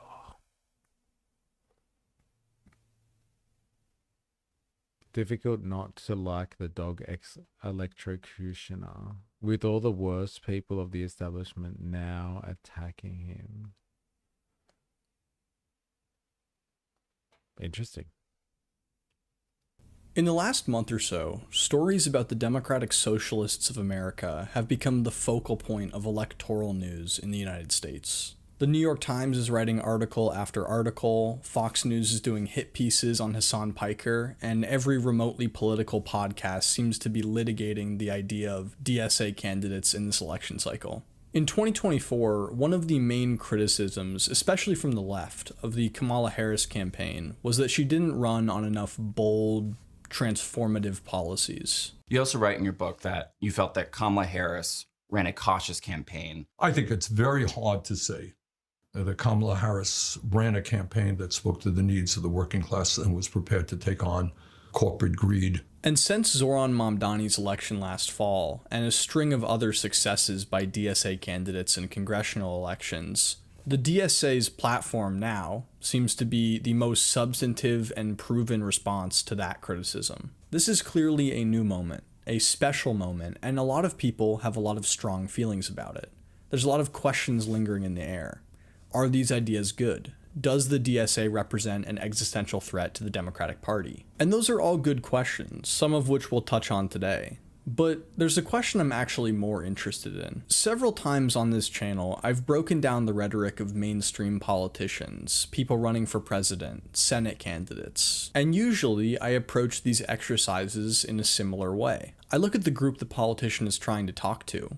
I try to figure out what those people care about, what language they speak in, and then see how the politician basically attempts to become literate in that language. Because I think that's how most politics work. Voters want things, and the politician tries to convince voters that they're the person to make those things happen. But inherent in that understanding of political persuasion is one thing: the concept of legitimacy. A Republican in Texas, when thinking about whether or not they're going to vote for James Tallarico, for example, may have absolutely no interest in him. They may view him as a misguided figure, a sinister figure, someone who should never hold public office. But through some combination of familiarity with what Democrats believe and a begrudging acceptance of the Overton window, they do fundamentally acknowledge he is standing on the debate stage for real reasons. That there are millions of people that he, to some extent, speaks for, that he has some base level of popularity. And it's the same the other way around. Democrats have to contend with the fact that Trump is beloved by so many, that he is an avatar for many Americans, that even if these figures are not seen as good, They represent some kind of legitimacy in a democratic way. So politicians generally take advantage of this inherent legitimacy to get a foot in the door politically. But in the hours and hours I've spent looking into the mechanisms the DSA uses to communicate, I've come to realize they're playing a fundamentally different game. They're not trying to move voters from one district to another on the island of legitimacy. They're trying to get onto the island. Because the way socialism as a concept has been historically perceived in the United States is so far outside the Overton window, they don't have the same standing as conservatives or liberals. So I want to try to answer two questions in this video. Firstly, what are the ideas of the DSA? Are they more radical than things we've seen and heard before from people like Bernie Sanders? Is this really a different type of politics? And secondly, what kind of strategies do they use? What does the rhetoric of trying to legitimize yourself look like? And if the DSA is so vibrant and newsworthy and compelling for so many people in my ideological zone, why does it require legitimization? I think the best place to start is with this interview between David Remnick This of is the one that we watched last week. Oh God. New Yorker and Megan Romer, one of the national co-chairs of the DSA. This interview is less than 2 weeks old, but it's already become pretty reputable as an example of the points I'll be making. It's extremely relevant to point out that the New Yorker is not really a DSA combative publication. It's not like Romer is going into some Fox News type lion's den. It's not a puff piece setting, but it's an intellectual center-left audience, with Remnick targeting clarity more than confrontation. Remnick's first question to Romer is about her first principles. Megan, let's start with first principles. What, to your mind, is democratic socialism? Yeah, so just very simply, it is people having a democratic say-so in all of the things that they need to survive. So democratic control of their workplace, democratic control of their housing, and democracy in what we already know as democracy in the political process. Okay, that proposes about 1 million questions. What does democracy in the workplace mean? Does everybody get to vote on what we're going to do today, tomorrow, and the next day? So that's a very reasonable question. Democracy in the workplace is a phrase socialists have grown quite fond of in their marketing lately. It describes their core economic prescription, so this should also be somewhat of a layup for Romer. The way we look at it is mostly probably pretty similar to how a unionized workplace would work today. You get to collectively decide with your coworkers what demands you want to make of your boss, what your schedule looks like, what your working environment looks like, and negotiate collectively with whoever the boss is. Okay, but that sounds like simple unionization, which we already have, even though unions are not in the best spot they've ever been in this country. That's true. So we'd like to see everybody have a union. So that's kind of a strange answer. Everyone should be able to join a union. That's what democracy in the workplace means. Right off the bat, that sounds like a fairly Bernie Sanders-esque Northern Europe Like, that is not supposed to be what democracy in the workplace is about. It's not just like allowing people to have unions. Unions can form. I don't know about like the states exactly. Like, they seem to fight pretty hard against people unionizing, and like they seem to be heavily regulated. Like in like Australia, for example, unions are very heavily regulated in like what they can do. Like, they can't even strike. Like, the one thing that a union is supposed to do is like to withdraw its labor power. So like all of the people that are in that union should be able to withdraw themselves from the workplace at any given time. And it's that level of uncertainty that is their weapon, their power. Because if they withdraw their labor, then the organization loses money. And so like that's their power. And so like if you chop that off, you're effectively neutering the organization. And like it basically has no teeth anymore. Like, it can still be used as a force, but like a very slow and sluggish force that is constrained by big government. But like democracy in the workplace is supposed to be beyond just unionization. That's not really democracy. Like, unions are democratic, but like having a union in your workplace doesn't make it democratic. Democratic organization of a workplace is more like a cooperative, where you have the people that are employed in the organization involved in the decision making of that organization. So it'd be like if all the shareholders and the board of directors and the CEO were all elected to their positions, and that would make an organization or a company democratic if the workers chose their leaders. That's it.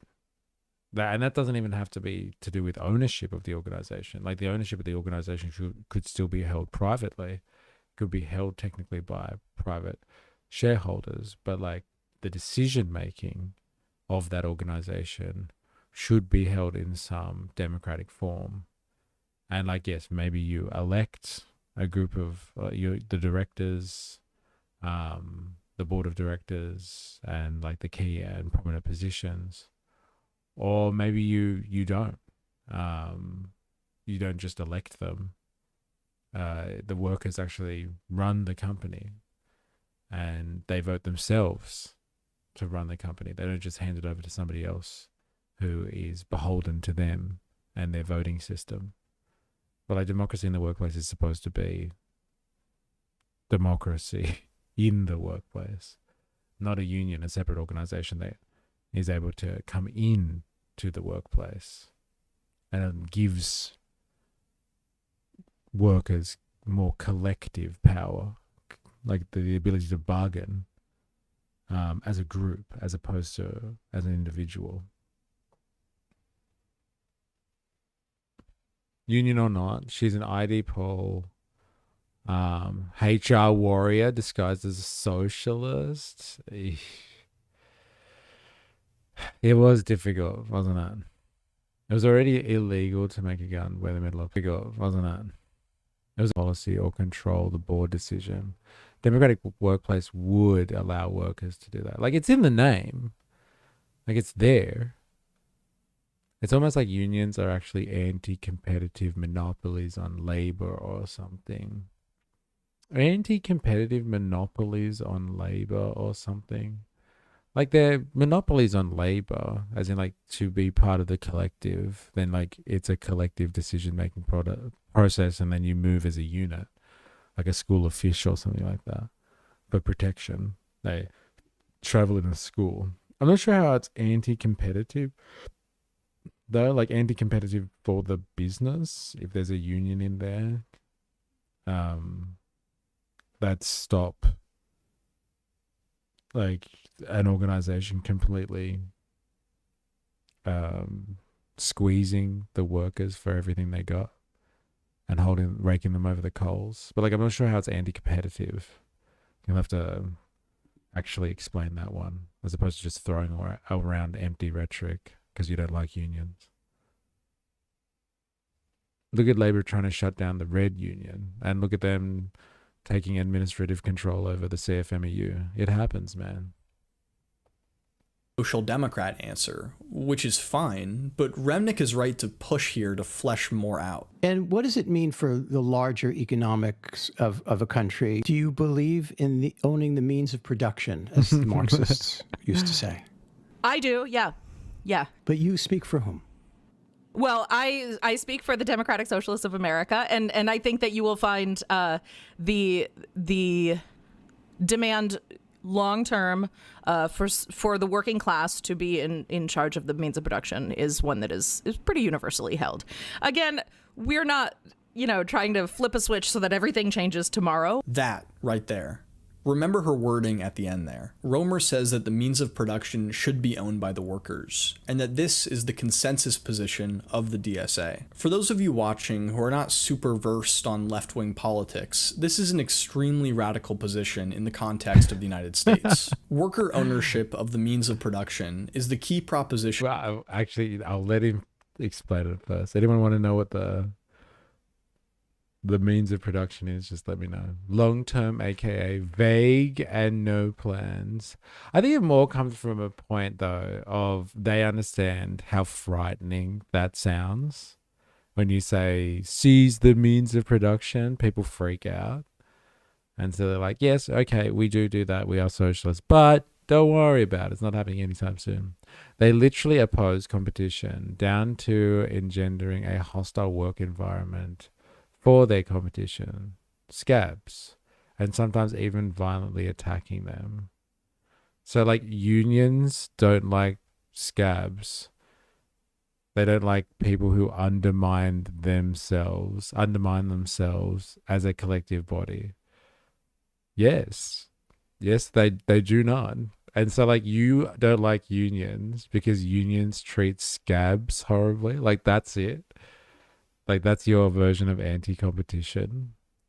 Because in order for a union to have power, people need to hold together, hold the line, and people who break the line and undermine their power, they treat them badly. That's your point. Interesting. Fair enough. Well, at least we know your position now.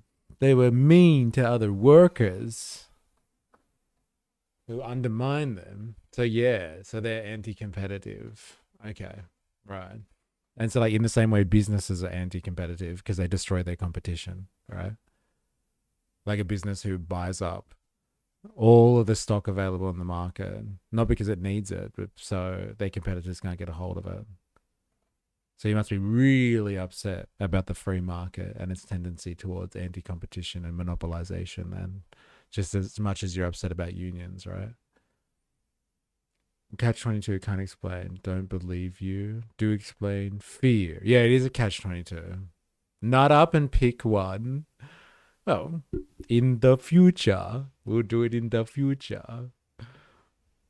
Of actual Marxist social ownership of the means of production is the key proposition of actual Marxist socialism, in which private ownership of property becomes illegal, and all workplaces are collectively owned, either through state ownership or worker cooperatives. You can make defenses of this idea.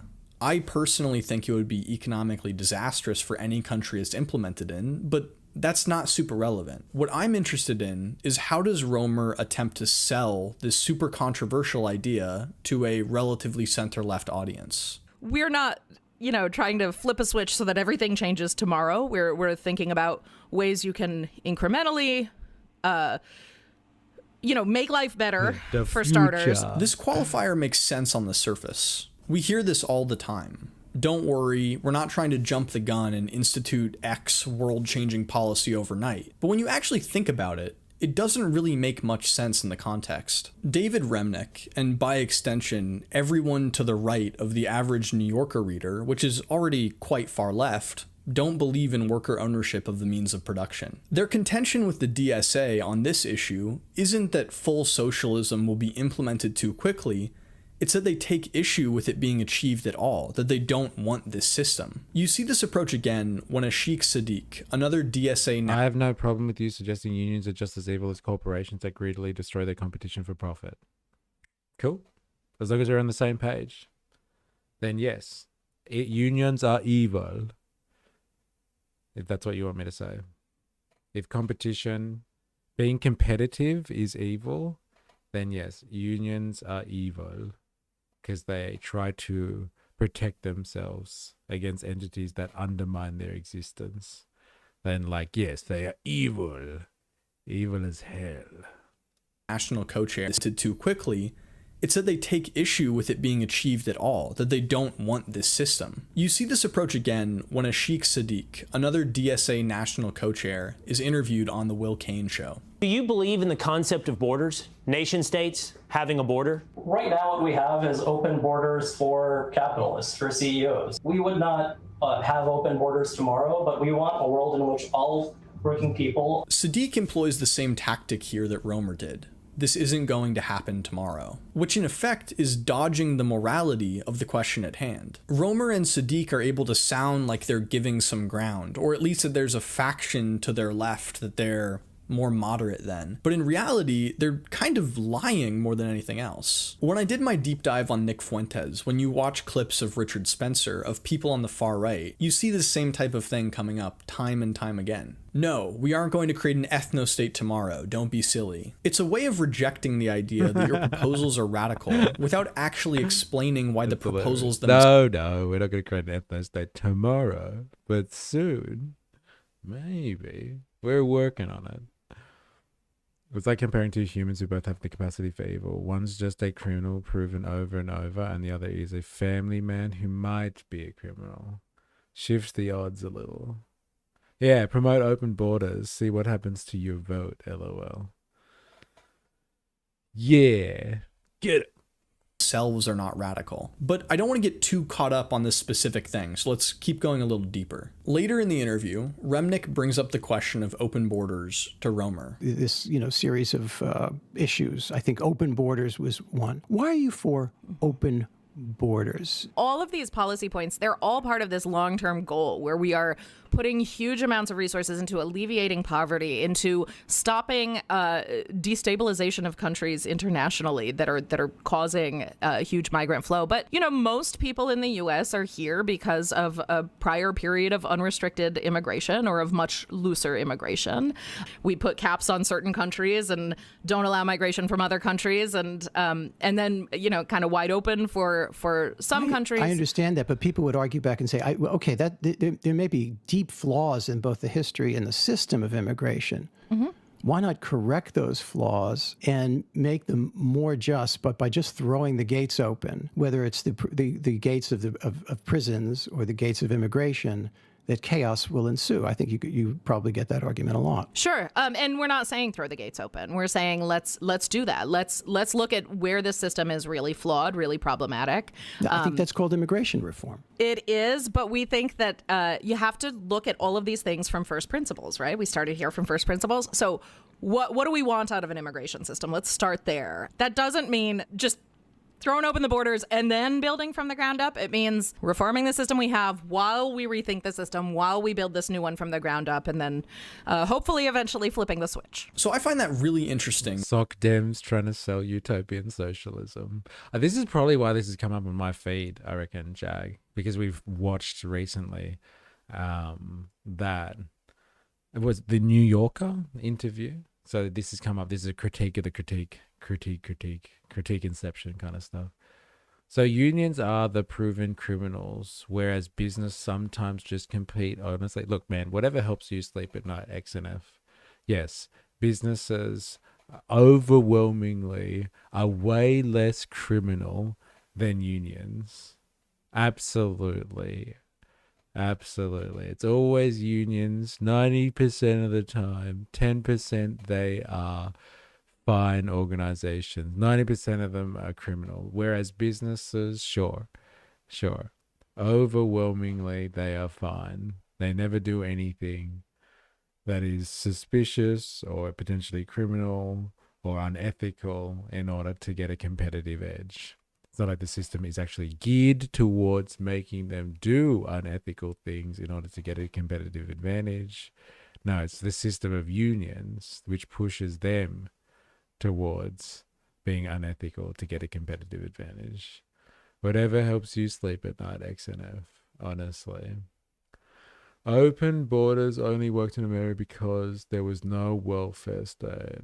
Won't work now. Okay, so let me just clarify that one. If they got rid of the welfare state in the US, then you would be happy for open borders. That's an interesting one. I wonder what would that's a mad experiment to run. All right, I'm going to start calling the bluff of people that are anti-immigration and just be like, all right, let's get rid of all welfare then. Fuck it. Everyone can starve together. Just bring them all here. Everyone can starve together. I wonder if they'd actually accept that. Oh, yeah, without welfare, bring them over. No? Oh, yeah. I'll help them. I'll help them move in tomorrow.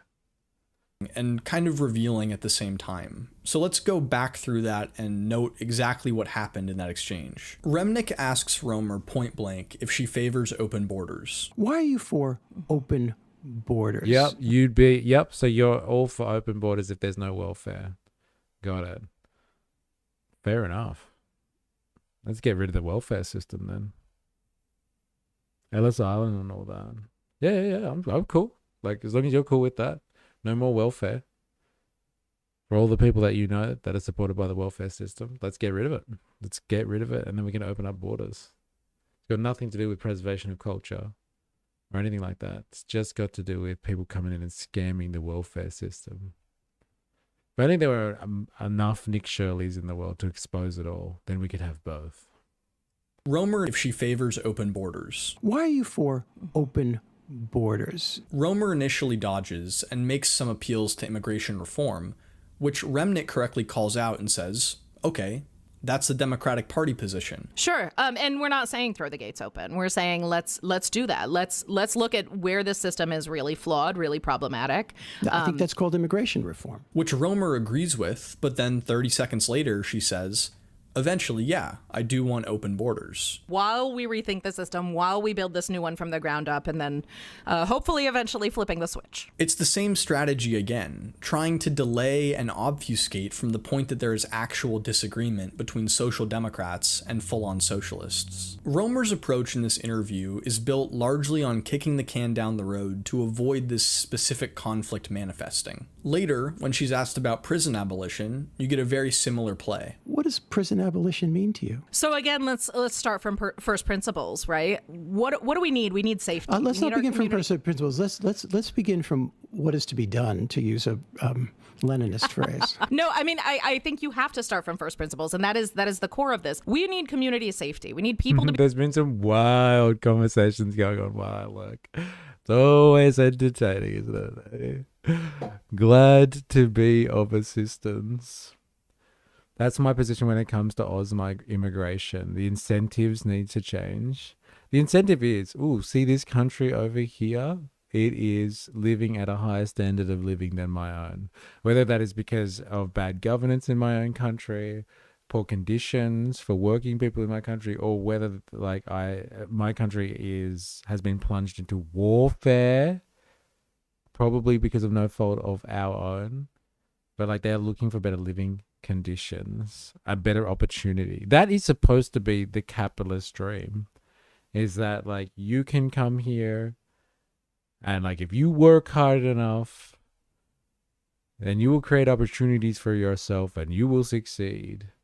People generally migrate because they are looking for better opportunities, not because they're going to look to mooch off somebody else's welfare system.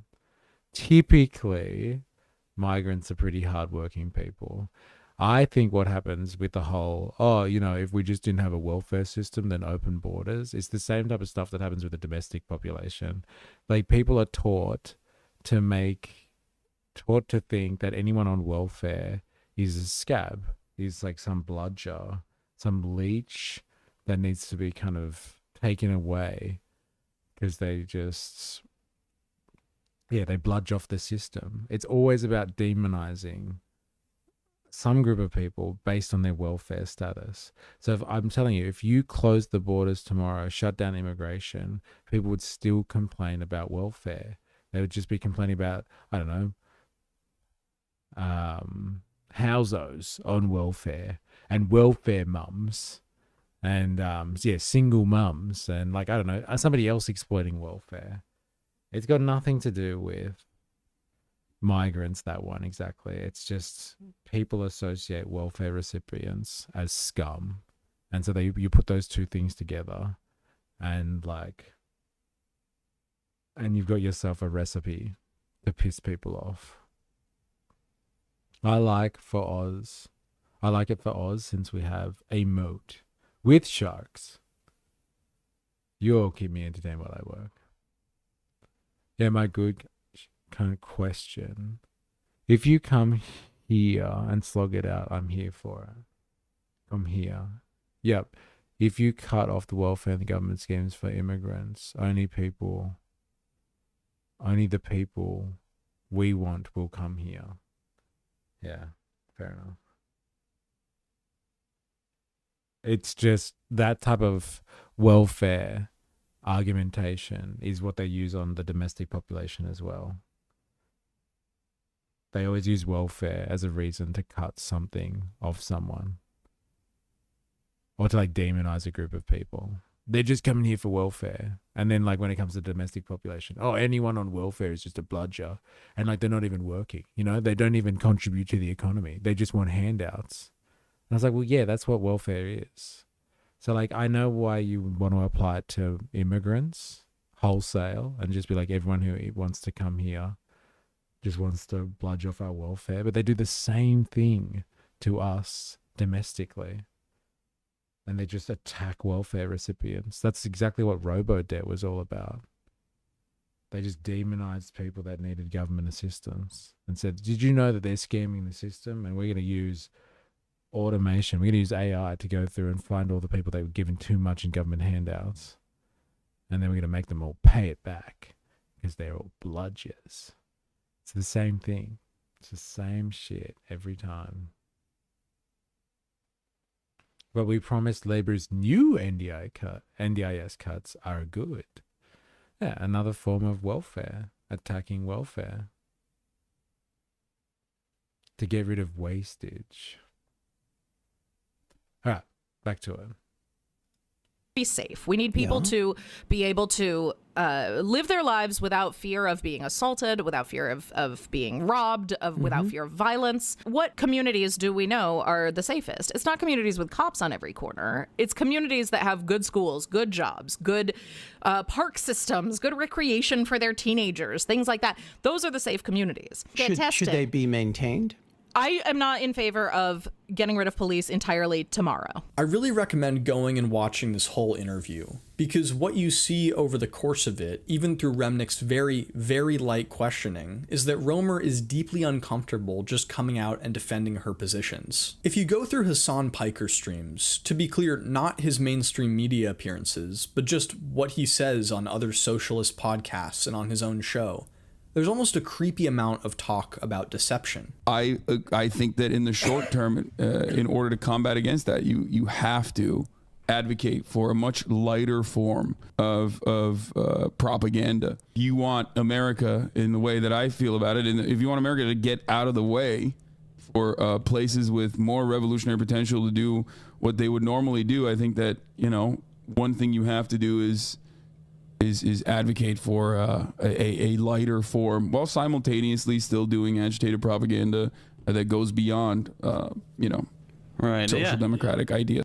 Socialists will often say that their ideas are extremely popular, but I don't think that true socialists actually believe this. They talk in terms of needing the conditions to be right for a socialist revolution to happen, that the populace needs to be aligned on a class consciousness level. And a lot of them say that workers secretly agree with them, that there's capitalist propaganda and cognitive dissonance that's stopping them from awakening to this. But I think that if they believed it was that easy to reach a consensus on something like prison abolition, or that everyone secretly wanted workers to control the means of production, or that private property should be banned, they wouldn't have such an issue defending this in front of center-left journalists. There's a reason this DSA member has an issue on Fox News coming out and saying that a child rapist should be jailed. If my daughter is assaulted and raped, is there any agency that would seek to find her assailant and bring him to justice? Of course, yeah, of course. What absolutely. would it be if not police, and where would he be if not a jail?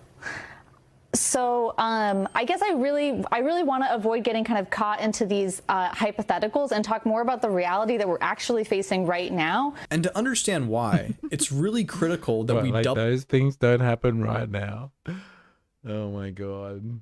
It's difficult. It's so difficult. I don't understand what this guy's angle is on all of this. Is he like a center lefty trying to understand what's going on with the radical left, the far left, we should say?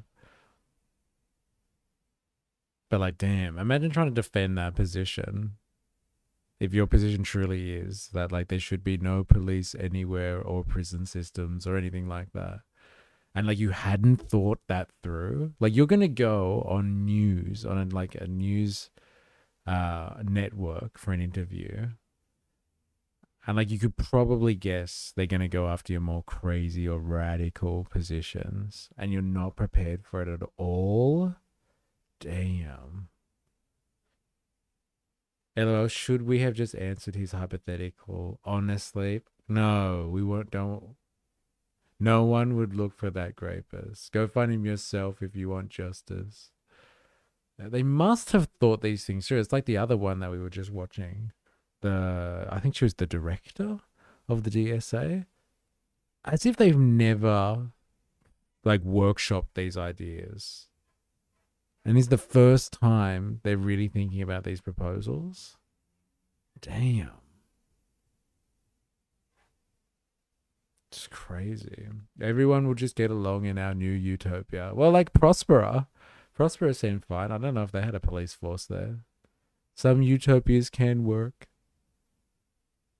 Double click on the actual belief set of the DSA. The DSA, maybe ironically or maybe fittingly, is not a conformist organization. Its central governing body is made up of 27 members who sit on a national political committee. These 27 members represent among them 8 different factional caucuses, all of which are socialist, but all of whom embody different extents of extremism. Lately, the national DSA platform has been circulating around the internet, and don't get me wrong, there's some really weird stuff in that too. There's stuff that's weird because it's murky and unclear, like, what exactly does it mean that you would control your own labor and see that it's going to good use? Does that mean that you determine the exact job that you'd have? What if there's disagreement between people about how much work needs to be done in one sector versus another? Who would be the arbiter of that conflict? Calm down, bro. She just talked about it being democratic. All right, bro. All right. Not everyone's going to agree. It's not in utopia or paradise. It's work.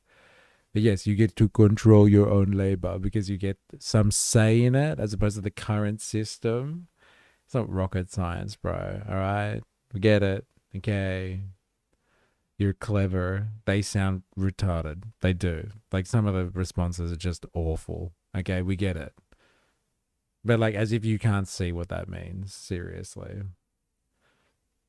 We need to militarize our police more to prevent crime. Yeah, that's the opposite logic of defunding or eliminating the police. Is like, all right, fine, let's just militarize the hell out of them. That'll solve the problem.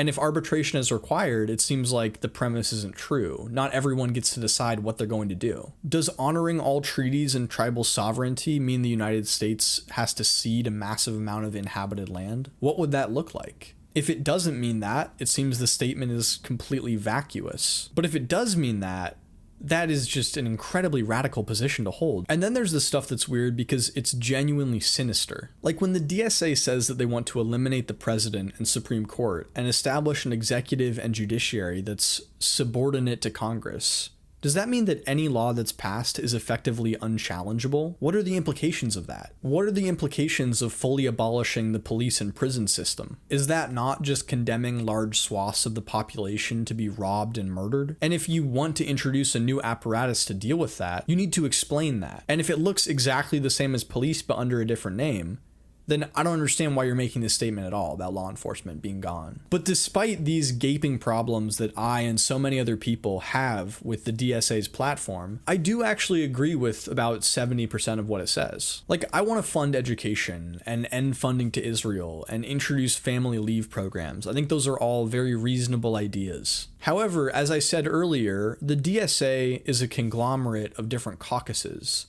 And when you go into those individual caucus platforms, that's where stuff starts to go from weird to absolutely batshit insane. The woman being interviewed earlier, Megan Romer, is a member of the Red Star Caucus. In their Points of Unity charter, which is essentially a platform, they self-describe as Marxist-Leninists. It's a lot of what you'd expect. Overly academic slop, internal divisions that they have with the DSA that they want to take the opportunity to talk about. And then there's some real windows into their core beliefs. Immediately at the beginning, Red Star defines themselves as a movement that is not reformist. They seek active revolution on a pathway to achieving communism. They state that Red Star seeks to weaken and dismantle the US empire, and in Fascinating Politics, they state, "We acknowledge that while no political project is perfect, to publicly critique a government or movement that stands in opposition to the American government is to do the US State Department's work for them, from Iran to Palestine. We are mindful that facts don't exist in a vacuum. They are used to advance a narrative, and any narrative that forwards the interests of American empire is one we shouldn't give oxygen to." That's Red Star just directly saying,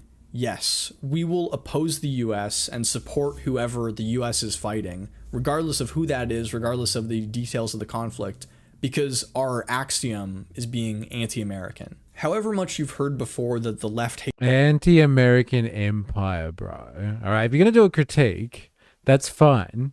Do it well. There is a difference between Americans and the American empire or the imperialist machine. Very different. I don't think the American empire represents the interests of the American people at all. Actually uses them as a resource at a tax base in order to prop up transnational corporate interests to allow a small group of vested interests to continue to make bank and sit at the top of a social hierarchy, orchestrated and controlled by the U.S. empire. Come on, man. Don't be a douche about it. Give a valid critique, please. Our axiom is being anti-American. However much you've heard before that the left hates America from your crazy conservative relatives, Red Star is just going out there and validating it. And this is who the DSA sent as their surrogate on a mainstream publication. If we go over to the Liberation Caucus, another caucus within the DSA, their points of unity are even crazier. They self-describe as Marxist-Leninist Maoist, and they tell you exactly what they mean by this. In their Towards a Party of a New Type section, they advocate for a democratic centralist system, the model of government in Lenin's USSR. Democratic centralism is a system with a one-party government that has permitted internal discussion and debate on issues, but once a decision is made, any public criticism of the government's operations will result in censorship, arrests, or death. And I'm not speculating that this could happen from democratic centralism. This was the governing model that led to the Red Terror. You can look into what the Cheka did in the USSR. In another section, the Liberation Caucus does apologia for Mao's genocide. They make absurd race war type claims about America. They whitewashed the Cultural Revolution in China, which led to millions of deaths. And as you go deeper into the literature within the caucuses that make up the DSA, the material just gets more and more bizarre. In a post titled In Defense of Abolition on the Red Star Caucus website, Hazel W. argues in favor of police and prison abolition. The article is dodgy and shifty, uses hyper-academic language, and it's easy to get lost in it, but I want to try to drill down for a bit exactly what is being said here. Early on, you get what is essentially an evaluation criteria for the proposal that talks about how Marxists view prisons and police as distinct from liberals. Marxists ask, what social relations produce this institution? What class function does it perform? And so on. Hazel then criticizes the use of police in modern society, how they are instruments of state power, how they exist to defend capital, as if the only crimes committed are poor people stealing bread to feed their families. But it resolves in a very weird place. A socialist society might, where absolutely necessary, separate people who are a danger to others while providing them with care. But Waquan's insistence that a penal state, as a specialized apparatus of class domination as we know it, is a permanent requirement of complex society, mistakes a historically specific institution of class rule with a universal social necessity. The capitalist state is an organ of capitalist rule, produced by class society and used by the capitalist class to maintain its domination. The police serve as one of its chief instruments. The proletarian state exists to defend the revolution against capitalist counter-revolution, while creating the material conditions for its own obsolescence. As class antagonisms are overcome, coercive institutions produced by class antagonisms lose their social basis. Some critics of abolition correctly identify this need to defend the revolution, but both fail to understand the difference in political character of coercion under socialism and fail to envision a world beyond class antagonism. This is ultimately an anti-communist perspective. If you can get through the wording that's used there and the hyper-academic tone of the article, what's really being said is that yes, a socialist society might create the same exact structures that cause the same exact actions, use the same exact degree of violence as a capitalist society. But because it's not attached to some sort of class model, that police don't exist as emergent from a capitalist state, then now it becomes okay. And the issue with this, obviously, is that police and law enforcement... I'm not going to defend the DSA or this offshoot of the DSA, but that is a kind of lackluster explanation of what they're presenting there. Maybe they haven't presented it right. Maybe he is correct there. They haven't said the right thing. The point is that no, if you create a system of policing under socialism, it's not going to make the policing good now or better. It's going to be different. Like the current system produces policing and prisons for a particular purpose. Policing, one thing, it is to kind of broadly, and hence the militarization of police more and more over time. It is generally there for population control and management more than solving the issues of individuals. It's not there really to fight crime and protect individuals from other dangerous and unsafe individuals. It is largely an organ of ensuring the masses, or like a broad section of the population, is controlled well. It's there not for community service, but for management of persons in order to protect property and the economy, to keep society going. And so like that's not a potentially bad thing if you think of it from an economic perspective, because like the point is just to keep the economy going at all costs, because if the economy goes well, then everyone prospers. But like largely it is there to manage the population as opposed to fight crime like you see in like Law and Order or something like that. Now, what the DSA or socialists and all that type of stuff try to say is that like in a system of socialism, you would actually have a different style of policing and potentially incarceration, like prison systems. At the moment, I don't think this is really news to anyone here, like especially in places like the States, but it definitely happens in Australia too. I'm sure it happens everywhere where this type of system is allowed to take place, is that we have a prison industrial complex. We have prisons that are run for profits. They're not done because they're looking to reduce recidivism rates, and like they're trying to ensure that people have some type of rehabilitation. They're just looking for places to house people and watch them for money. Like they're there as part of a profit system. And so if it pays to have people in prison, or if it makes somebody it lines someone's pockets to have people in prison, then there will be an incentive to over police as well, to incarcerate more people for the sake of profit. Like it's connected. And so yes, like dangerous people won't disappear under socialism or something like that. And like the need for policing might not even really disappear, but it would be different if it's not given extra life or breathe extra life into it because somebody's profiting off it. You would have policing for the need of public safety and not protecting private property, like from people that get angry and want to, I don't know, burn down a warehouse because they're pissed off, or like all these people that want to burn down an AI data center because it opened up in their community and like it's stealing all of their water and like it's causing rolling blackouts and it's like, and it's polluting the atmosphere. And so like maybe you won't have police that are there to protect the data center from an angry community that wants to burn it down, as an example. So like policing would be done differently. Incarceration would be done differently because it wouldn't be affected by people trying to profit off that system. You can't take away that, like if you took that motive behind policing and incarceration as a driving force, that like that would be different. Like who knows if it'll be better? Who the fuck knows? But like it would be different. It definitely would be different.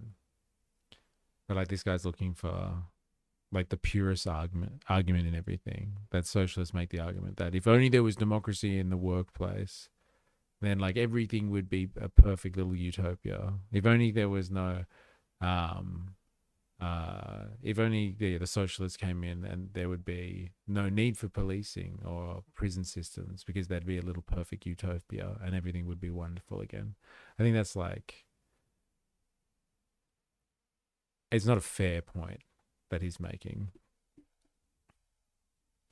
The prison system answers to the shareholders first and foremost. They say no for profit prisons. Don't say abolish prisons. Then say it. Yeah, okay, fine. But like, he's making out like these guys, that's what I'm saying. Like, he's making it out like these guys are saying that this is what all socialists think. And it's like all utopian rubbish. That might just be what this small faction, not even the DSA, but a small faction within the DSA thinks. And like, that's not a fair crack. Solar Bear in the house. Hey fam, how you going? Hope you're well. Yes, prison song. They're trying to build a prison for you and me to live in. Another prison system. Exists to serve a ton of functions outside of protecting the capital class, which Hazel acknowledges in this article by saying that there are functions that would still need to be done. The implication of Hazel's argument is that any sort of state violence action is not wrong. Ooh, rogue as well. How you going? For-profit prison is such a dystopian term. It's a warped concept. She didn't exactly present her views very well, LOL. No, she didn't. I agree. But like, he was just reading an article from some faction of the DSA that is like talking about the prison system and saying like, if we just did it under socialism, it would be good. We would make it good. What does good even mean? You just do it differently. I think that's the point. Because it's done by the state or because it's violent. It's wrong because of its emergence from a capitalist origin. This is the materialist basis for a socialist abolitionism.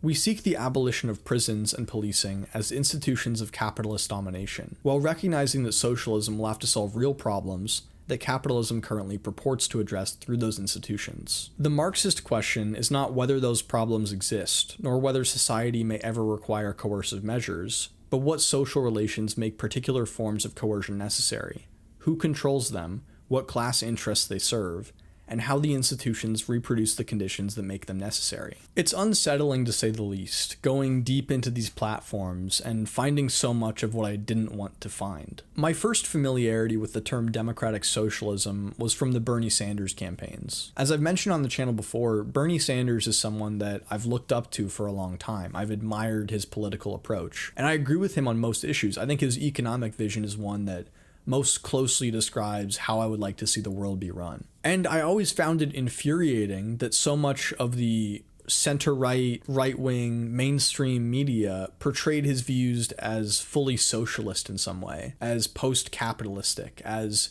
an infringement on human freedoms. Because I don't think that's true. And many have made the point that what Sanders proposed wasn't actually democratic socialism. It was a form of social democracy, similar to what you see in Sweden. But in this era of concept drift, the name democratic socialism has clearly become attached to much more communist foundations. You can just read through what they believe, and it's clear that these are actual socialists and actual communists. Later on in that New Yorker interview, Remnick specifically asks Romer what she thinks about the social welfare state model of Northern Europe, if she views that as a goal. Okay, so what is the difference between democratic socialism and what exists in a lot of Europe, which I would call social democracy, which is to say a greater emphasis and maybe a higher tax rate in order to have things like what we would call Medicare for all or single payer, either free or radically less expensive higher education.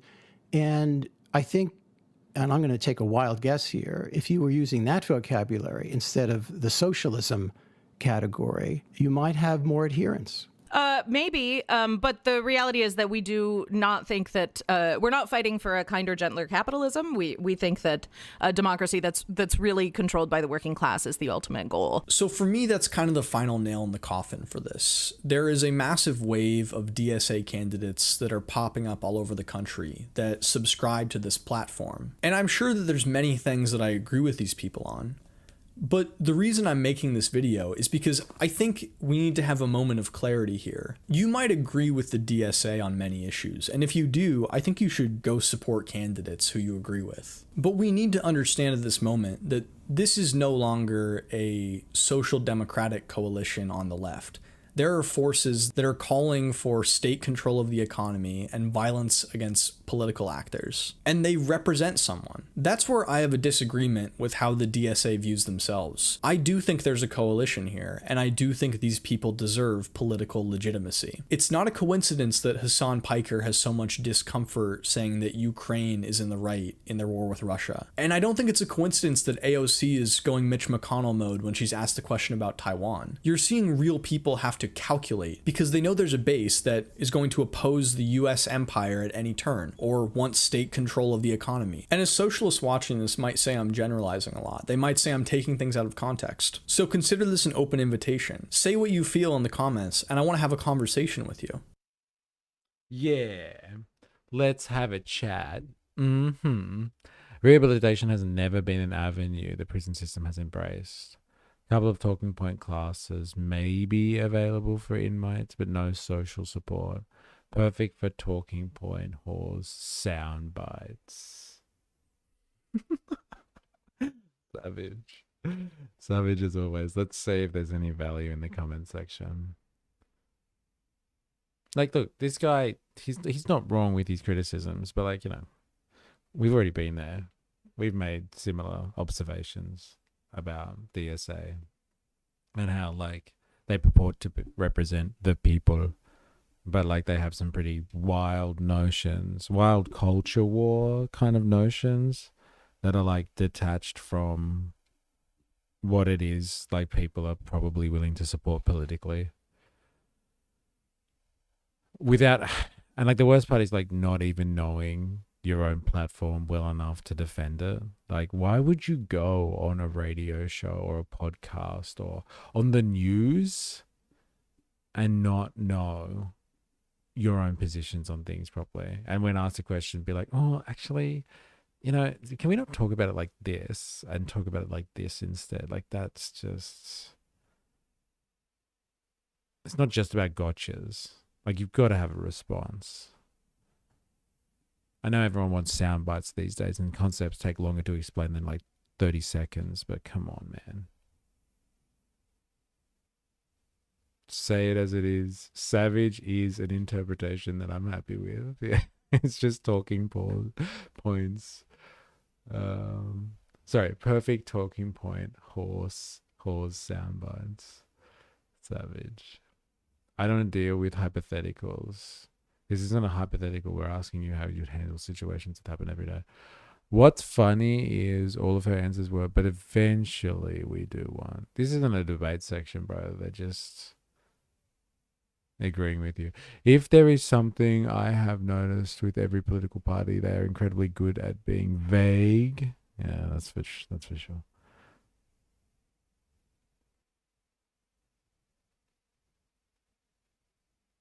I am a full-time union organizer and a member of Groundwork Steering Committee. I joined DSA after Bernie ran in 2017, and I've been through the organization's ups and downs in 3 different chapters, 2 different youth sections. I would like to offer to talk to you on this channel about our platform and my positions and maybe put them in context. I promise to be very direct with my answers. I wonder if he took them up. No, he didn't. Interesting. So much for, let's debate in the comment section.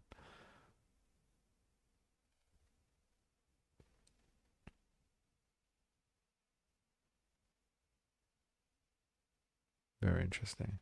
All right, so like one more piece on this that I want to get through for Worker Wednesday. And like this is, I don't know what this is, if this is a right-wing or a left-wing channel or like whether it even matters. But like this person is being interviewed here and this is called Confessions of a Former DSA Organizer. We're going to get the truth. What does it mean to be part of the cult of the Democratic Socialists of America? I mean, that's what happens when you hijack. Instead of creating a party, you become detached from their history. Well, if they, DSA, hijack parts of the Democratic Party, they're going to get some hard lessons, these guys, about like how to do politics and survive in politics. That'll be interesting to see how they handle that. Because, like, so far they can't handle podcasts, or she couldn't handle a podcast very well.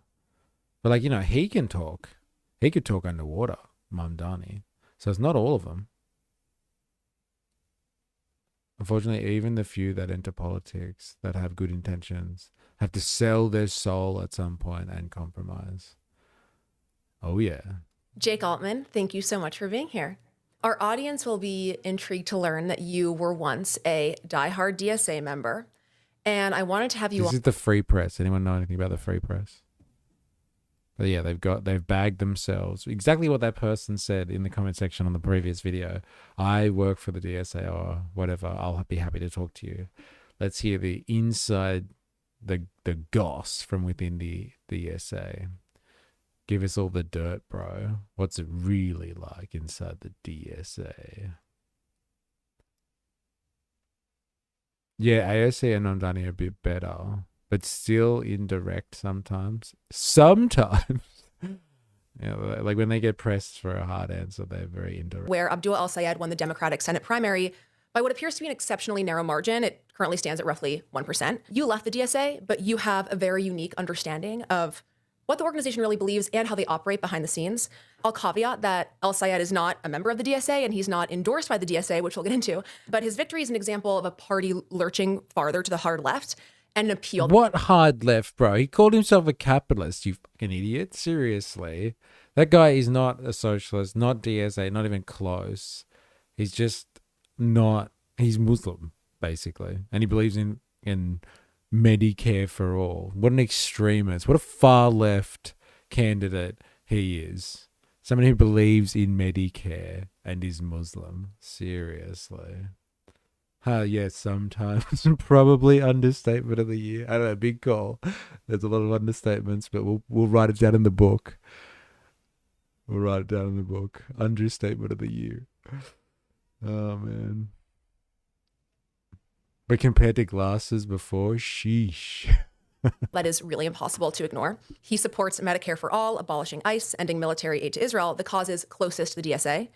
And as we know, AOC, Bernie Sanders have all campaigned with him, and so did Hassan Piker, which you will also get into.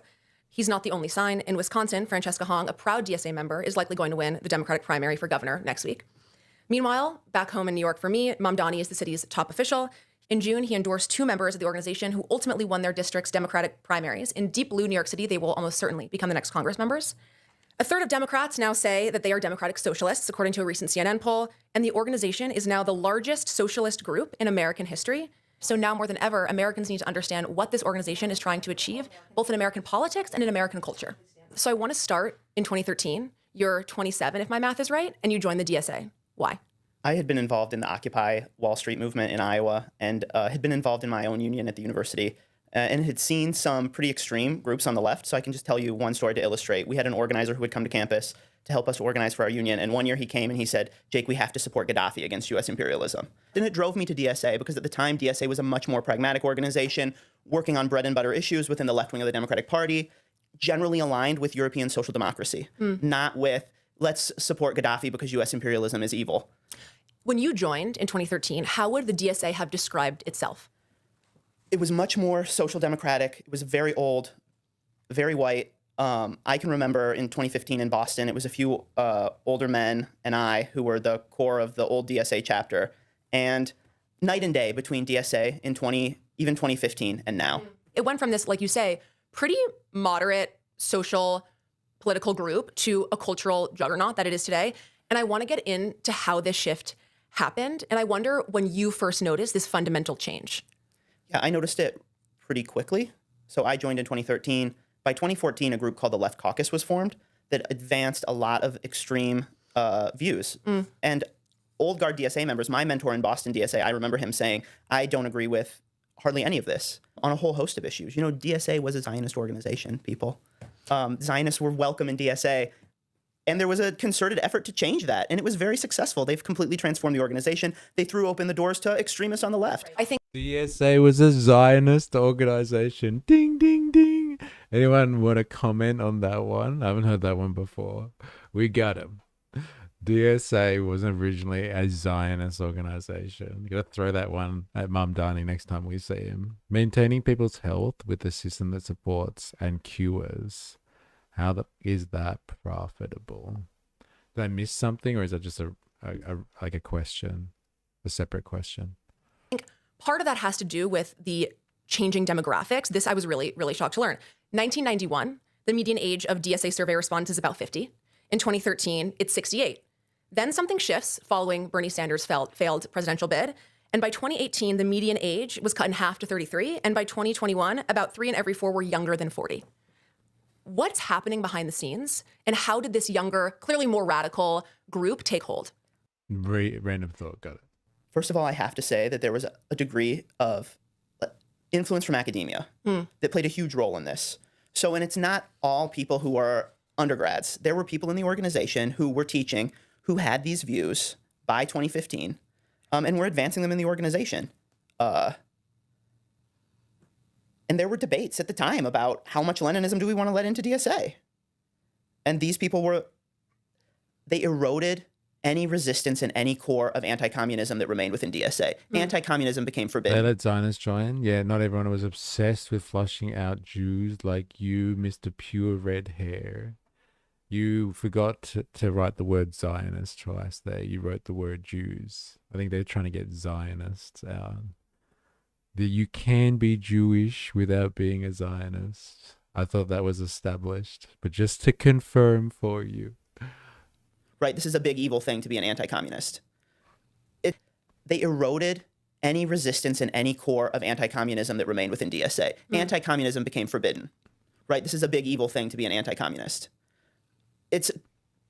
How could you be part of a socialist organization and be anti-communist, though? What? I don't think this guy even knows what he's talking about. Like, I'm sorry, you're doing the thing, all right? Like, seriously, you mean good? How could they do this? Like, you're doing the thing. I get it, but like, far out. How can you be anti-communist and socialist? That doesn't make any sense. You can't do this. You can't hold this view without running all the old people who experienced the 20th century out of the organization. And I think that had to have been part of the calculus, that they didn't want any internal resistance. And so there were instances where people were, I think, the efforts were made to silence people who dissented. What did that look like? You have this case in 2017 where a longtime union organizer gets elected to the DSA National Governing Board. He had been an organizer in a police union. At one point, he had very nuanced views on the police and unions. He gets elected, and then immediately there is this effort to drive him off the board because he had worked for a police union.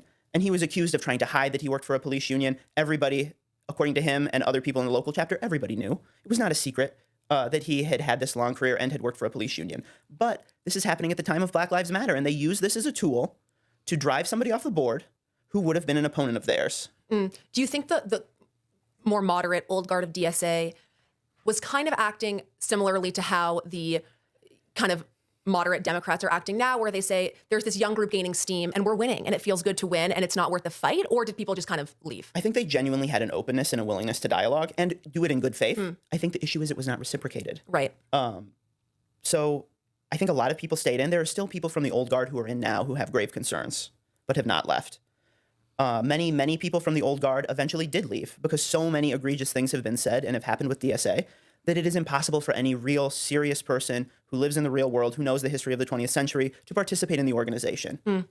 So you become somewhat of a troublemaker within the DSA. Tell us kind of what you're doing and what you're taking issue with. Yeah, so at first I just began having conversations with people because I had heard some crazy things. I was still involved locally after I moved to Michigan, worked with some DSA members, was still a DSA member. I can remember that DSA issued a statement, I believe it was late 2018, early 2019, about the situation in Venezuela where they defended the Maduro regime. And I remember having a conversation at the time and I'm saying, what is going on? We should not be defending the Maduro regime. They're killing people in the streets. How do they respond when you make claims like that? They double down. I mean, the end of that conversation was, I disagree with you. You were wrong. We have to defend the revolution in Venezuela. On a more fundamental level, how are they handling people like you who are dissenting? I can speak from personal experience that if you dissent, there will be efforts to silence you. They use mob tactics, basically. So if you speak out, they will coordinate and a bunch of people will jump on you and denounce you, smear you behind your back, do whatever it takes to try to discredit you if you speak out against them. There was a local union in Ann Arbor who said it's too far to vandalize and intimidate the public officials, vandalize their homes and intimidate them. That is too far. Immediately, they received a swarm of people online responding to that statement, essentially saying, you're supporting genocide, shame on you, trying to turn their members against them and stir up. It does, doesn't it? It just sounds like gossip. But it's confessions of a former DSA organizer. And he sounds like pretty kind of, or what would the word be? He sounds pretty conservative, I must say, for a member of the Democratic Socialists of America. Rather conservative, to say the least.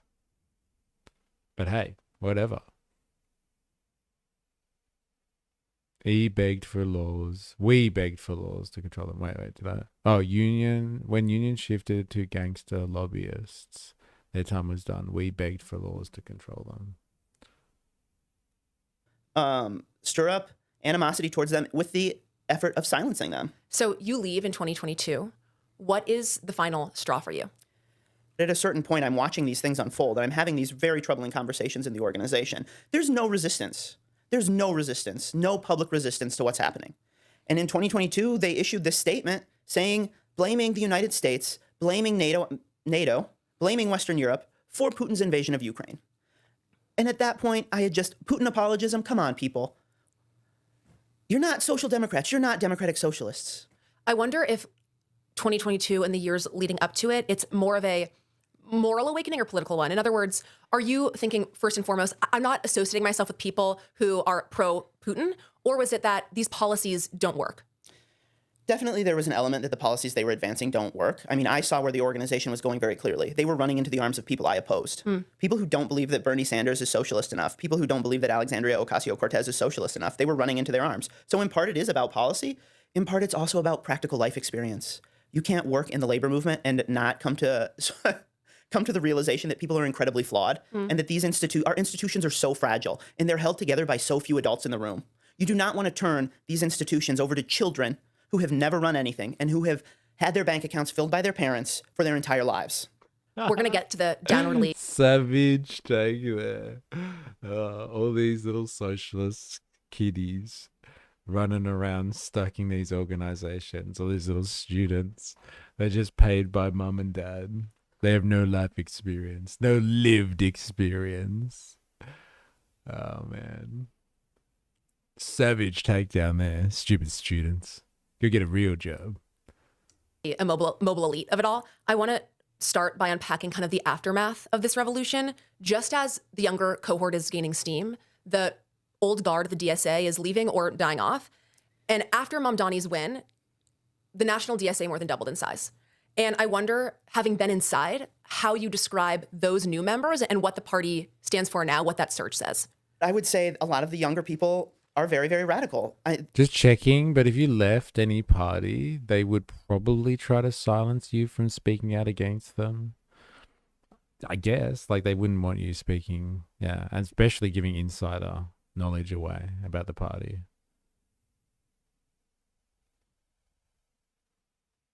But yeah, they wouldn't want you to talk smack about them, if that's what you mean, like gossip stuff. Yeah, speaking of dying off, R.I.P. Dolly Parton. Yeah. Like, I think Blaz put in a funny meme of Dolly Parton, like before we started streaming. Where was it? Yeah, here. Das Kapital by Karl Marx. That torch there. Big, weak light concentration. Small LED. 9 to 5 by Dolly Parton. Killing it.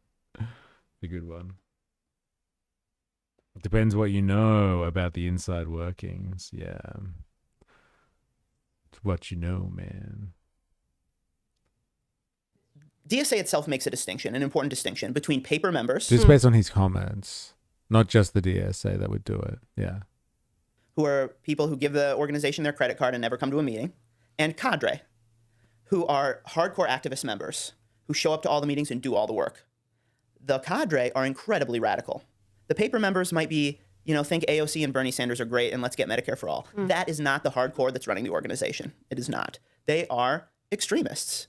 They believe, many of them believe, that any means are justified to achieve their goal. They are explicitly revolutionaries. They want to pull down our government institutions. They want to pull down our economic order. And they really do believe this. Dude, this guy is not a socialist. Like, if he honestly is scared of the idea of revolution, like, he's a fucking idiot. This guy is just an idiot. He's not a socialist at all. He is an idiot. Like, come on. No wonder why he's doing DSA confessions. Because he doesn't believe anything. They are just like you, E. Just like, yeah, I know, right? Yes. Paid to be socialist. This guy's an idiot, honestly. I can't believe he just said that. Like, he honestly believes that socialists aren't people that want to change the current political system. Like, what the hell are socialists then?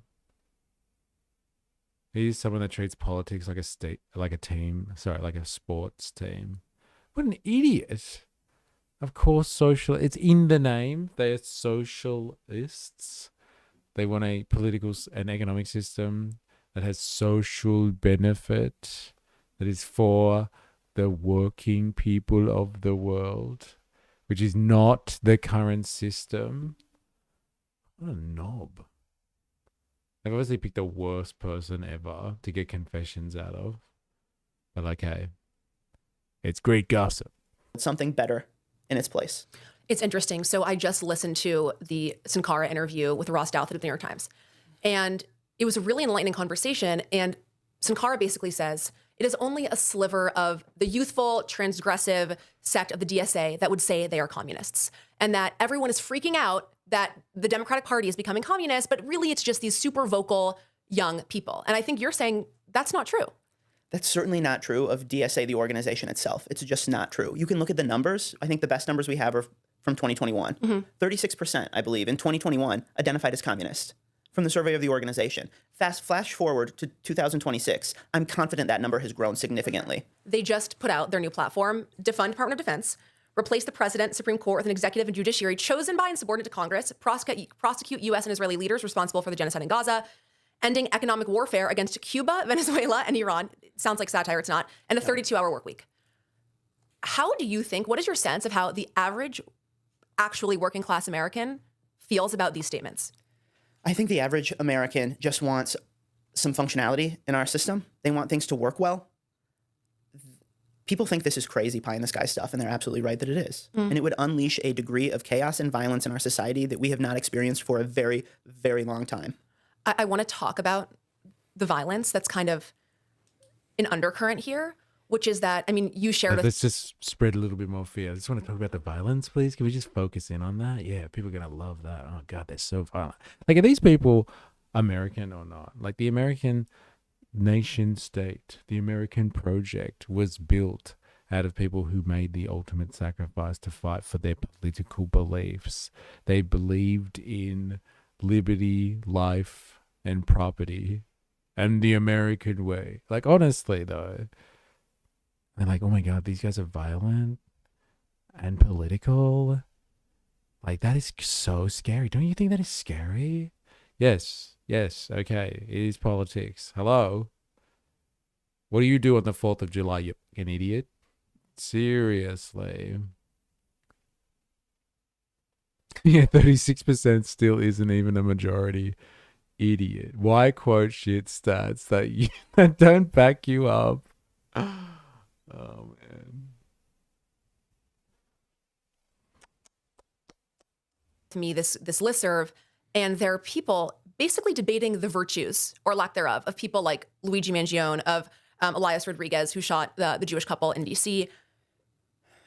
Did that happen because of this kind of youthful takeover, or is it something else? I think that's something else. The youthful takeover is certainly part of it, but what scares me is I think it goes much beyond even DSA. I think affluent, high-propensity Democratic Party voters have been radicalized. I hear people clapping for open borders not in DSA meetings, in like nice, suburban, very affluent spaces. people saying the White House Correspondents' Dinner was a hoax. The attack on the White House Correspondents' Dinner was a hoax. I was there. I can tell you that it wasn't. Yeah. There's just this deep conspiratorial thinking that has taken over the Democratic Party. And people think they're immune because they have PhDs and master's degrees and lots of money. No, you're not immune, people. I see it with my own eyes. It's incredibly difficult to confront. How do, I guess, both the old guard and I'm maybe slightly less interested in the younger cohort respond, because I don't think they even know, to the very regular criticism, which is that we've tried these policies before and they just don't work. Look to that. Because she's there for her looks only. Props to her for cashing in, though. Venezuela. So I can say that some of the younger members who are now probably, closer to my age than the youngest members in the organization, but people who were young 10 years ago, they're down for this. They're down for support for Cuba and Venezuela. It's pretty clear. Dude, what type of socialist is this guy, though? Like, he joined the Democratic Socialists of America, and he doesn't believe in, like, Cuba, or at least Cuba having sovereignty. What, he believes that America should bomb Cuba into the Stone Age and then take over it, or install an American-friendly political regime? This guy is not a socialist in the slightest. Like, I don't know, man, but I have never come across... There's so much infighting on the left and in supposed socialist circles or communist circles or whatever you want to call them. I don't think I've ever seen anyone who describes himself as a socialist or a communist that is just like, yeah, man, Cuba, it's a bad, bad place. I can't believe that whole Cuba thing happened. I love how blue MAGA this convo is. It's mental. Like, I have never heard... 4AS, have you ever come across socialists, self-described socialists or communists, or someone that wants to join an organization like Democratic Socialists of America who doesn't support the plight of revolutionary Cuba? This guy is like... How do they find this dude? Seriously. If he's a paid actor, he's doing a shit job. It's crazy. I think, there was an incident where some DSA members went on a trip to Cuba and met with the Cuban regime. 2 of the members of that delegation met with the opposition. And I can tell you they were viciously attacked for meeting with the Cuban opposition. And I don't think they want to talk about it even now. But viciously attacked by DSA members. Absolutely. By DSA members. Absolutely. So I think they do use these tactics. They make it's very, very toxic inside the organization at the top levels, very toxic. Sometimes people will hint about it and talk about it on Twitter, but it is... Maybe he got lost on the way to a National Socialist convention. Are you even anti-capitalist if you're not like FU USA and your Monroe Doctrine? But like, I've never heard of anyone. Honestly, that's like the one thing that you find that unites socialists and commies and all those, with all their theoretical differences and like the historical footnotes. They all love Che Guevara and they support the Cuban Revolution. Never heard them, a socialist, talk smack about them in that way. And when he says viciously attacked, he's referring to his feelings. Yeah, I know, right? I can't imagine what it's like to be in that organization. I've worked for some pretty toxic boards. I can't imagine what it's like to be in that room, and I'm shocked that people haven't come out. And blown the whistle. Blown the whistle, exactly. Do you think they're just scared? I think there is a lot of fear. A lot of people, they work in these NGO spaces affiliated with progressive movements. I think that they're very concerned what would happen to them if they can't, they could lose their livelihood. Yesterday's results suggest that even in a purple state like Michigan, the party has, the primary voters, let's say, has an appetite for a level of progressive populism. And I think it's tactful that El Sayed did not run as a DSA member or was endorsed by the DSA in the primary, because that gives him an opportunity to kind of be a moderate in the general. And I wonder if you think he has a chance in the general election? I think there's a lot of noise from places like Ann Arbor and New York City that can misread the mood of parts of the country that it's very disconnected from. So we could see a world in which realignment continues, and you see more working class voters of all kinds start voting for the Republican Party because the Democratic Party has become so disconnected from its traditional base, so unmoored, and so crazy. I'm nervous. I'm going to do everything I can to help get Mike Rogers elected and to try to stop these people who are willing to run on a ticket with explicitly pro-Hezbollah people, who are willing to give political cover to terrorists who are willing to sympathize with terrorists, who are willing to sit in a room and pal around with Maoists, people who worship a guy who murdered tens of millions of people, put people in prison in horrific conditions, people he knew well personally and had been friends with. These are not people that you idolize. I am not going to support any Democrat, ever, who is willing to back Abdul el-Sayed. I will fight you people to the ends of this earth. Haley Stevens should be ashamed of herself for endorsing him. Ashamed. She knows better. Her staff knows better. So why? I mean, I understand you can't get it. I'd like to ask him the real question. So why the fuck were you in the DSA in the first place? What were you there for? Like, who is this guy? How do they find him? This guy is a fraud. This feels like an Onion skit. Yes. He's like going to be the most anti-socialist, socialist, and member of the DSA to ever have lived. He's basically if Milton Friedman joined the DSA and was surprised that they were pro-socialist and communist. What is this guy talking about? No one liked the Republicans or the Democrats. No one liked Labour or Liberal. Sounds like some sort of fourth turning, baby. I haven't heard you talk about the fourth turning in a long time, Dilemmas. I'm going to say it's been... Like, I haven't even heard you say that in 2026. Dilemmas, touching your roots, baby. Bring back the fourth turning. Yeah. You probably just believed that the system would work if it just had different leaders. Who is this guy? Worst socialist ever. Provides Of course he's gonna confess. Confess. In her head. But why? Their base is very radicalized. We saw what happened. There was a venue that canceled the Stevens event. I'm sure they got tons of calls, tons of angry phone calls from a deranged mob of people. This is the Democratic Party base now. There are some people who are standing up and saying no, but it's a handful of people.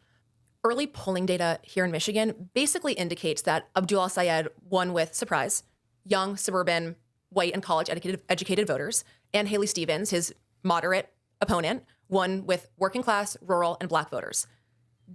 Don't those results turn the entire premise of the DSA right now on its head, that they're for the working class voter?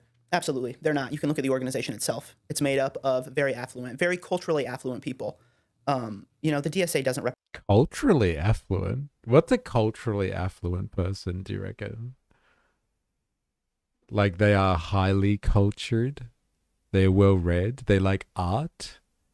And music and things like this. Reference to the PMC and race. Okay. Culturally affluent. Trendy culture. Latte sippers. Represent working class people. They don't know how to run a union even. They're going to drive the Democratic Party in a very dangerous direction. And it's not something that I want to see. DM in the house. Good afternoon. Not political culture.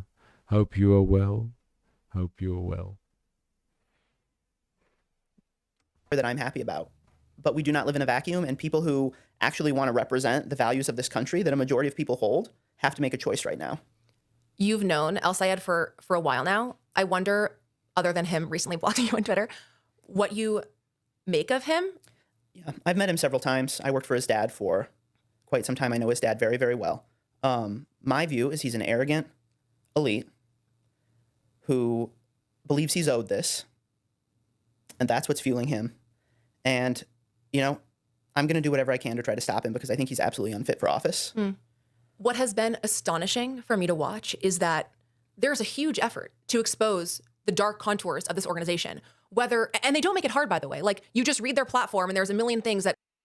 He must be. So this guy's a Republican now. He wants to get rid of his political rivals. The infighting is so strong with this one. Yeah, far out.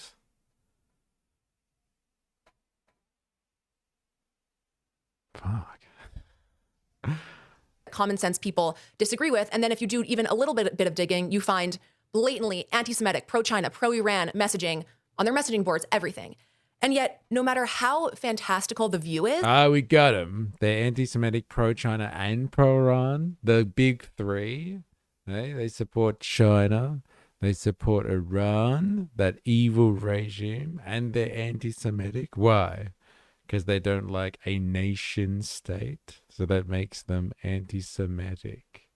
Interesting. I wonder if they didn't like Iran, if that would make them Islamophobic. Just asking for a friend. It is never disqualifying. Why is that? My fundamental view on this is that there has been an effort in academic spaces to forget the history of the 20th century and to make anti-communist. To bully on a lamb kebab equals high culture level. That's what it is. Culturally affluent. To bully on my lamb kebab. Oh, yeah. I go traditional when I have a kebab. Is a dirty word. Even to forget the history of the 20th century, of socialists in the 20th century. The majority of American socialists in the 20th century became ardent anti-communists. That is, unfortunately, a missing tradition. The anti-communist tradition is now gone, and there's no prohibition on all of these crazy ideas. And almost everybody who remembers how bad this was, anybody who fought the communists in the labor movement in the United States is dead. So James Carville recently said, you know, if Hassan Piker is a major force in the Democratic Party, I'm out. And I kind of laughed because it was a picture of everything wrong with the establishment. For one, Hassan Piker's fans don't know who James Carville is, and everyone acting like, oh, thank God James Carville said this, just shows how out of touch they are with the reality, because Hassan Piker is a major force within the Democratic Party. And I wonder what the establishment is failing to see and understand about this organization. Well, these guys are really terrified of Hassan Piker, aren't they? They better stop talking about him because they breathe life into him every time they talk about him. Hummus for me, thanks. No denouncing? Really? Are you sure about that? Do you condone hummus? No, it's delicious. I honestly didn't know anything about Jews or Israel till they started making everything about being Jewish. The interviewee would 100% ask someone, do you condemn hummus? I need to know. Wait, like the chickpea thing? No, just say the line. Do you condemn it or not? No, okay. No, I do like it. It tastes nice. All they did was hijack our favoritism for groups, liberal system of politics. Blame ourselves. All right, that's enough of that, honestly. This is painful. I didn't really learn much about the DSA from confessions. It was more like, did you know that the DSA is woke? Yes. Oh, okay. Oh, you're down with that? No, not really. But it's not in surprise, is it? Is it? Hummus better on falafel. Oh, man. It is pretty good on falafel as well. And don't forget garlic sauce. Yeah, the interviewee was shit. Oh, my God. He was awful. He's not even a socialist. He was just in a boys' club with middle-aged men and then got upset when young people came in. That's the moral of this story. All right, I got to bounce. Bouncy bounce. Thank you, everyone who's been hanging out today. Do appreciate it. DM coming in late there. Thanks, though. 4IS in and out today. Spandunk, Dilemmas, Voltator. Do appreciate it. Keeping me company today as we take another roller coaster ride. Rogue, you in? Solar Bear too? Good to have you all. XNF, Golden Trouble as always. I think Jag was in earlier. Hobo Joe. Thank you very much. Woozle was in earlier too. Ravy Baby was in too. Thank you, everyone. And if you are lurking or if you're watching after the fact, thank you very much. Appreciate it. All right, we'll be back tomorrow. It's actually Theory Thursday tomorrow, so we'll do a few things in the first half, and then we'll get into some theory after that. Good. I got some clips. Okay, what was a bit today? Fair enough. Cheers. Had to do peasant labor earlier. Hope you had some hummus and tabbouleh to celebrate after your peasant labor. Yeah, like on the way out, actually. If you haven't already, activate the like button on your way out. Wild Worker Wednesday was awesome. As the US. You are? What's that? Thanks, everyone. Thank you, everyone. Do appreciate it. We'll be back again tomorrow. And until next time, as always, please remember, I am, you are, we are a mystery. See you tomorrow.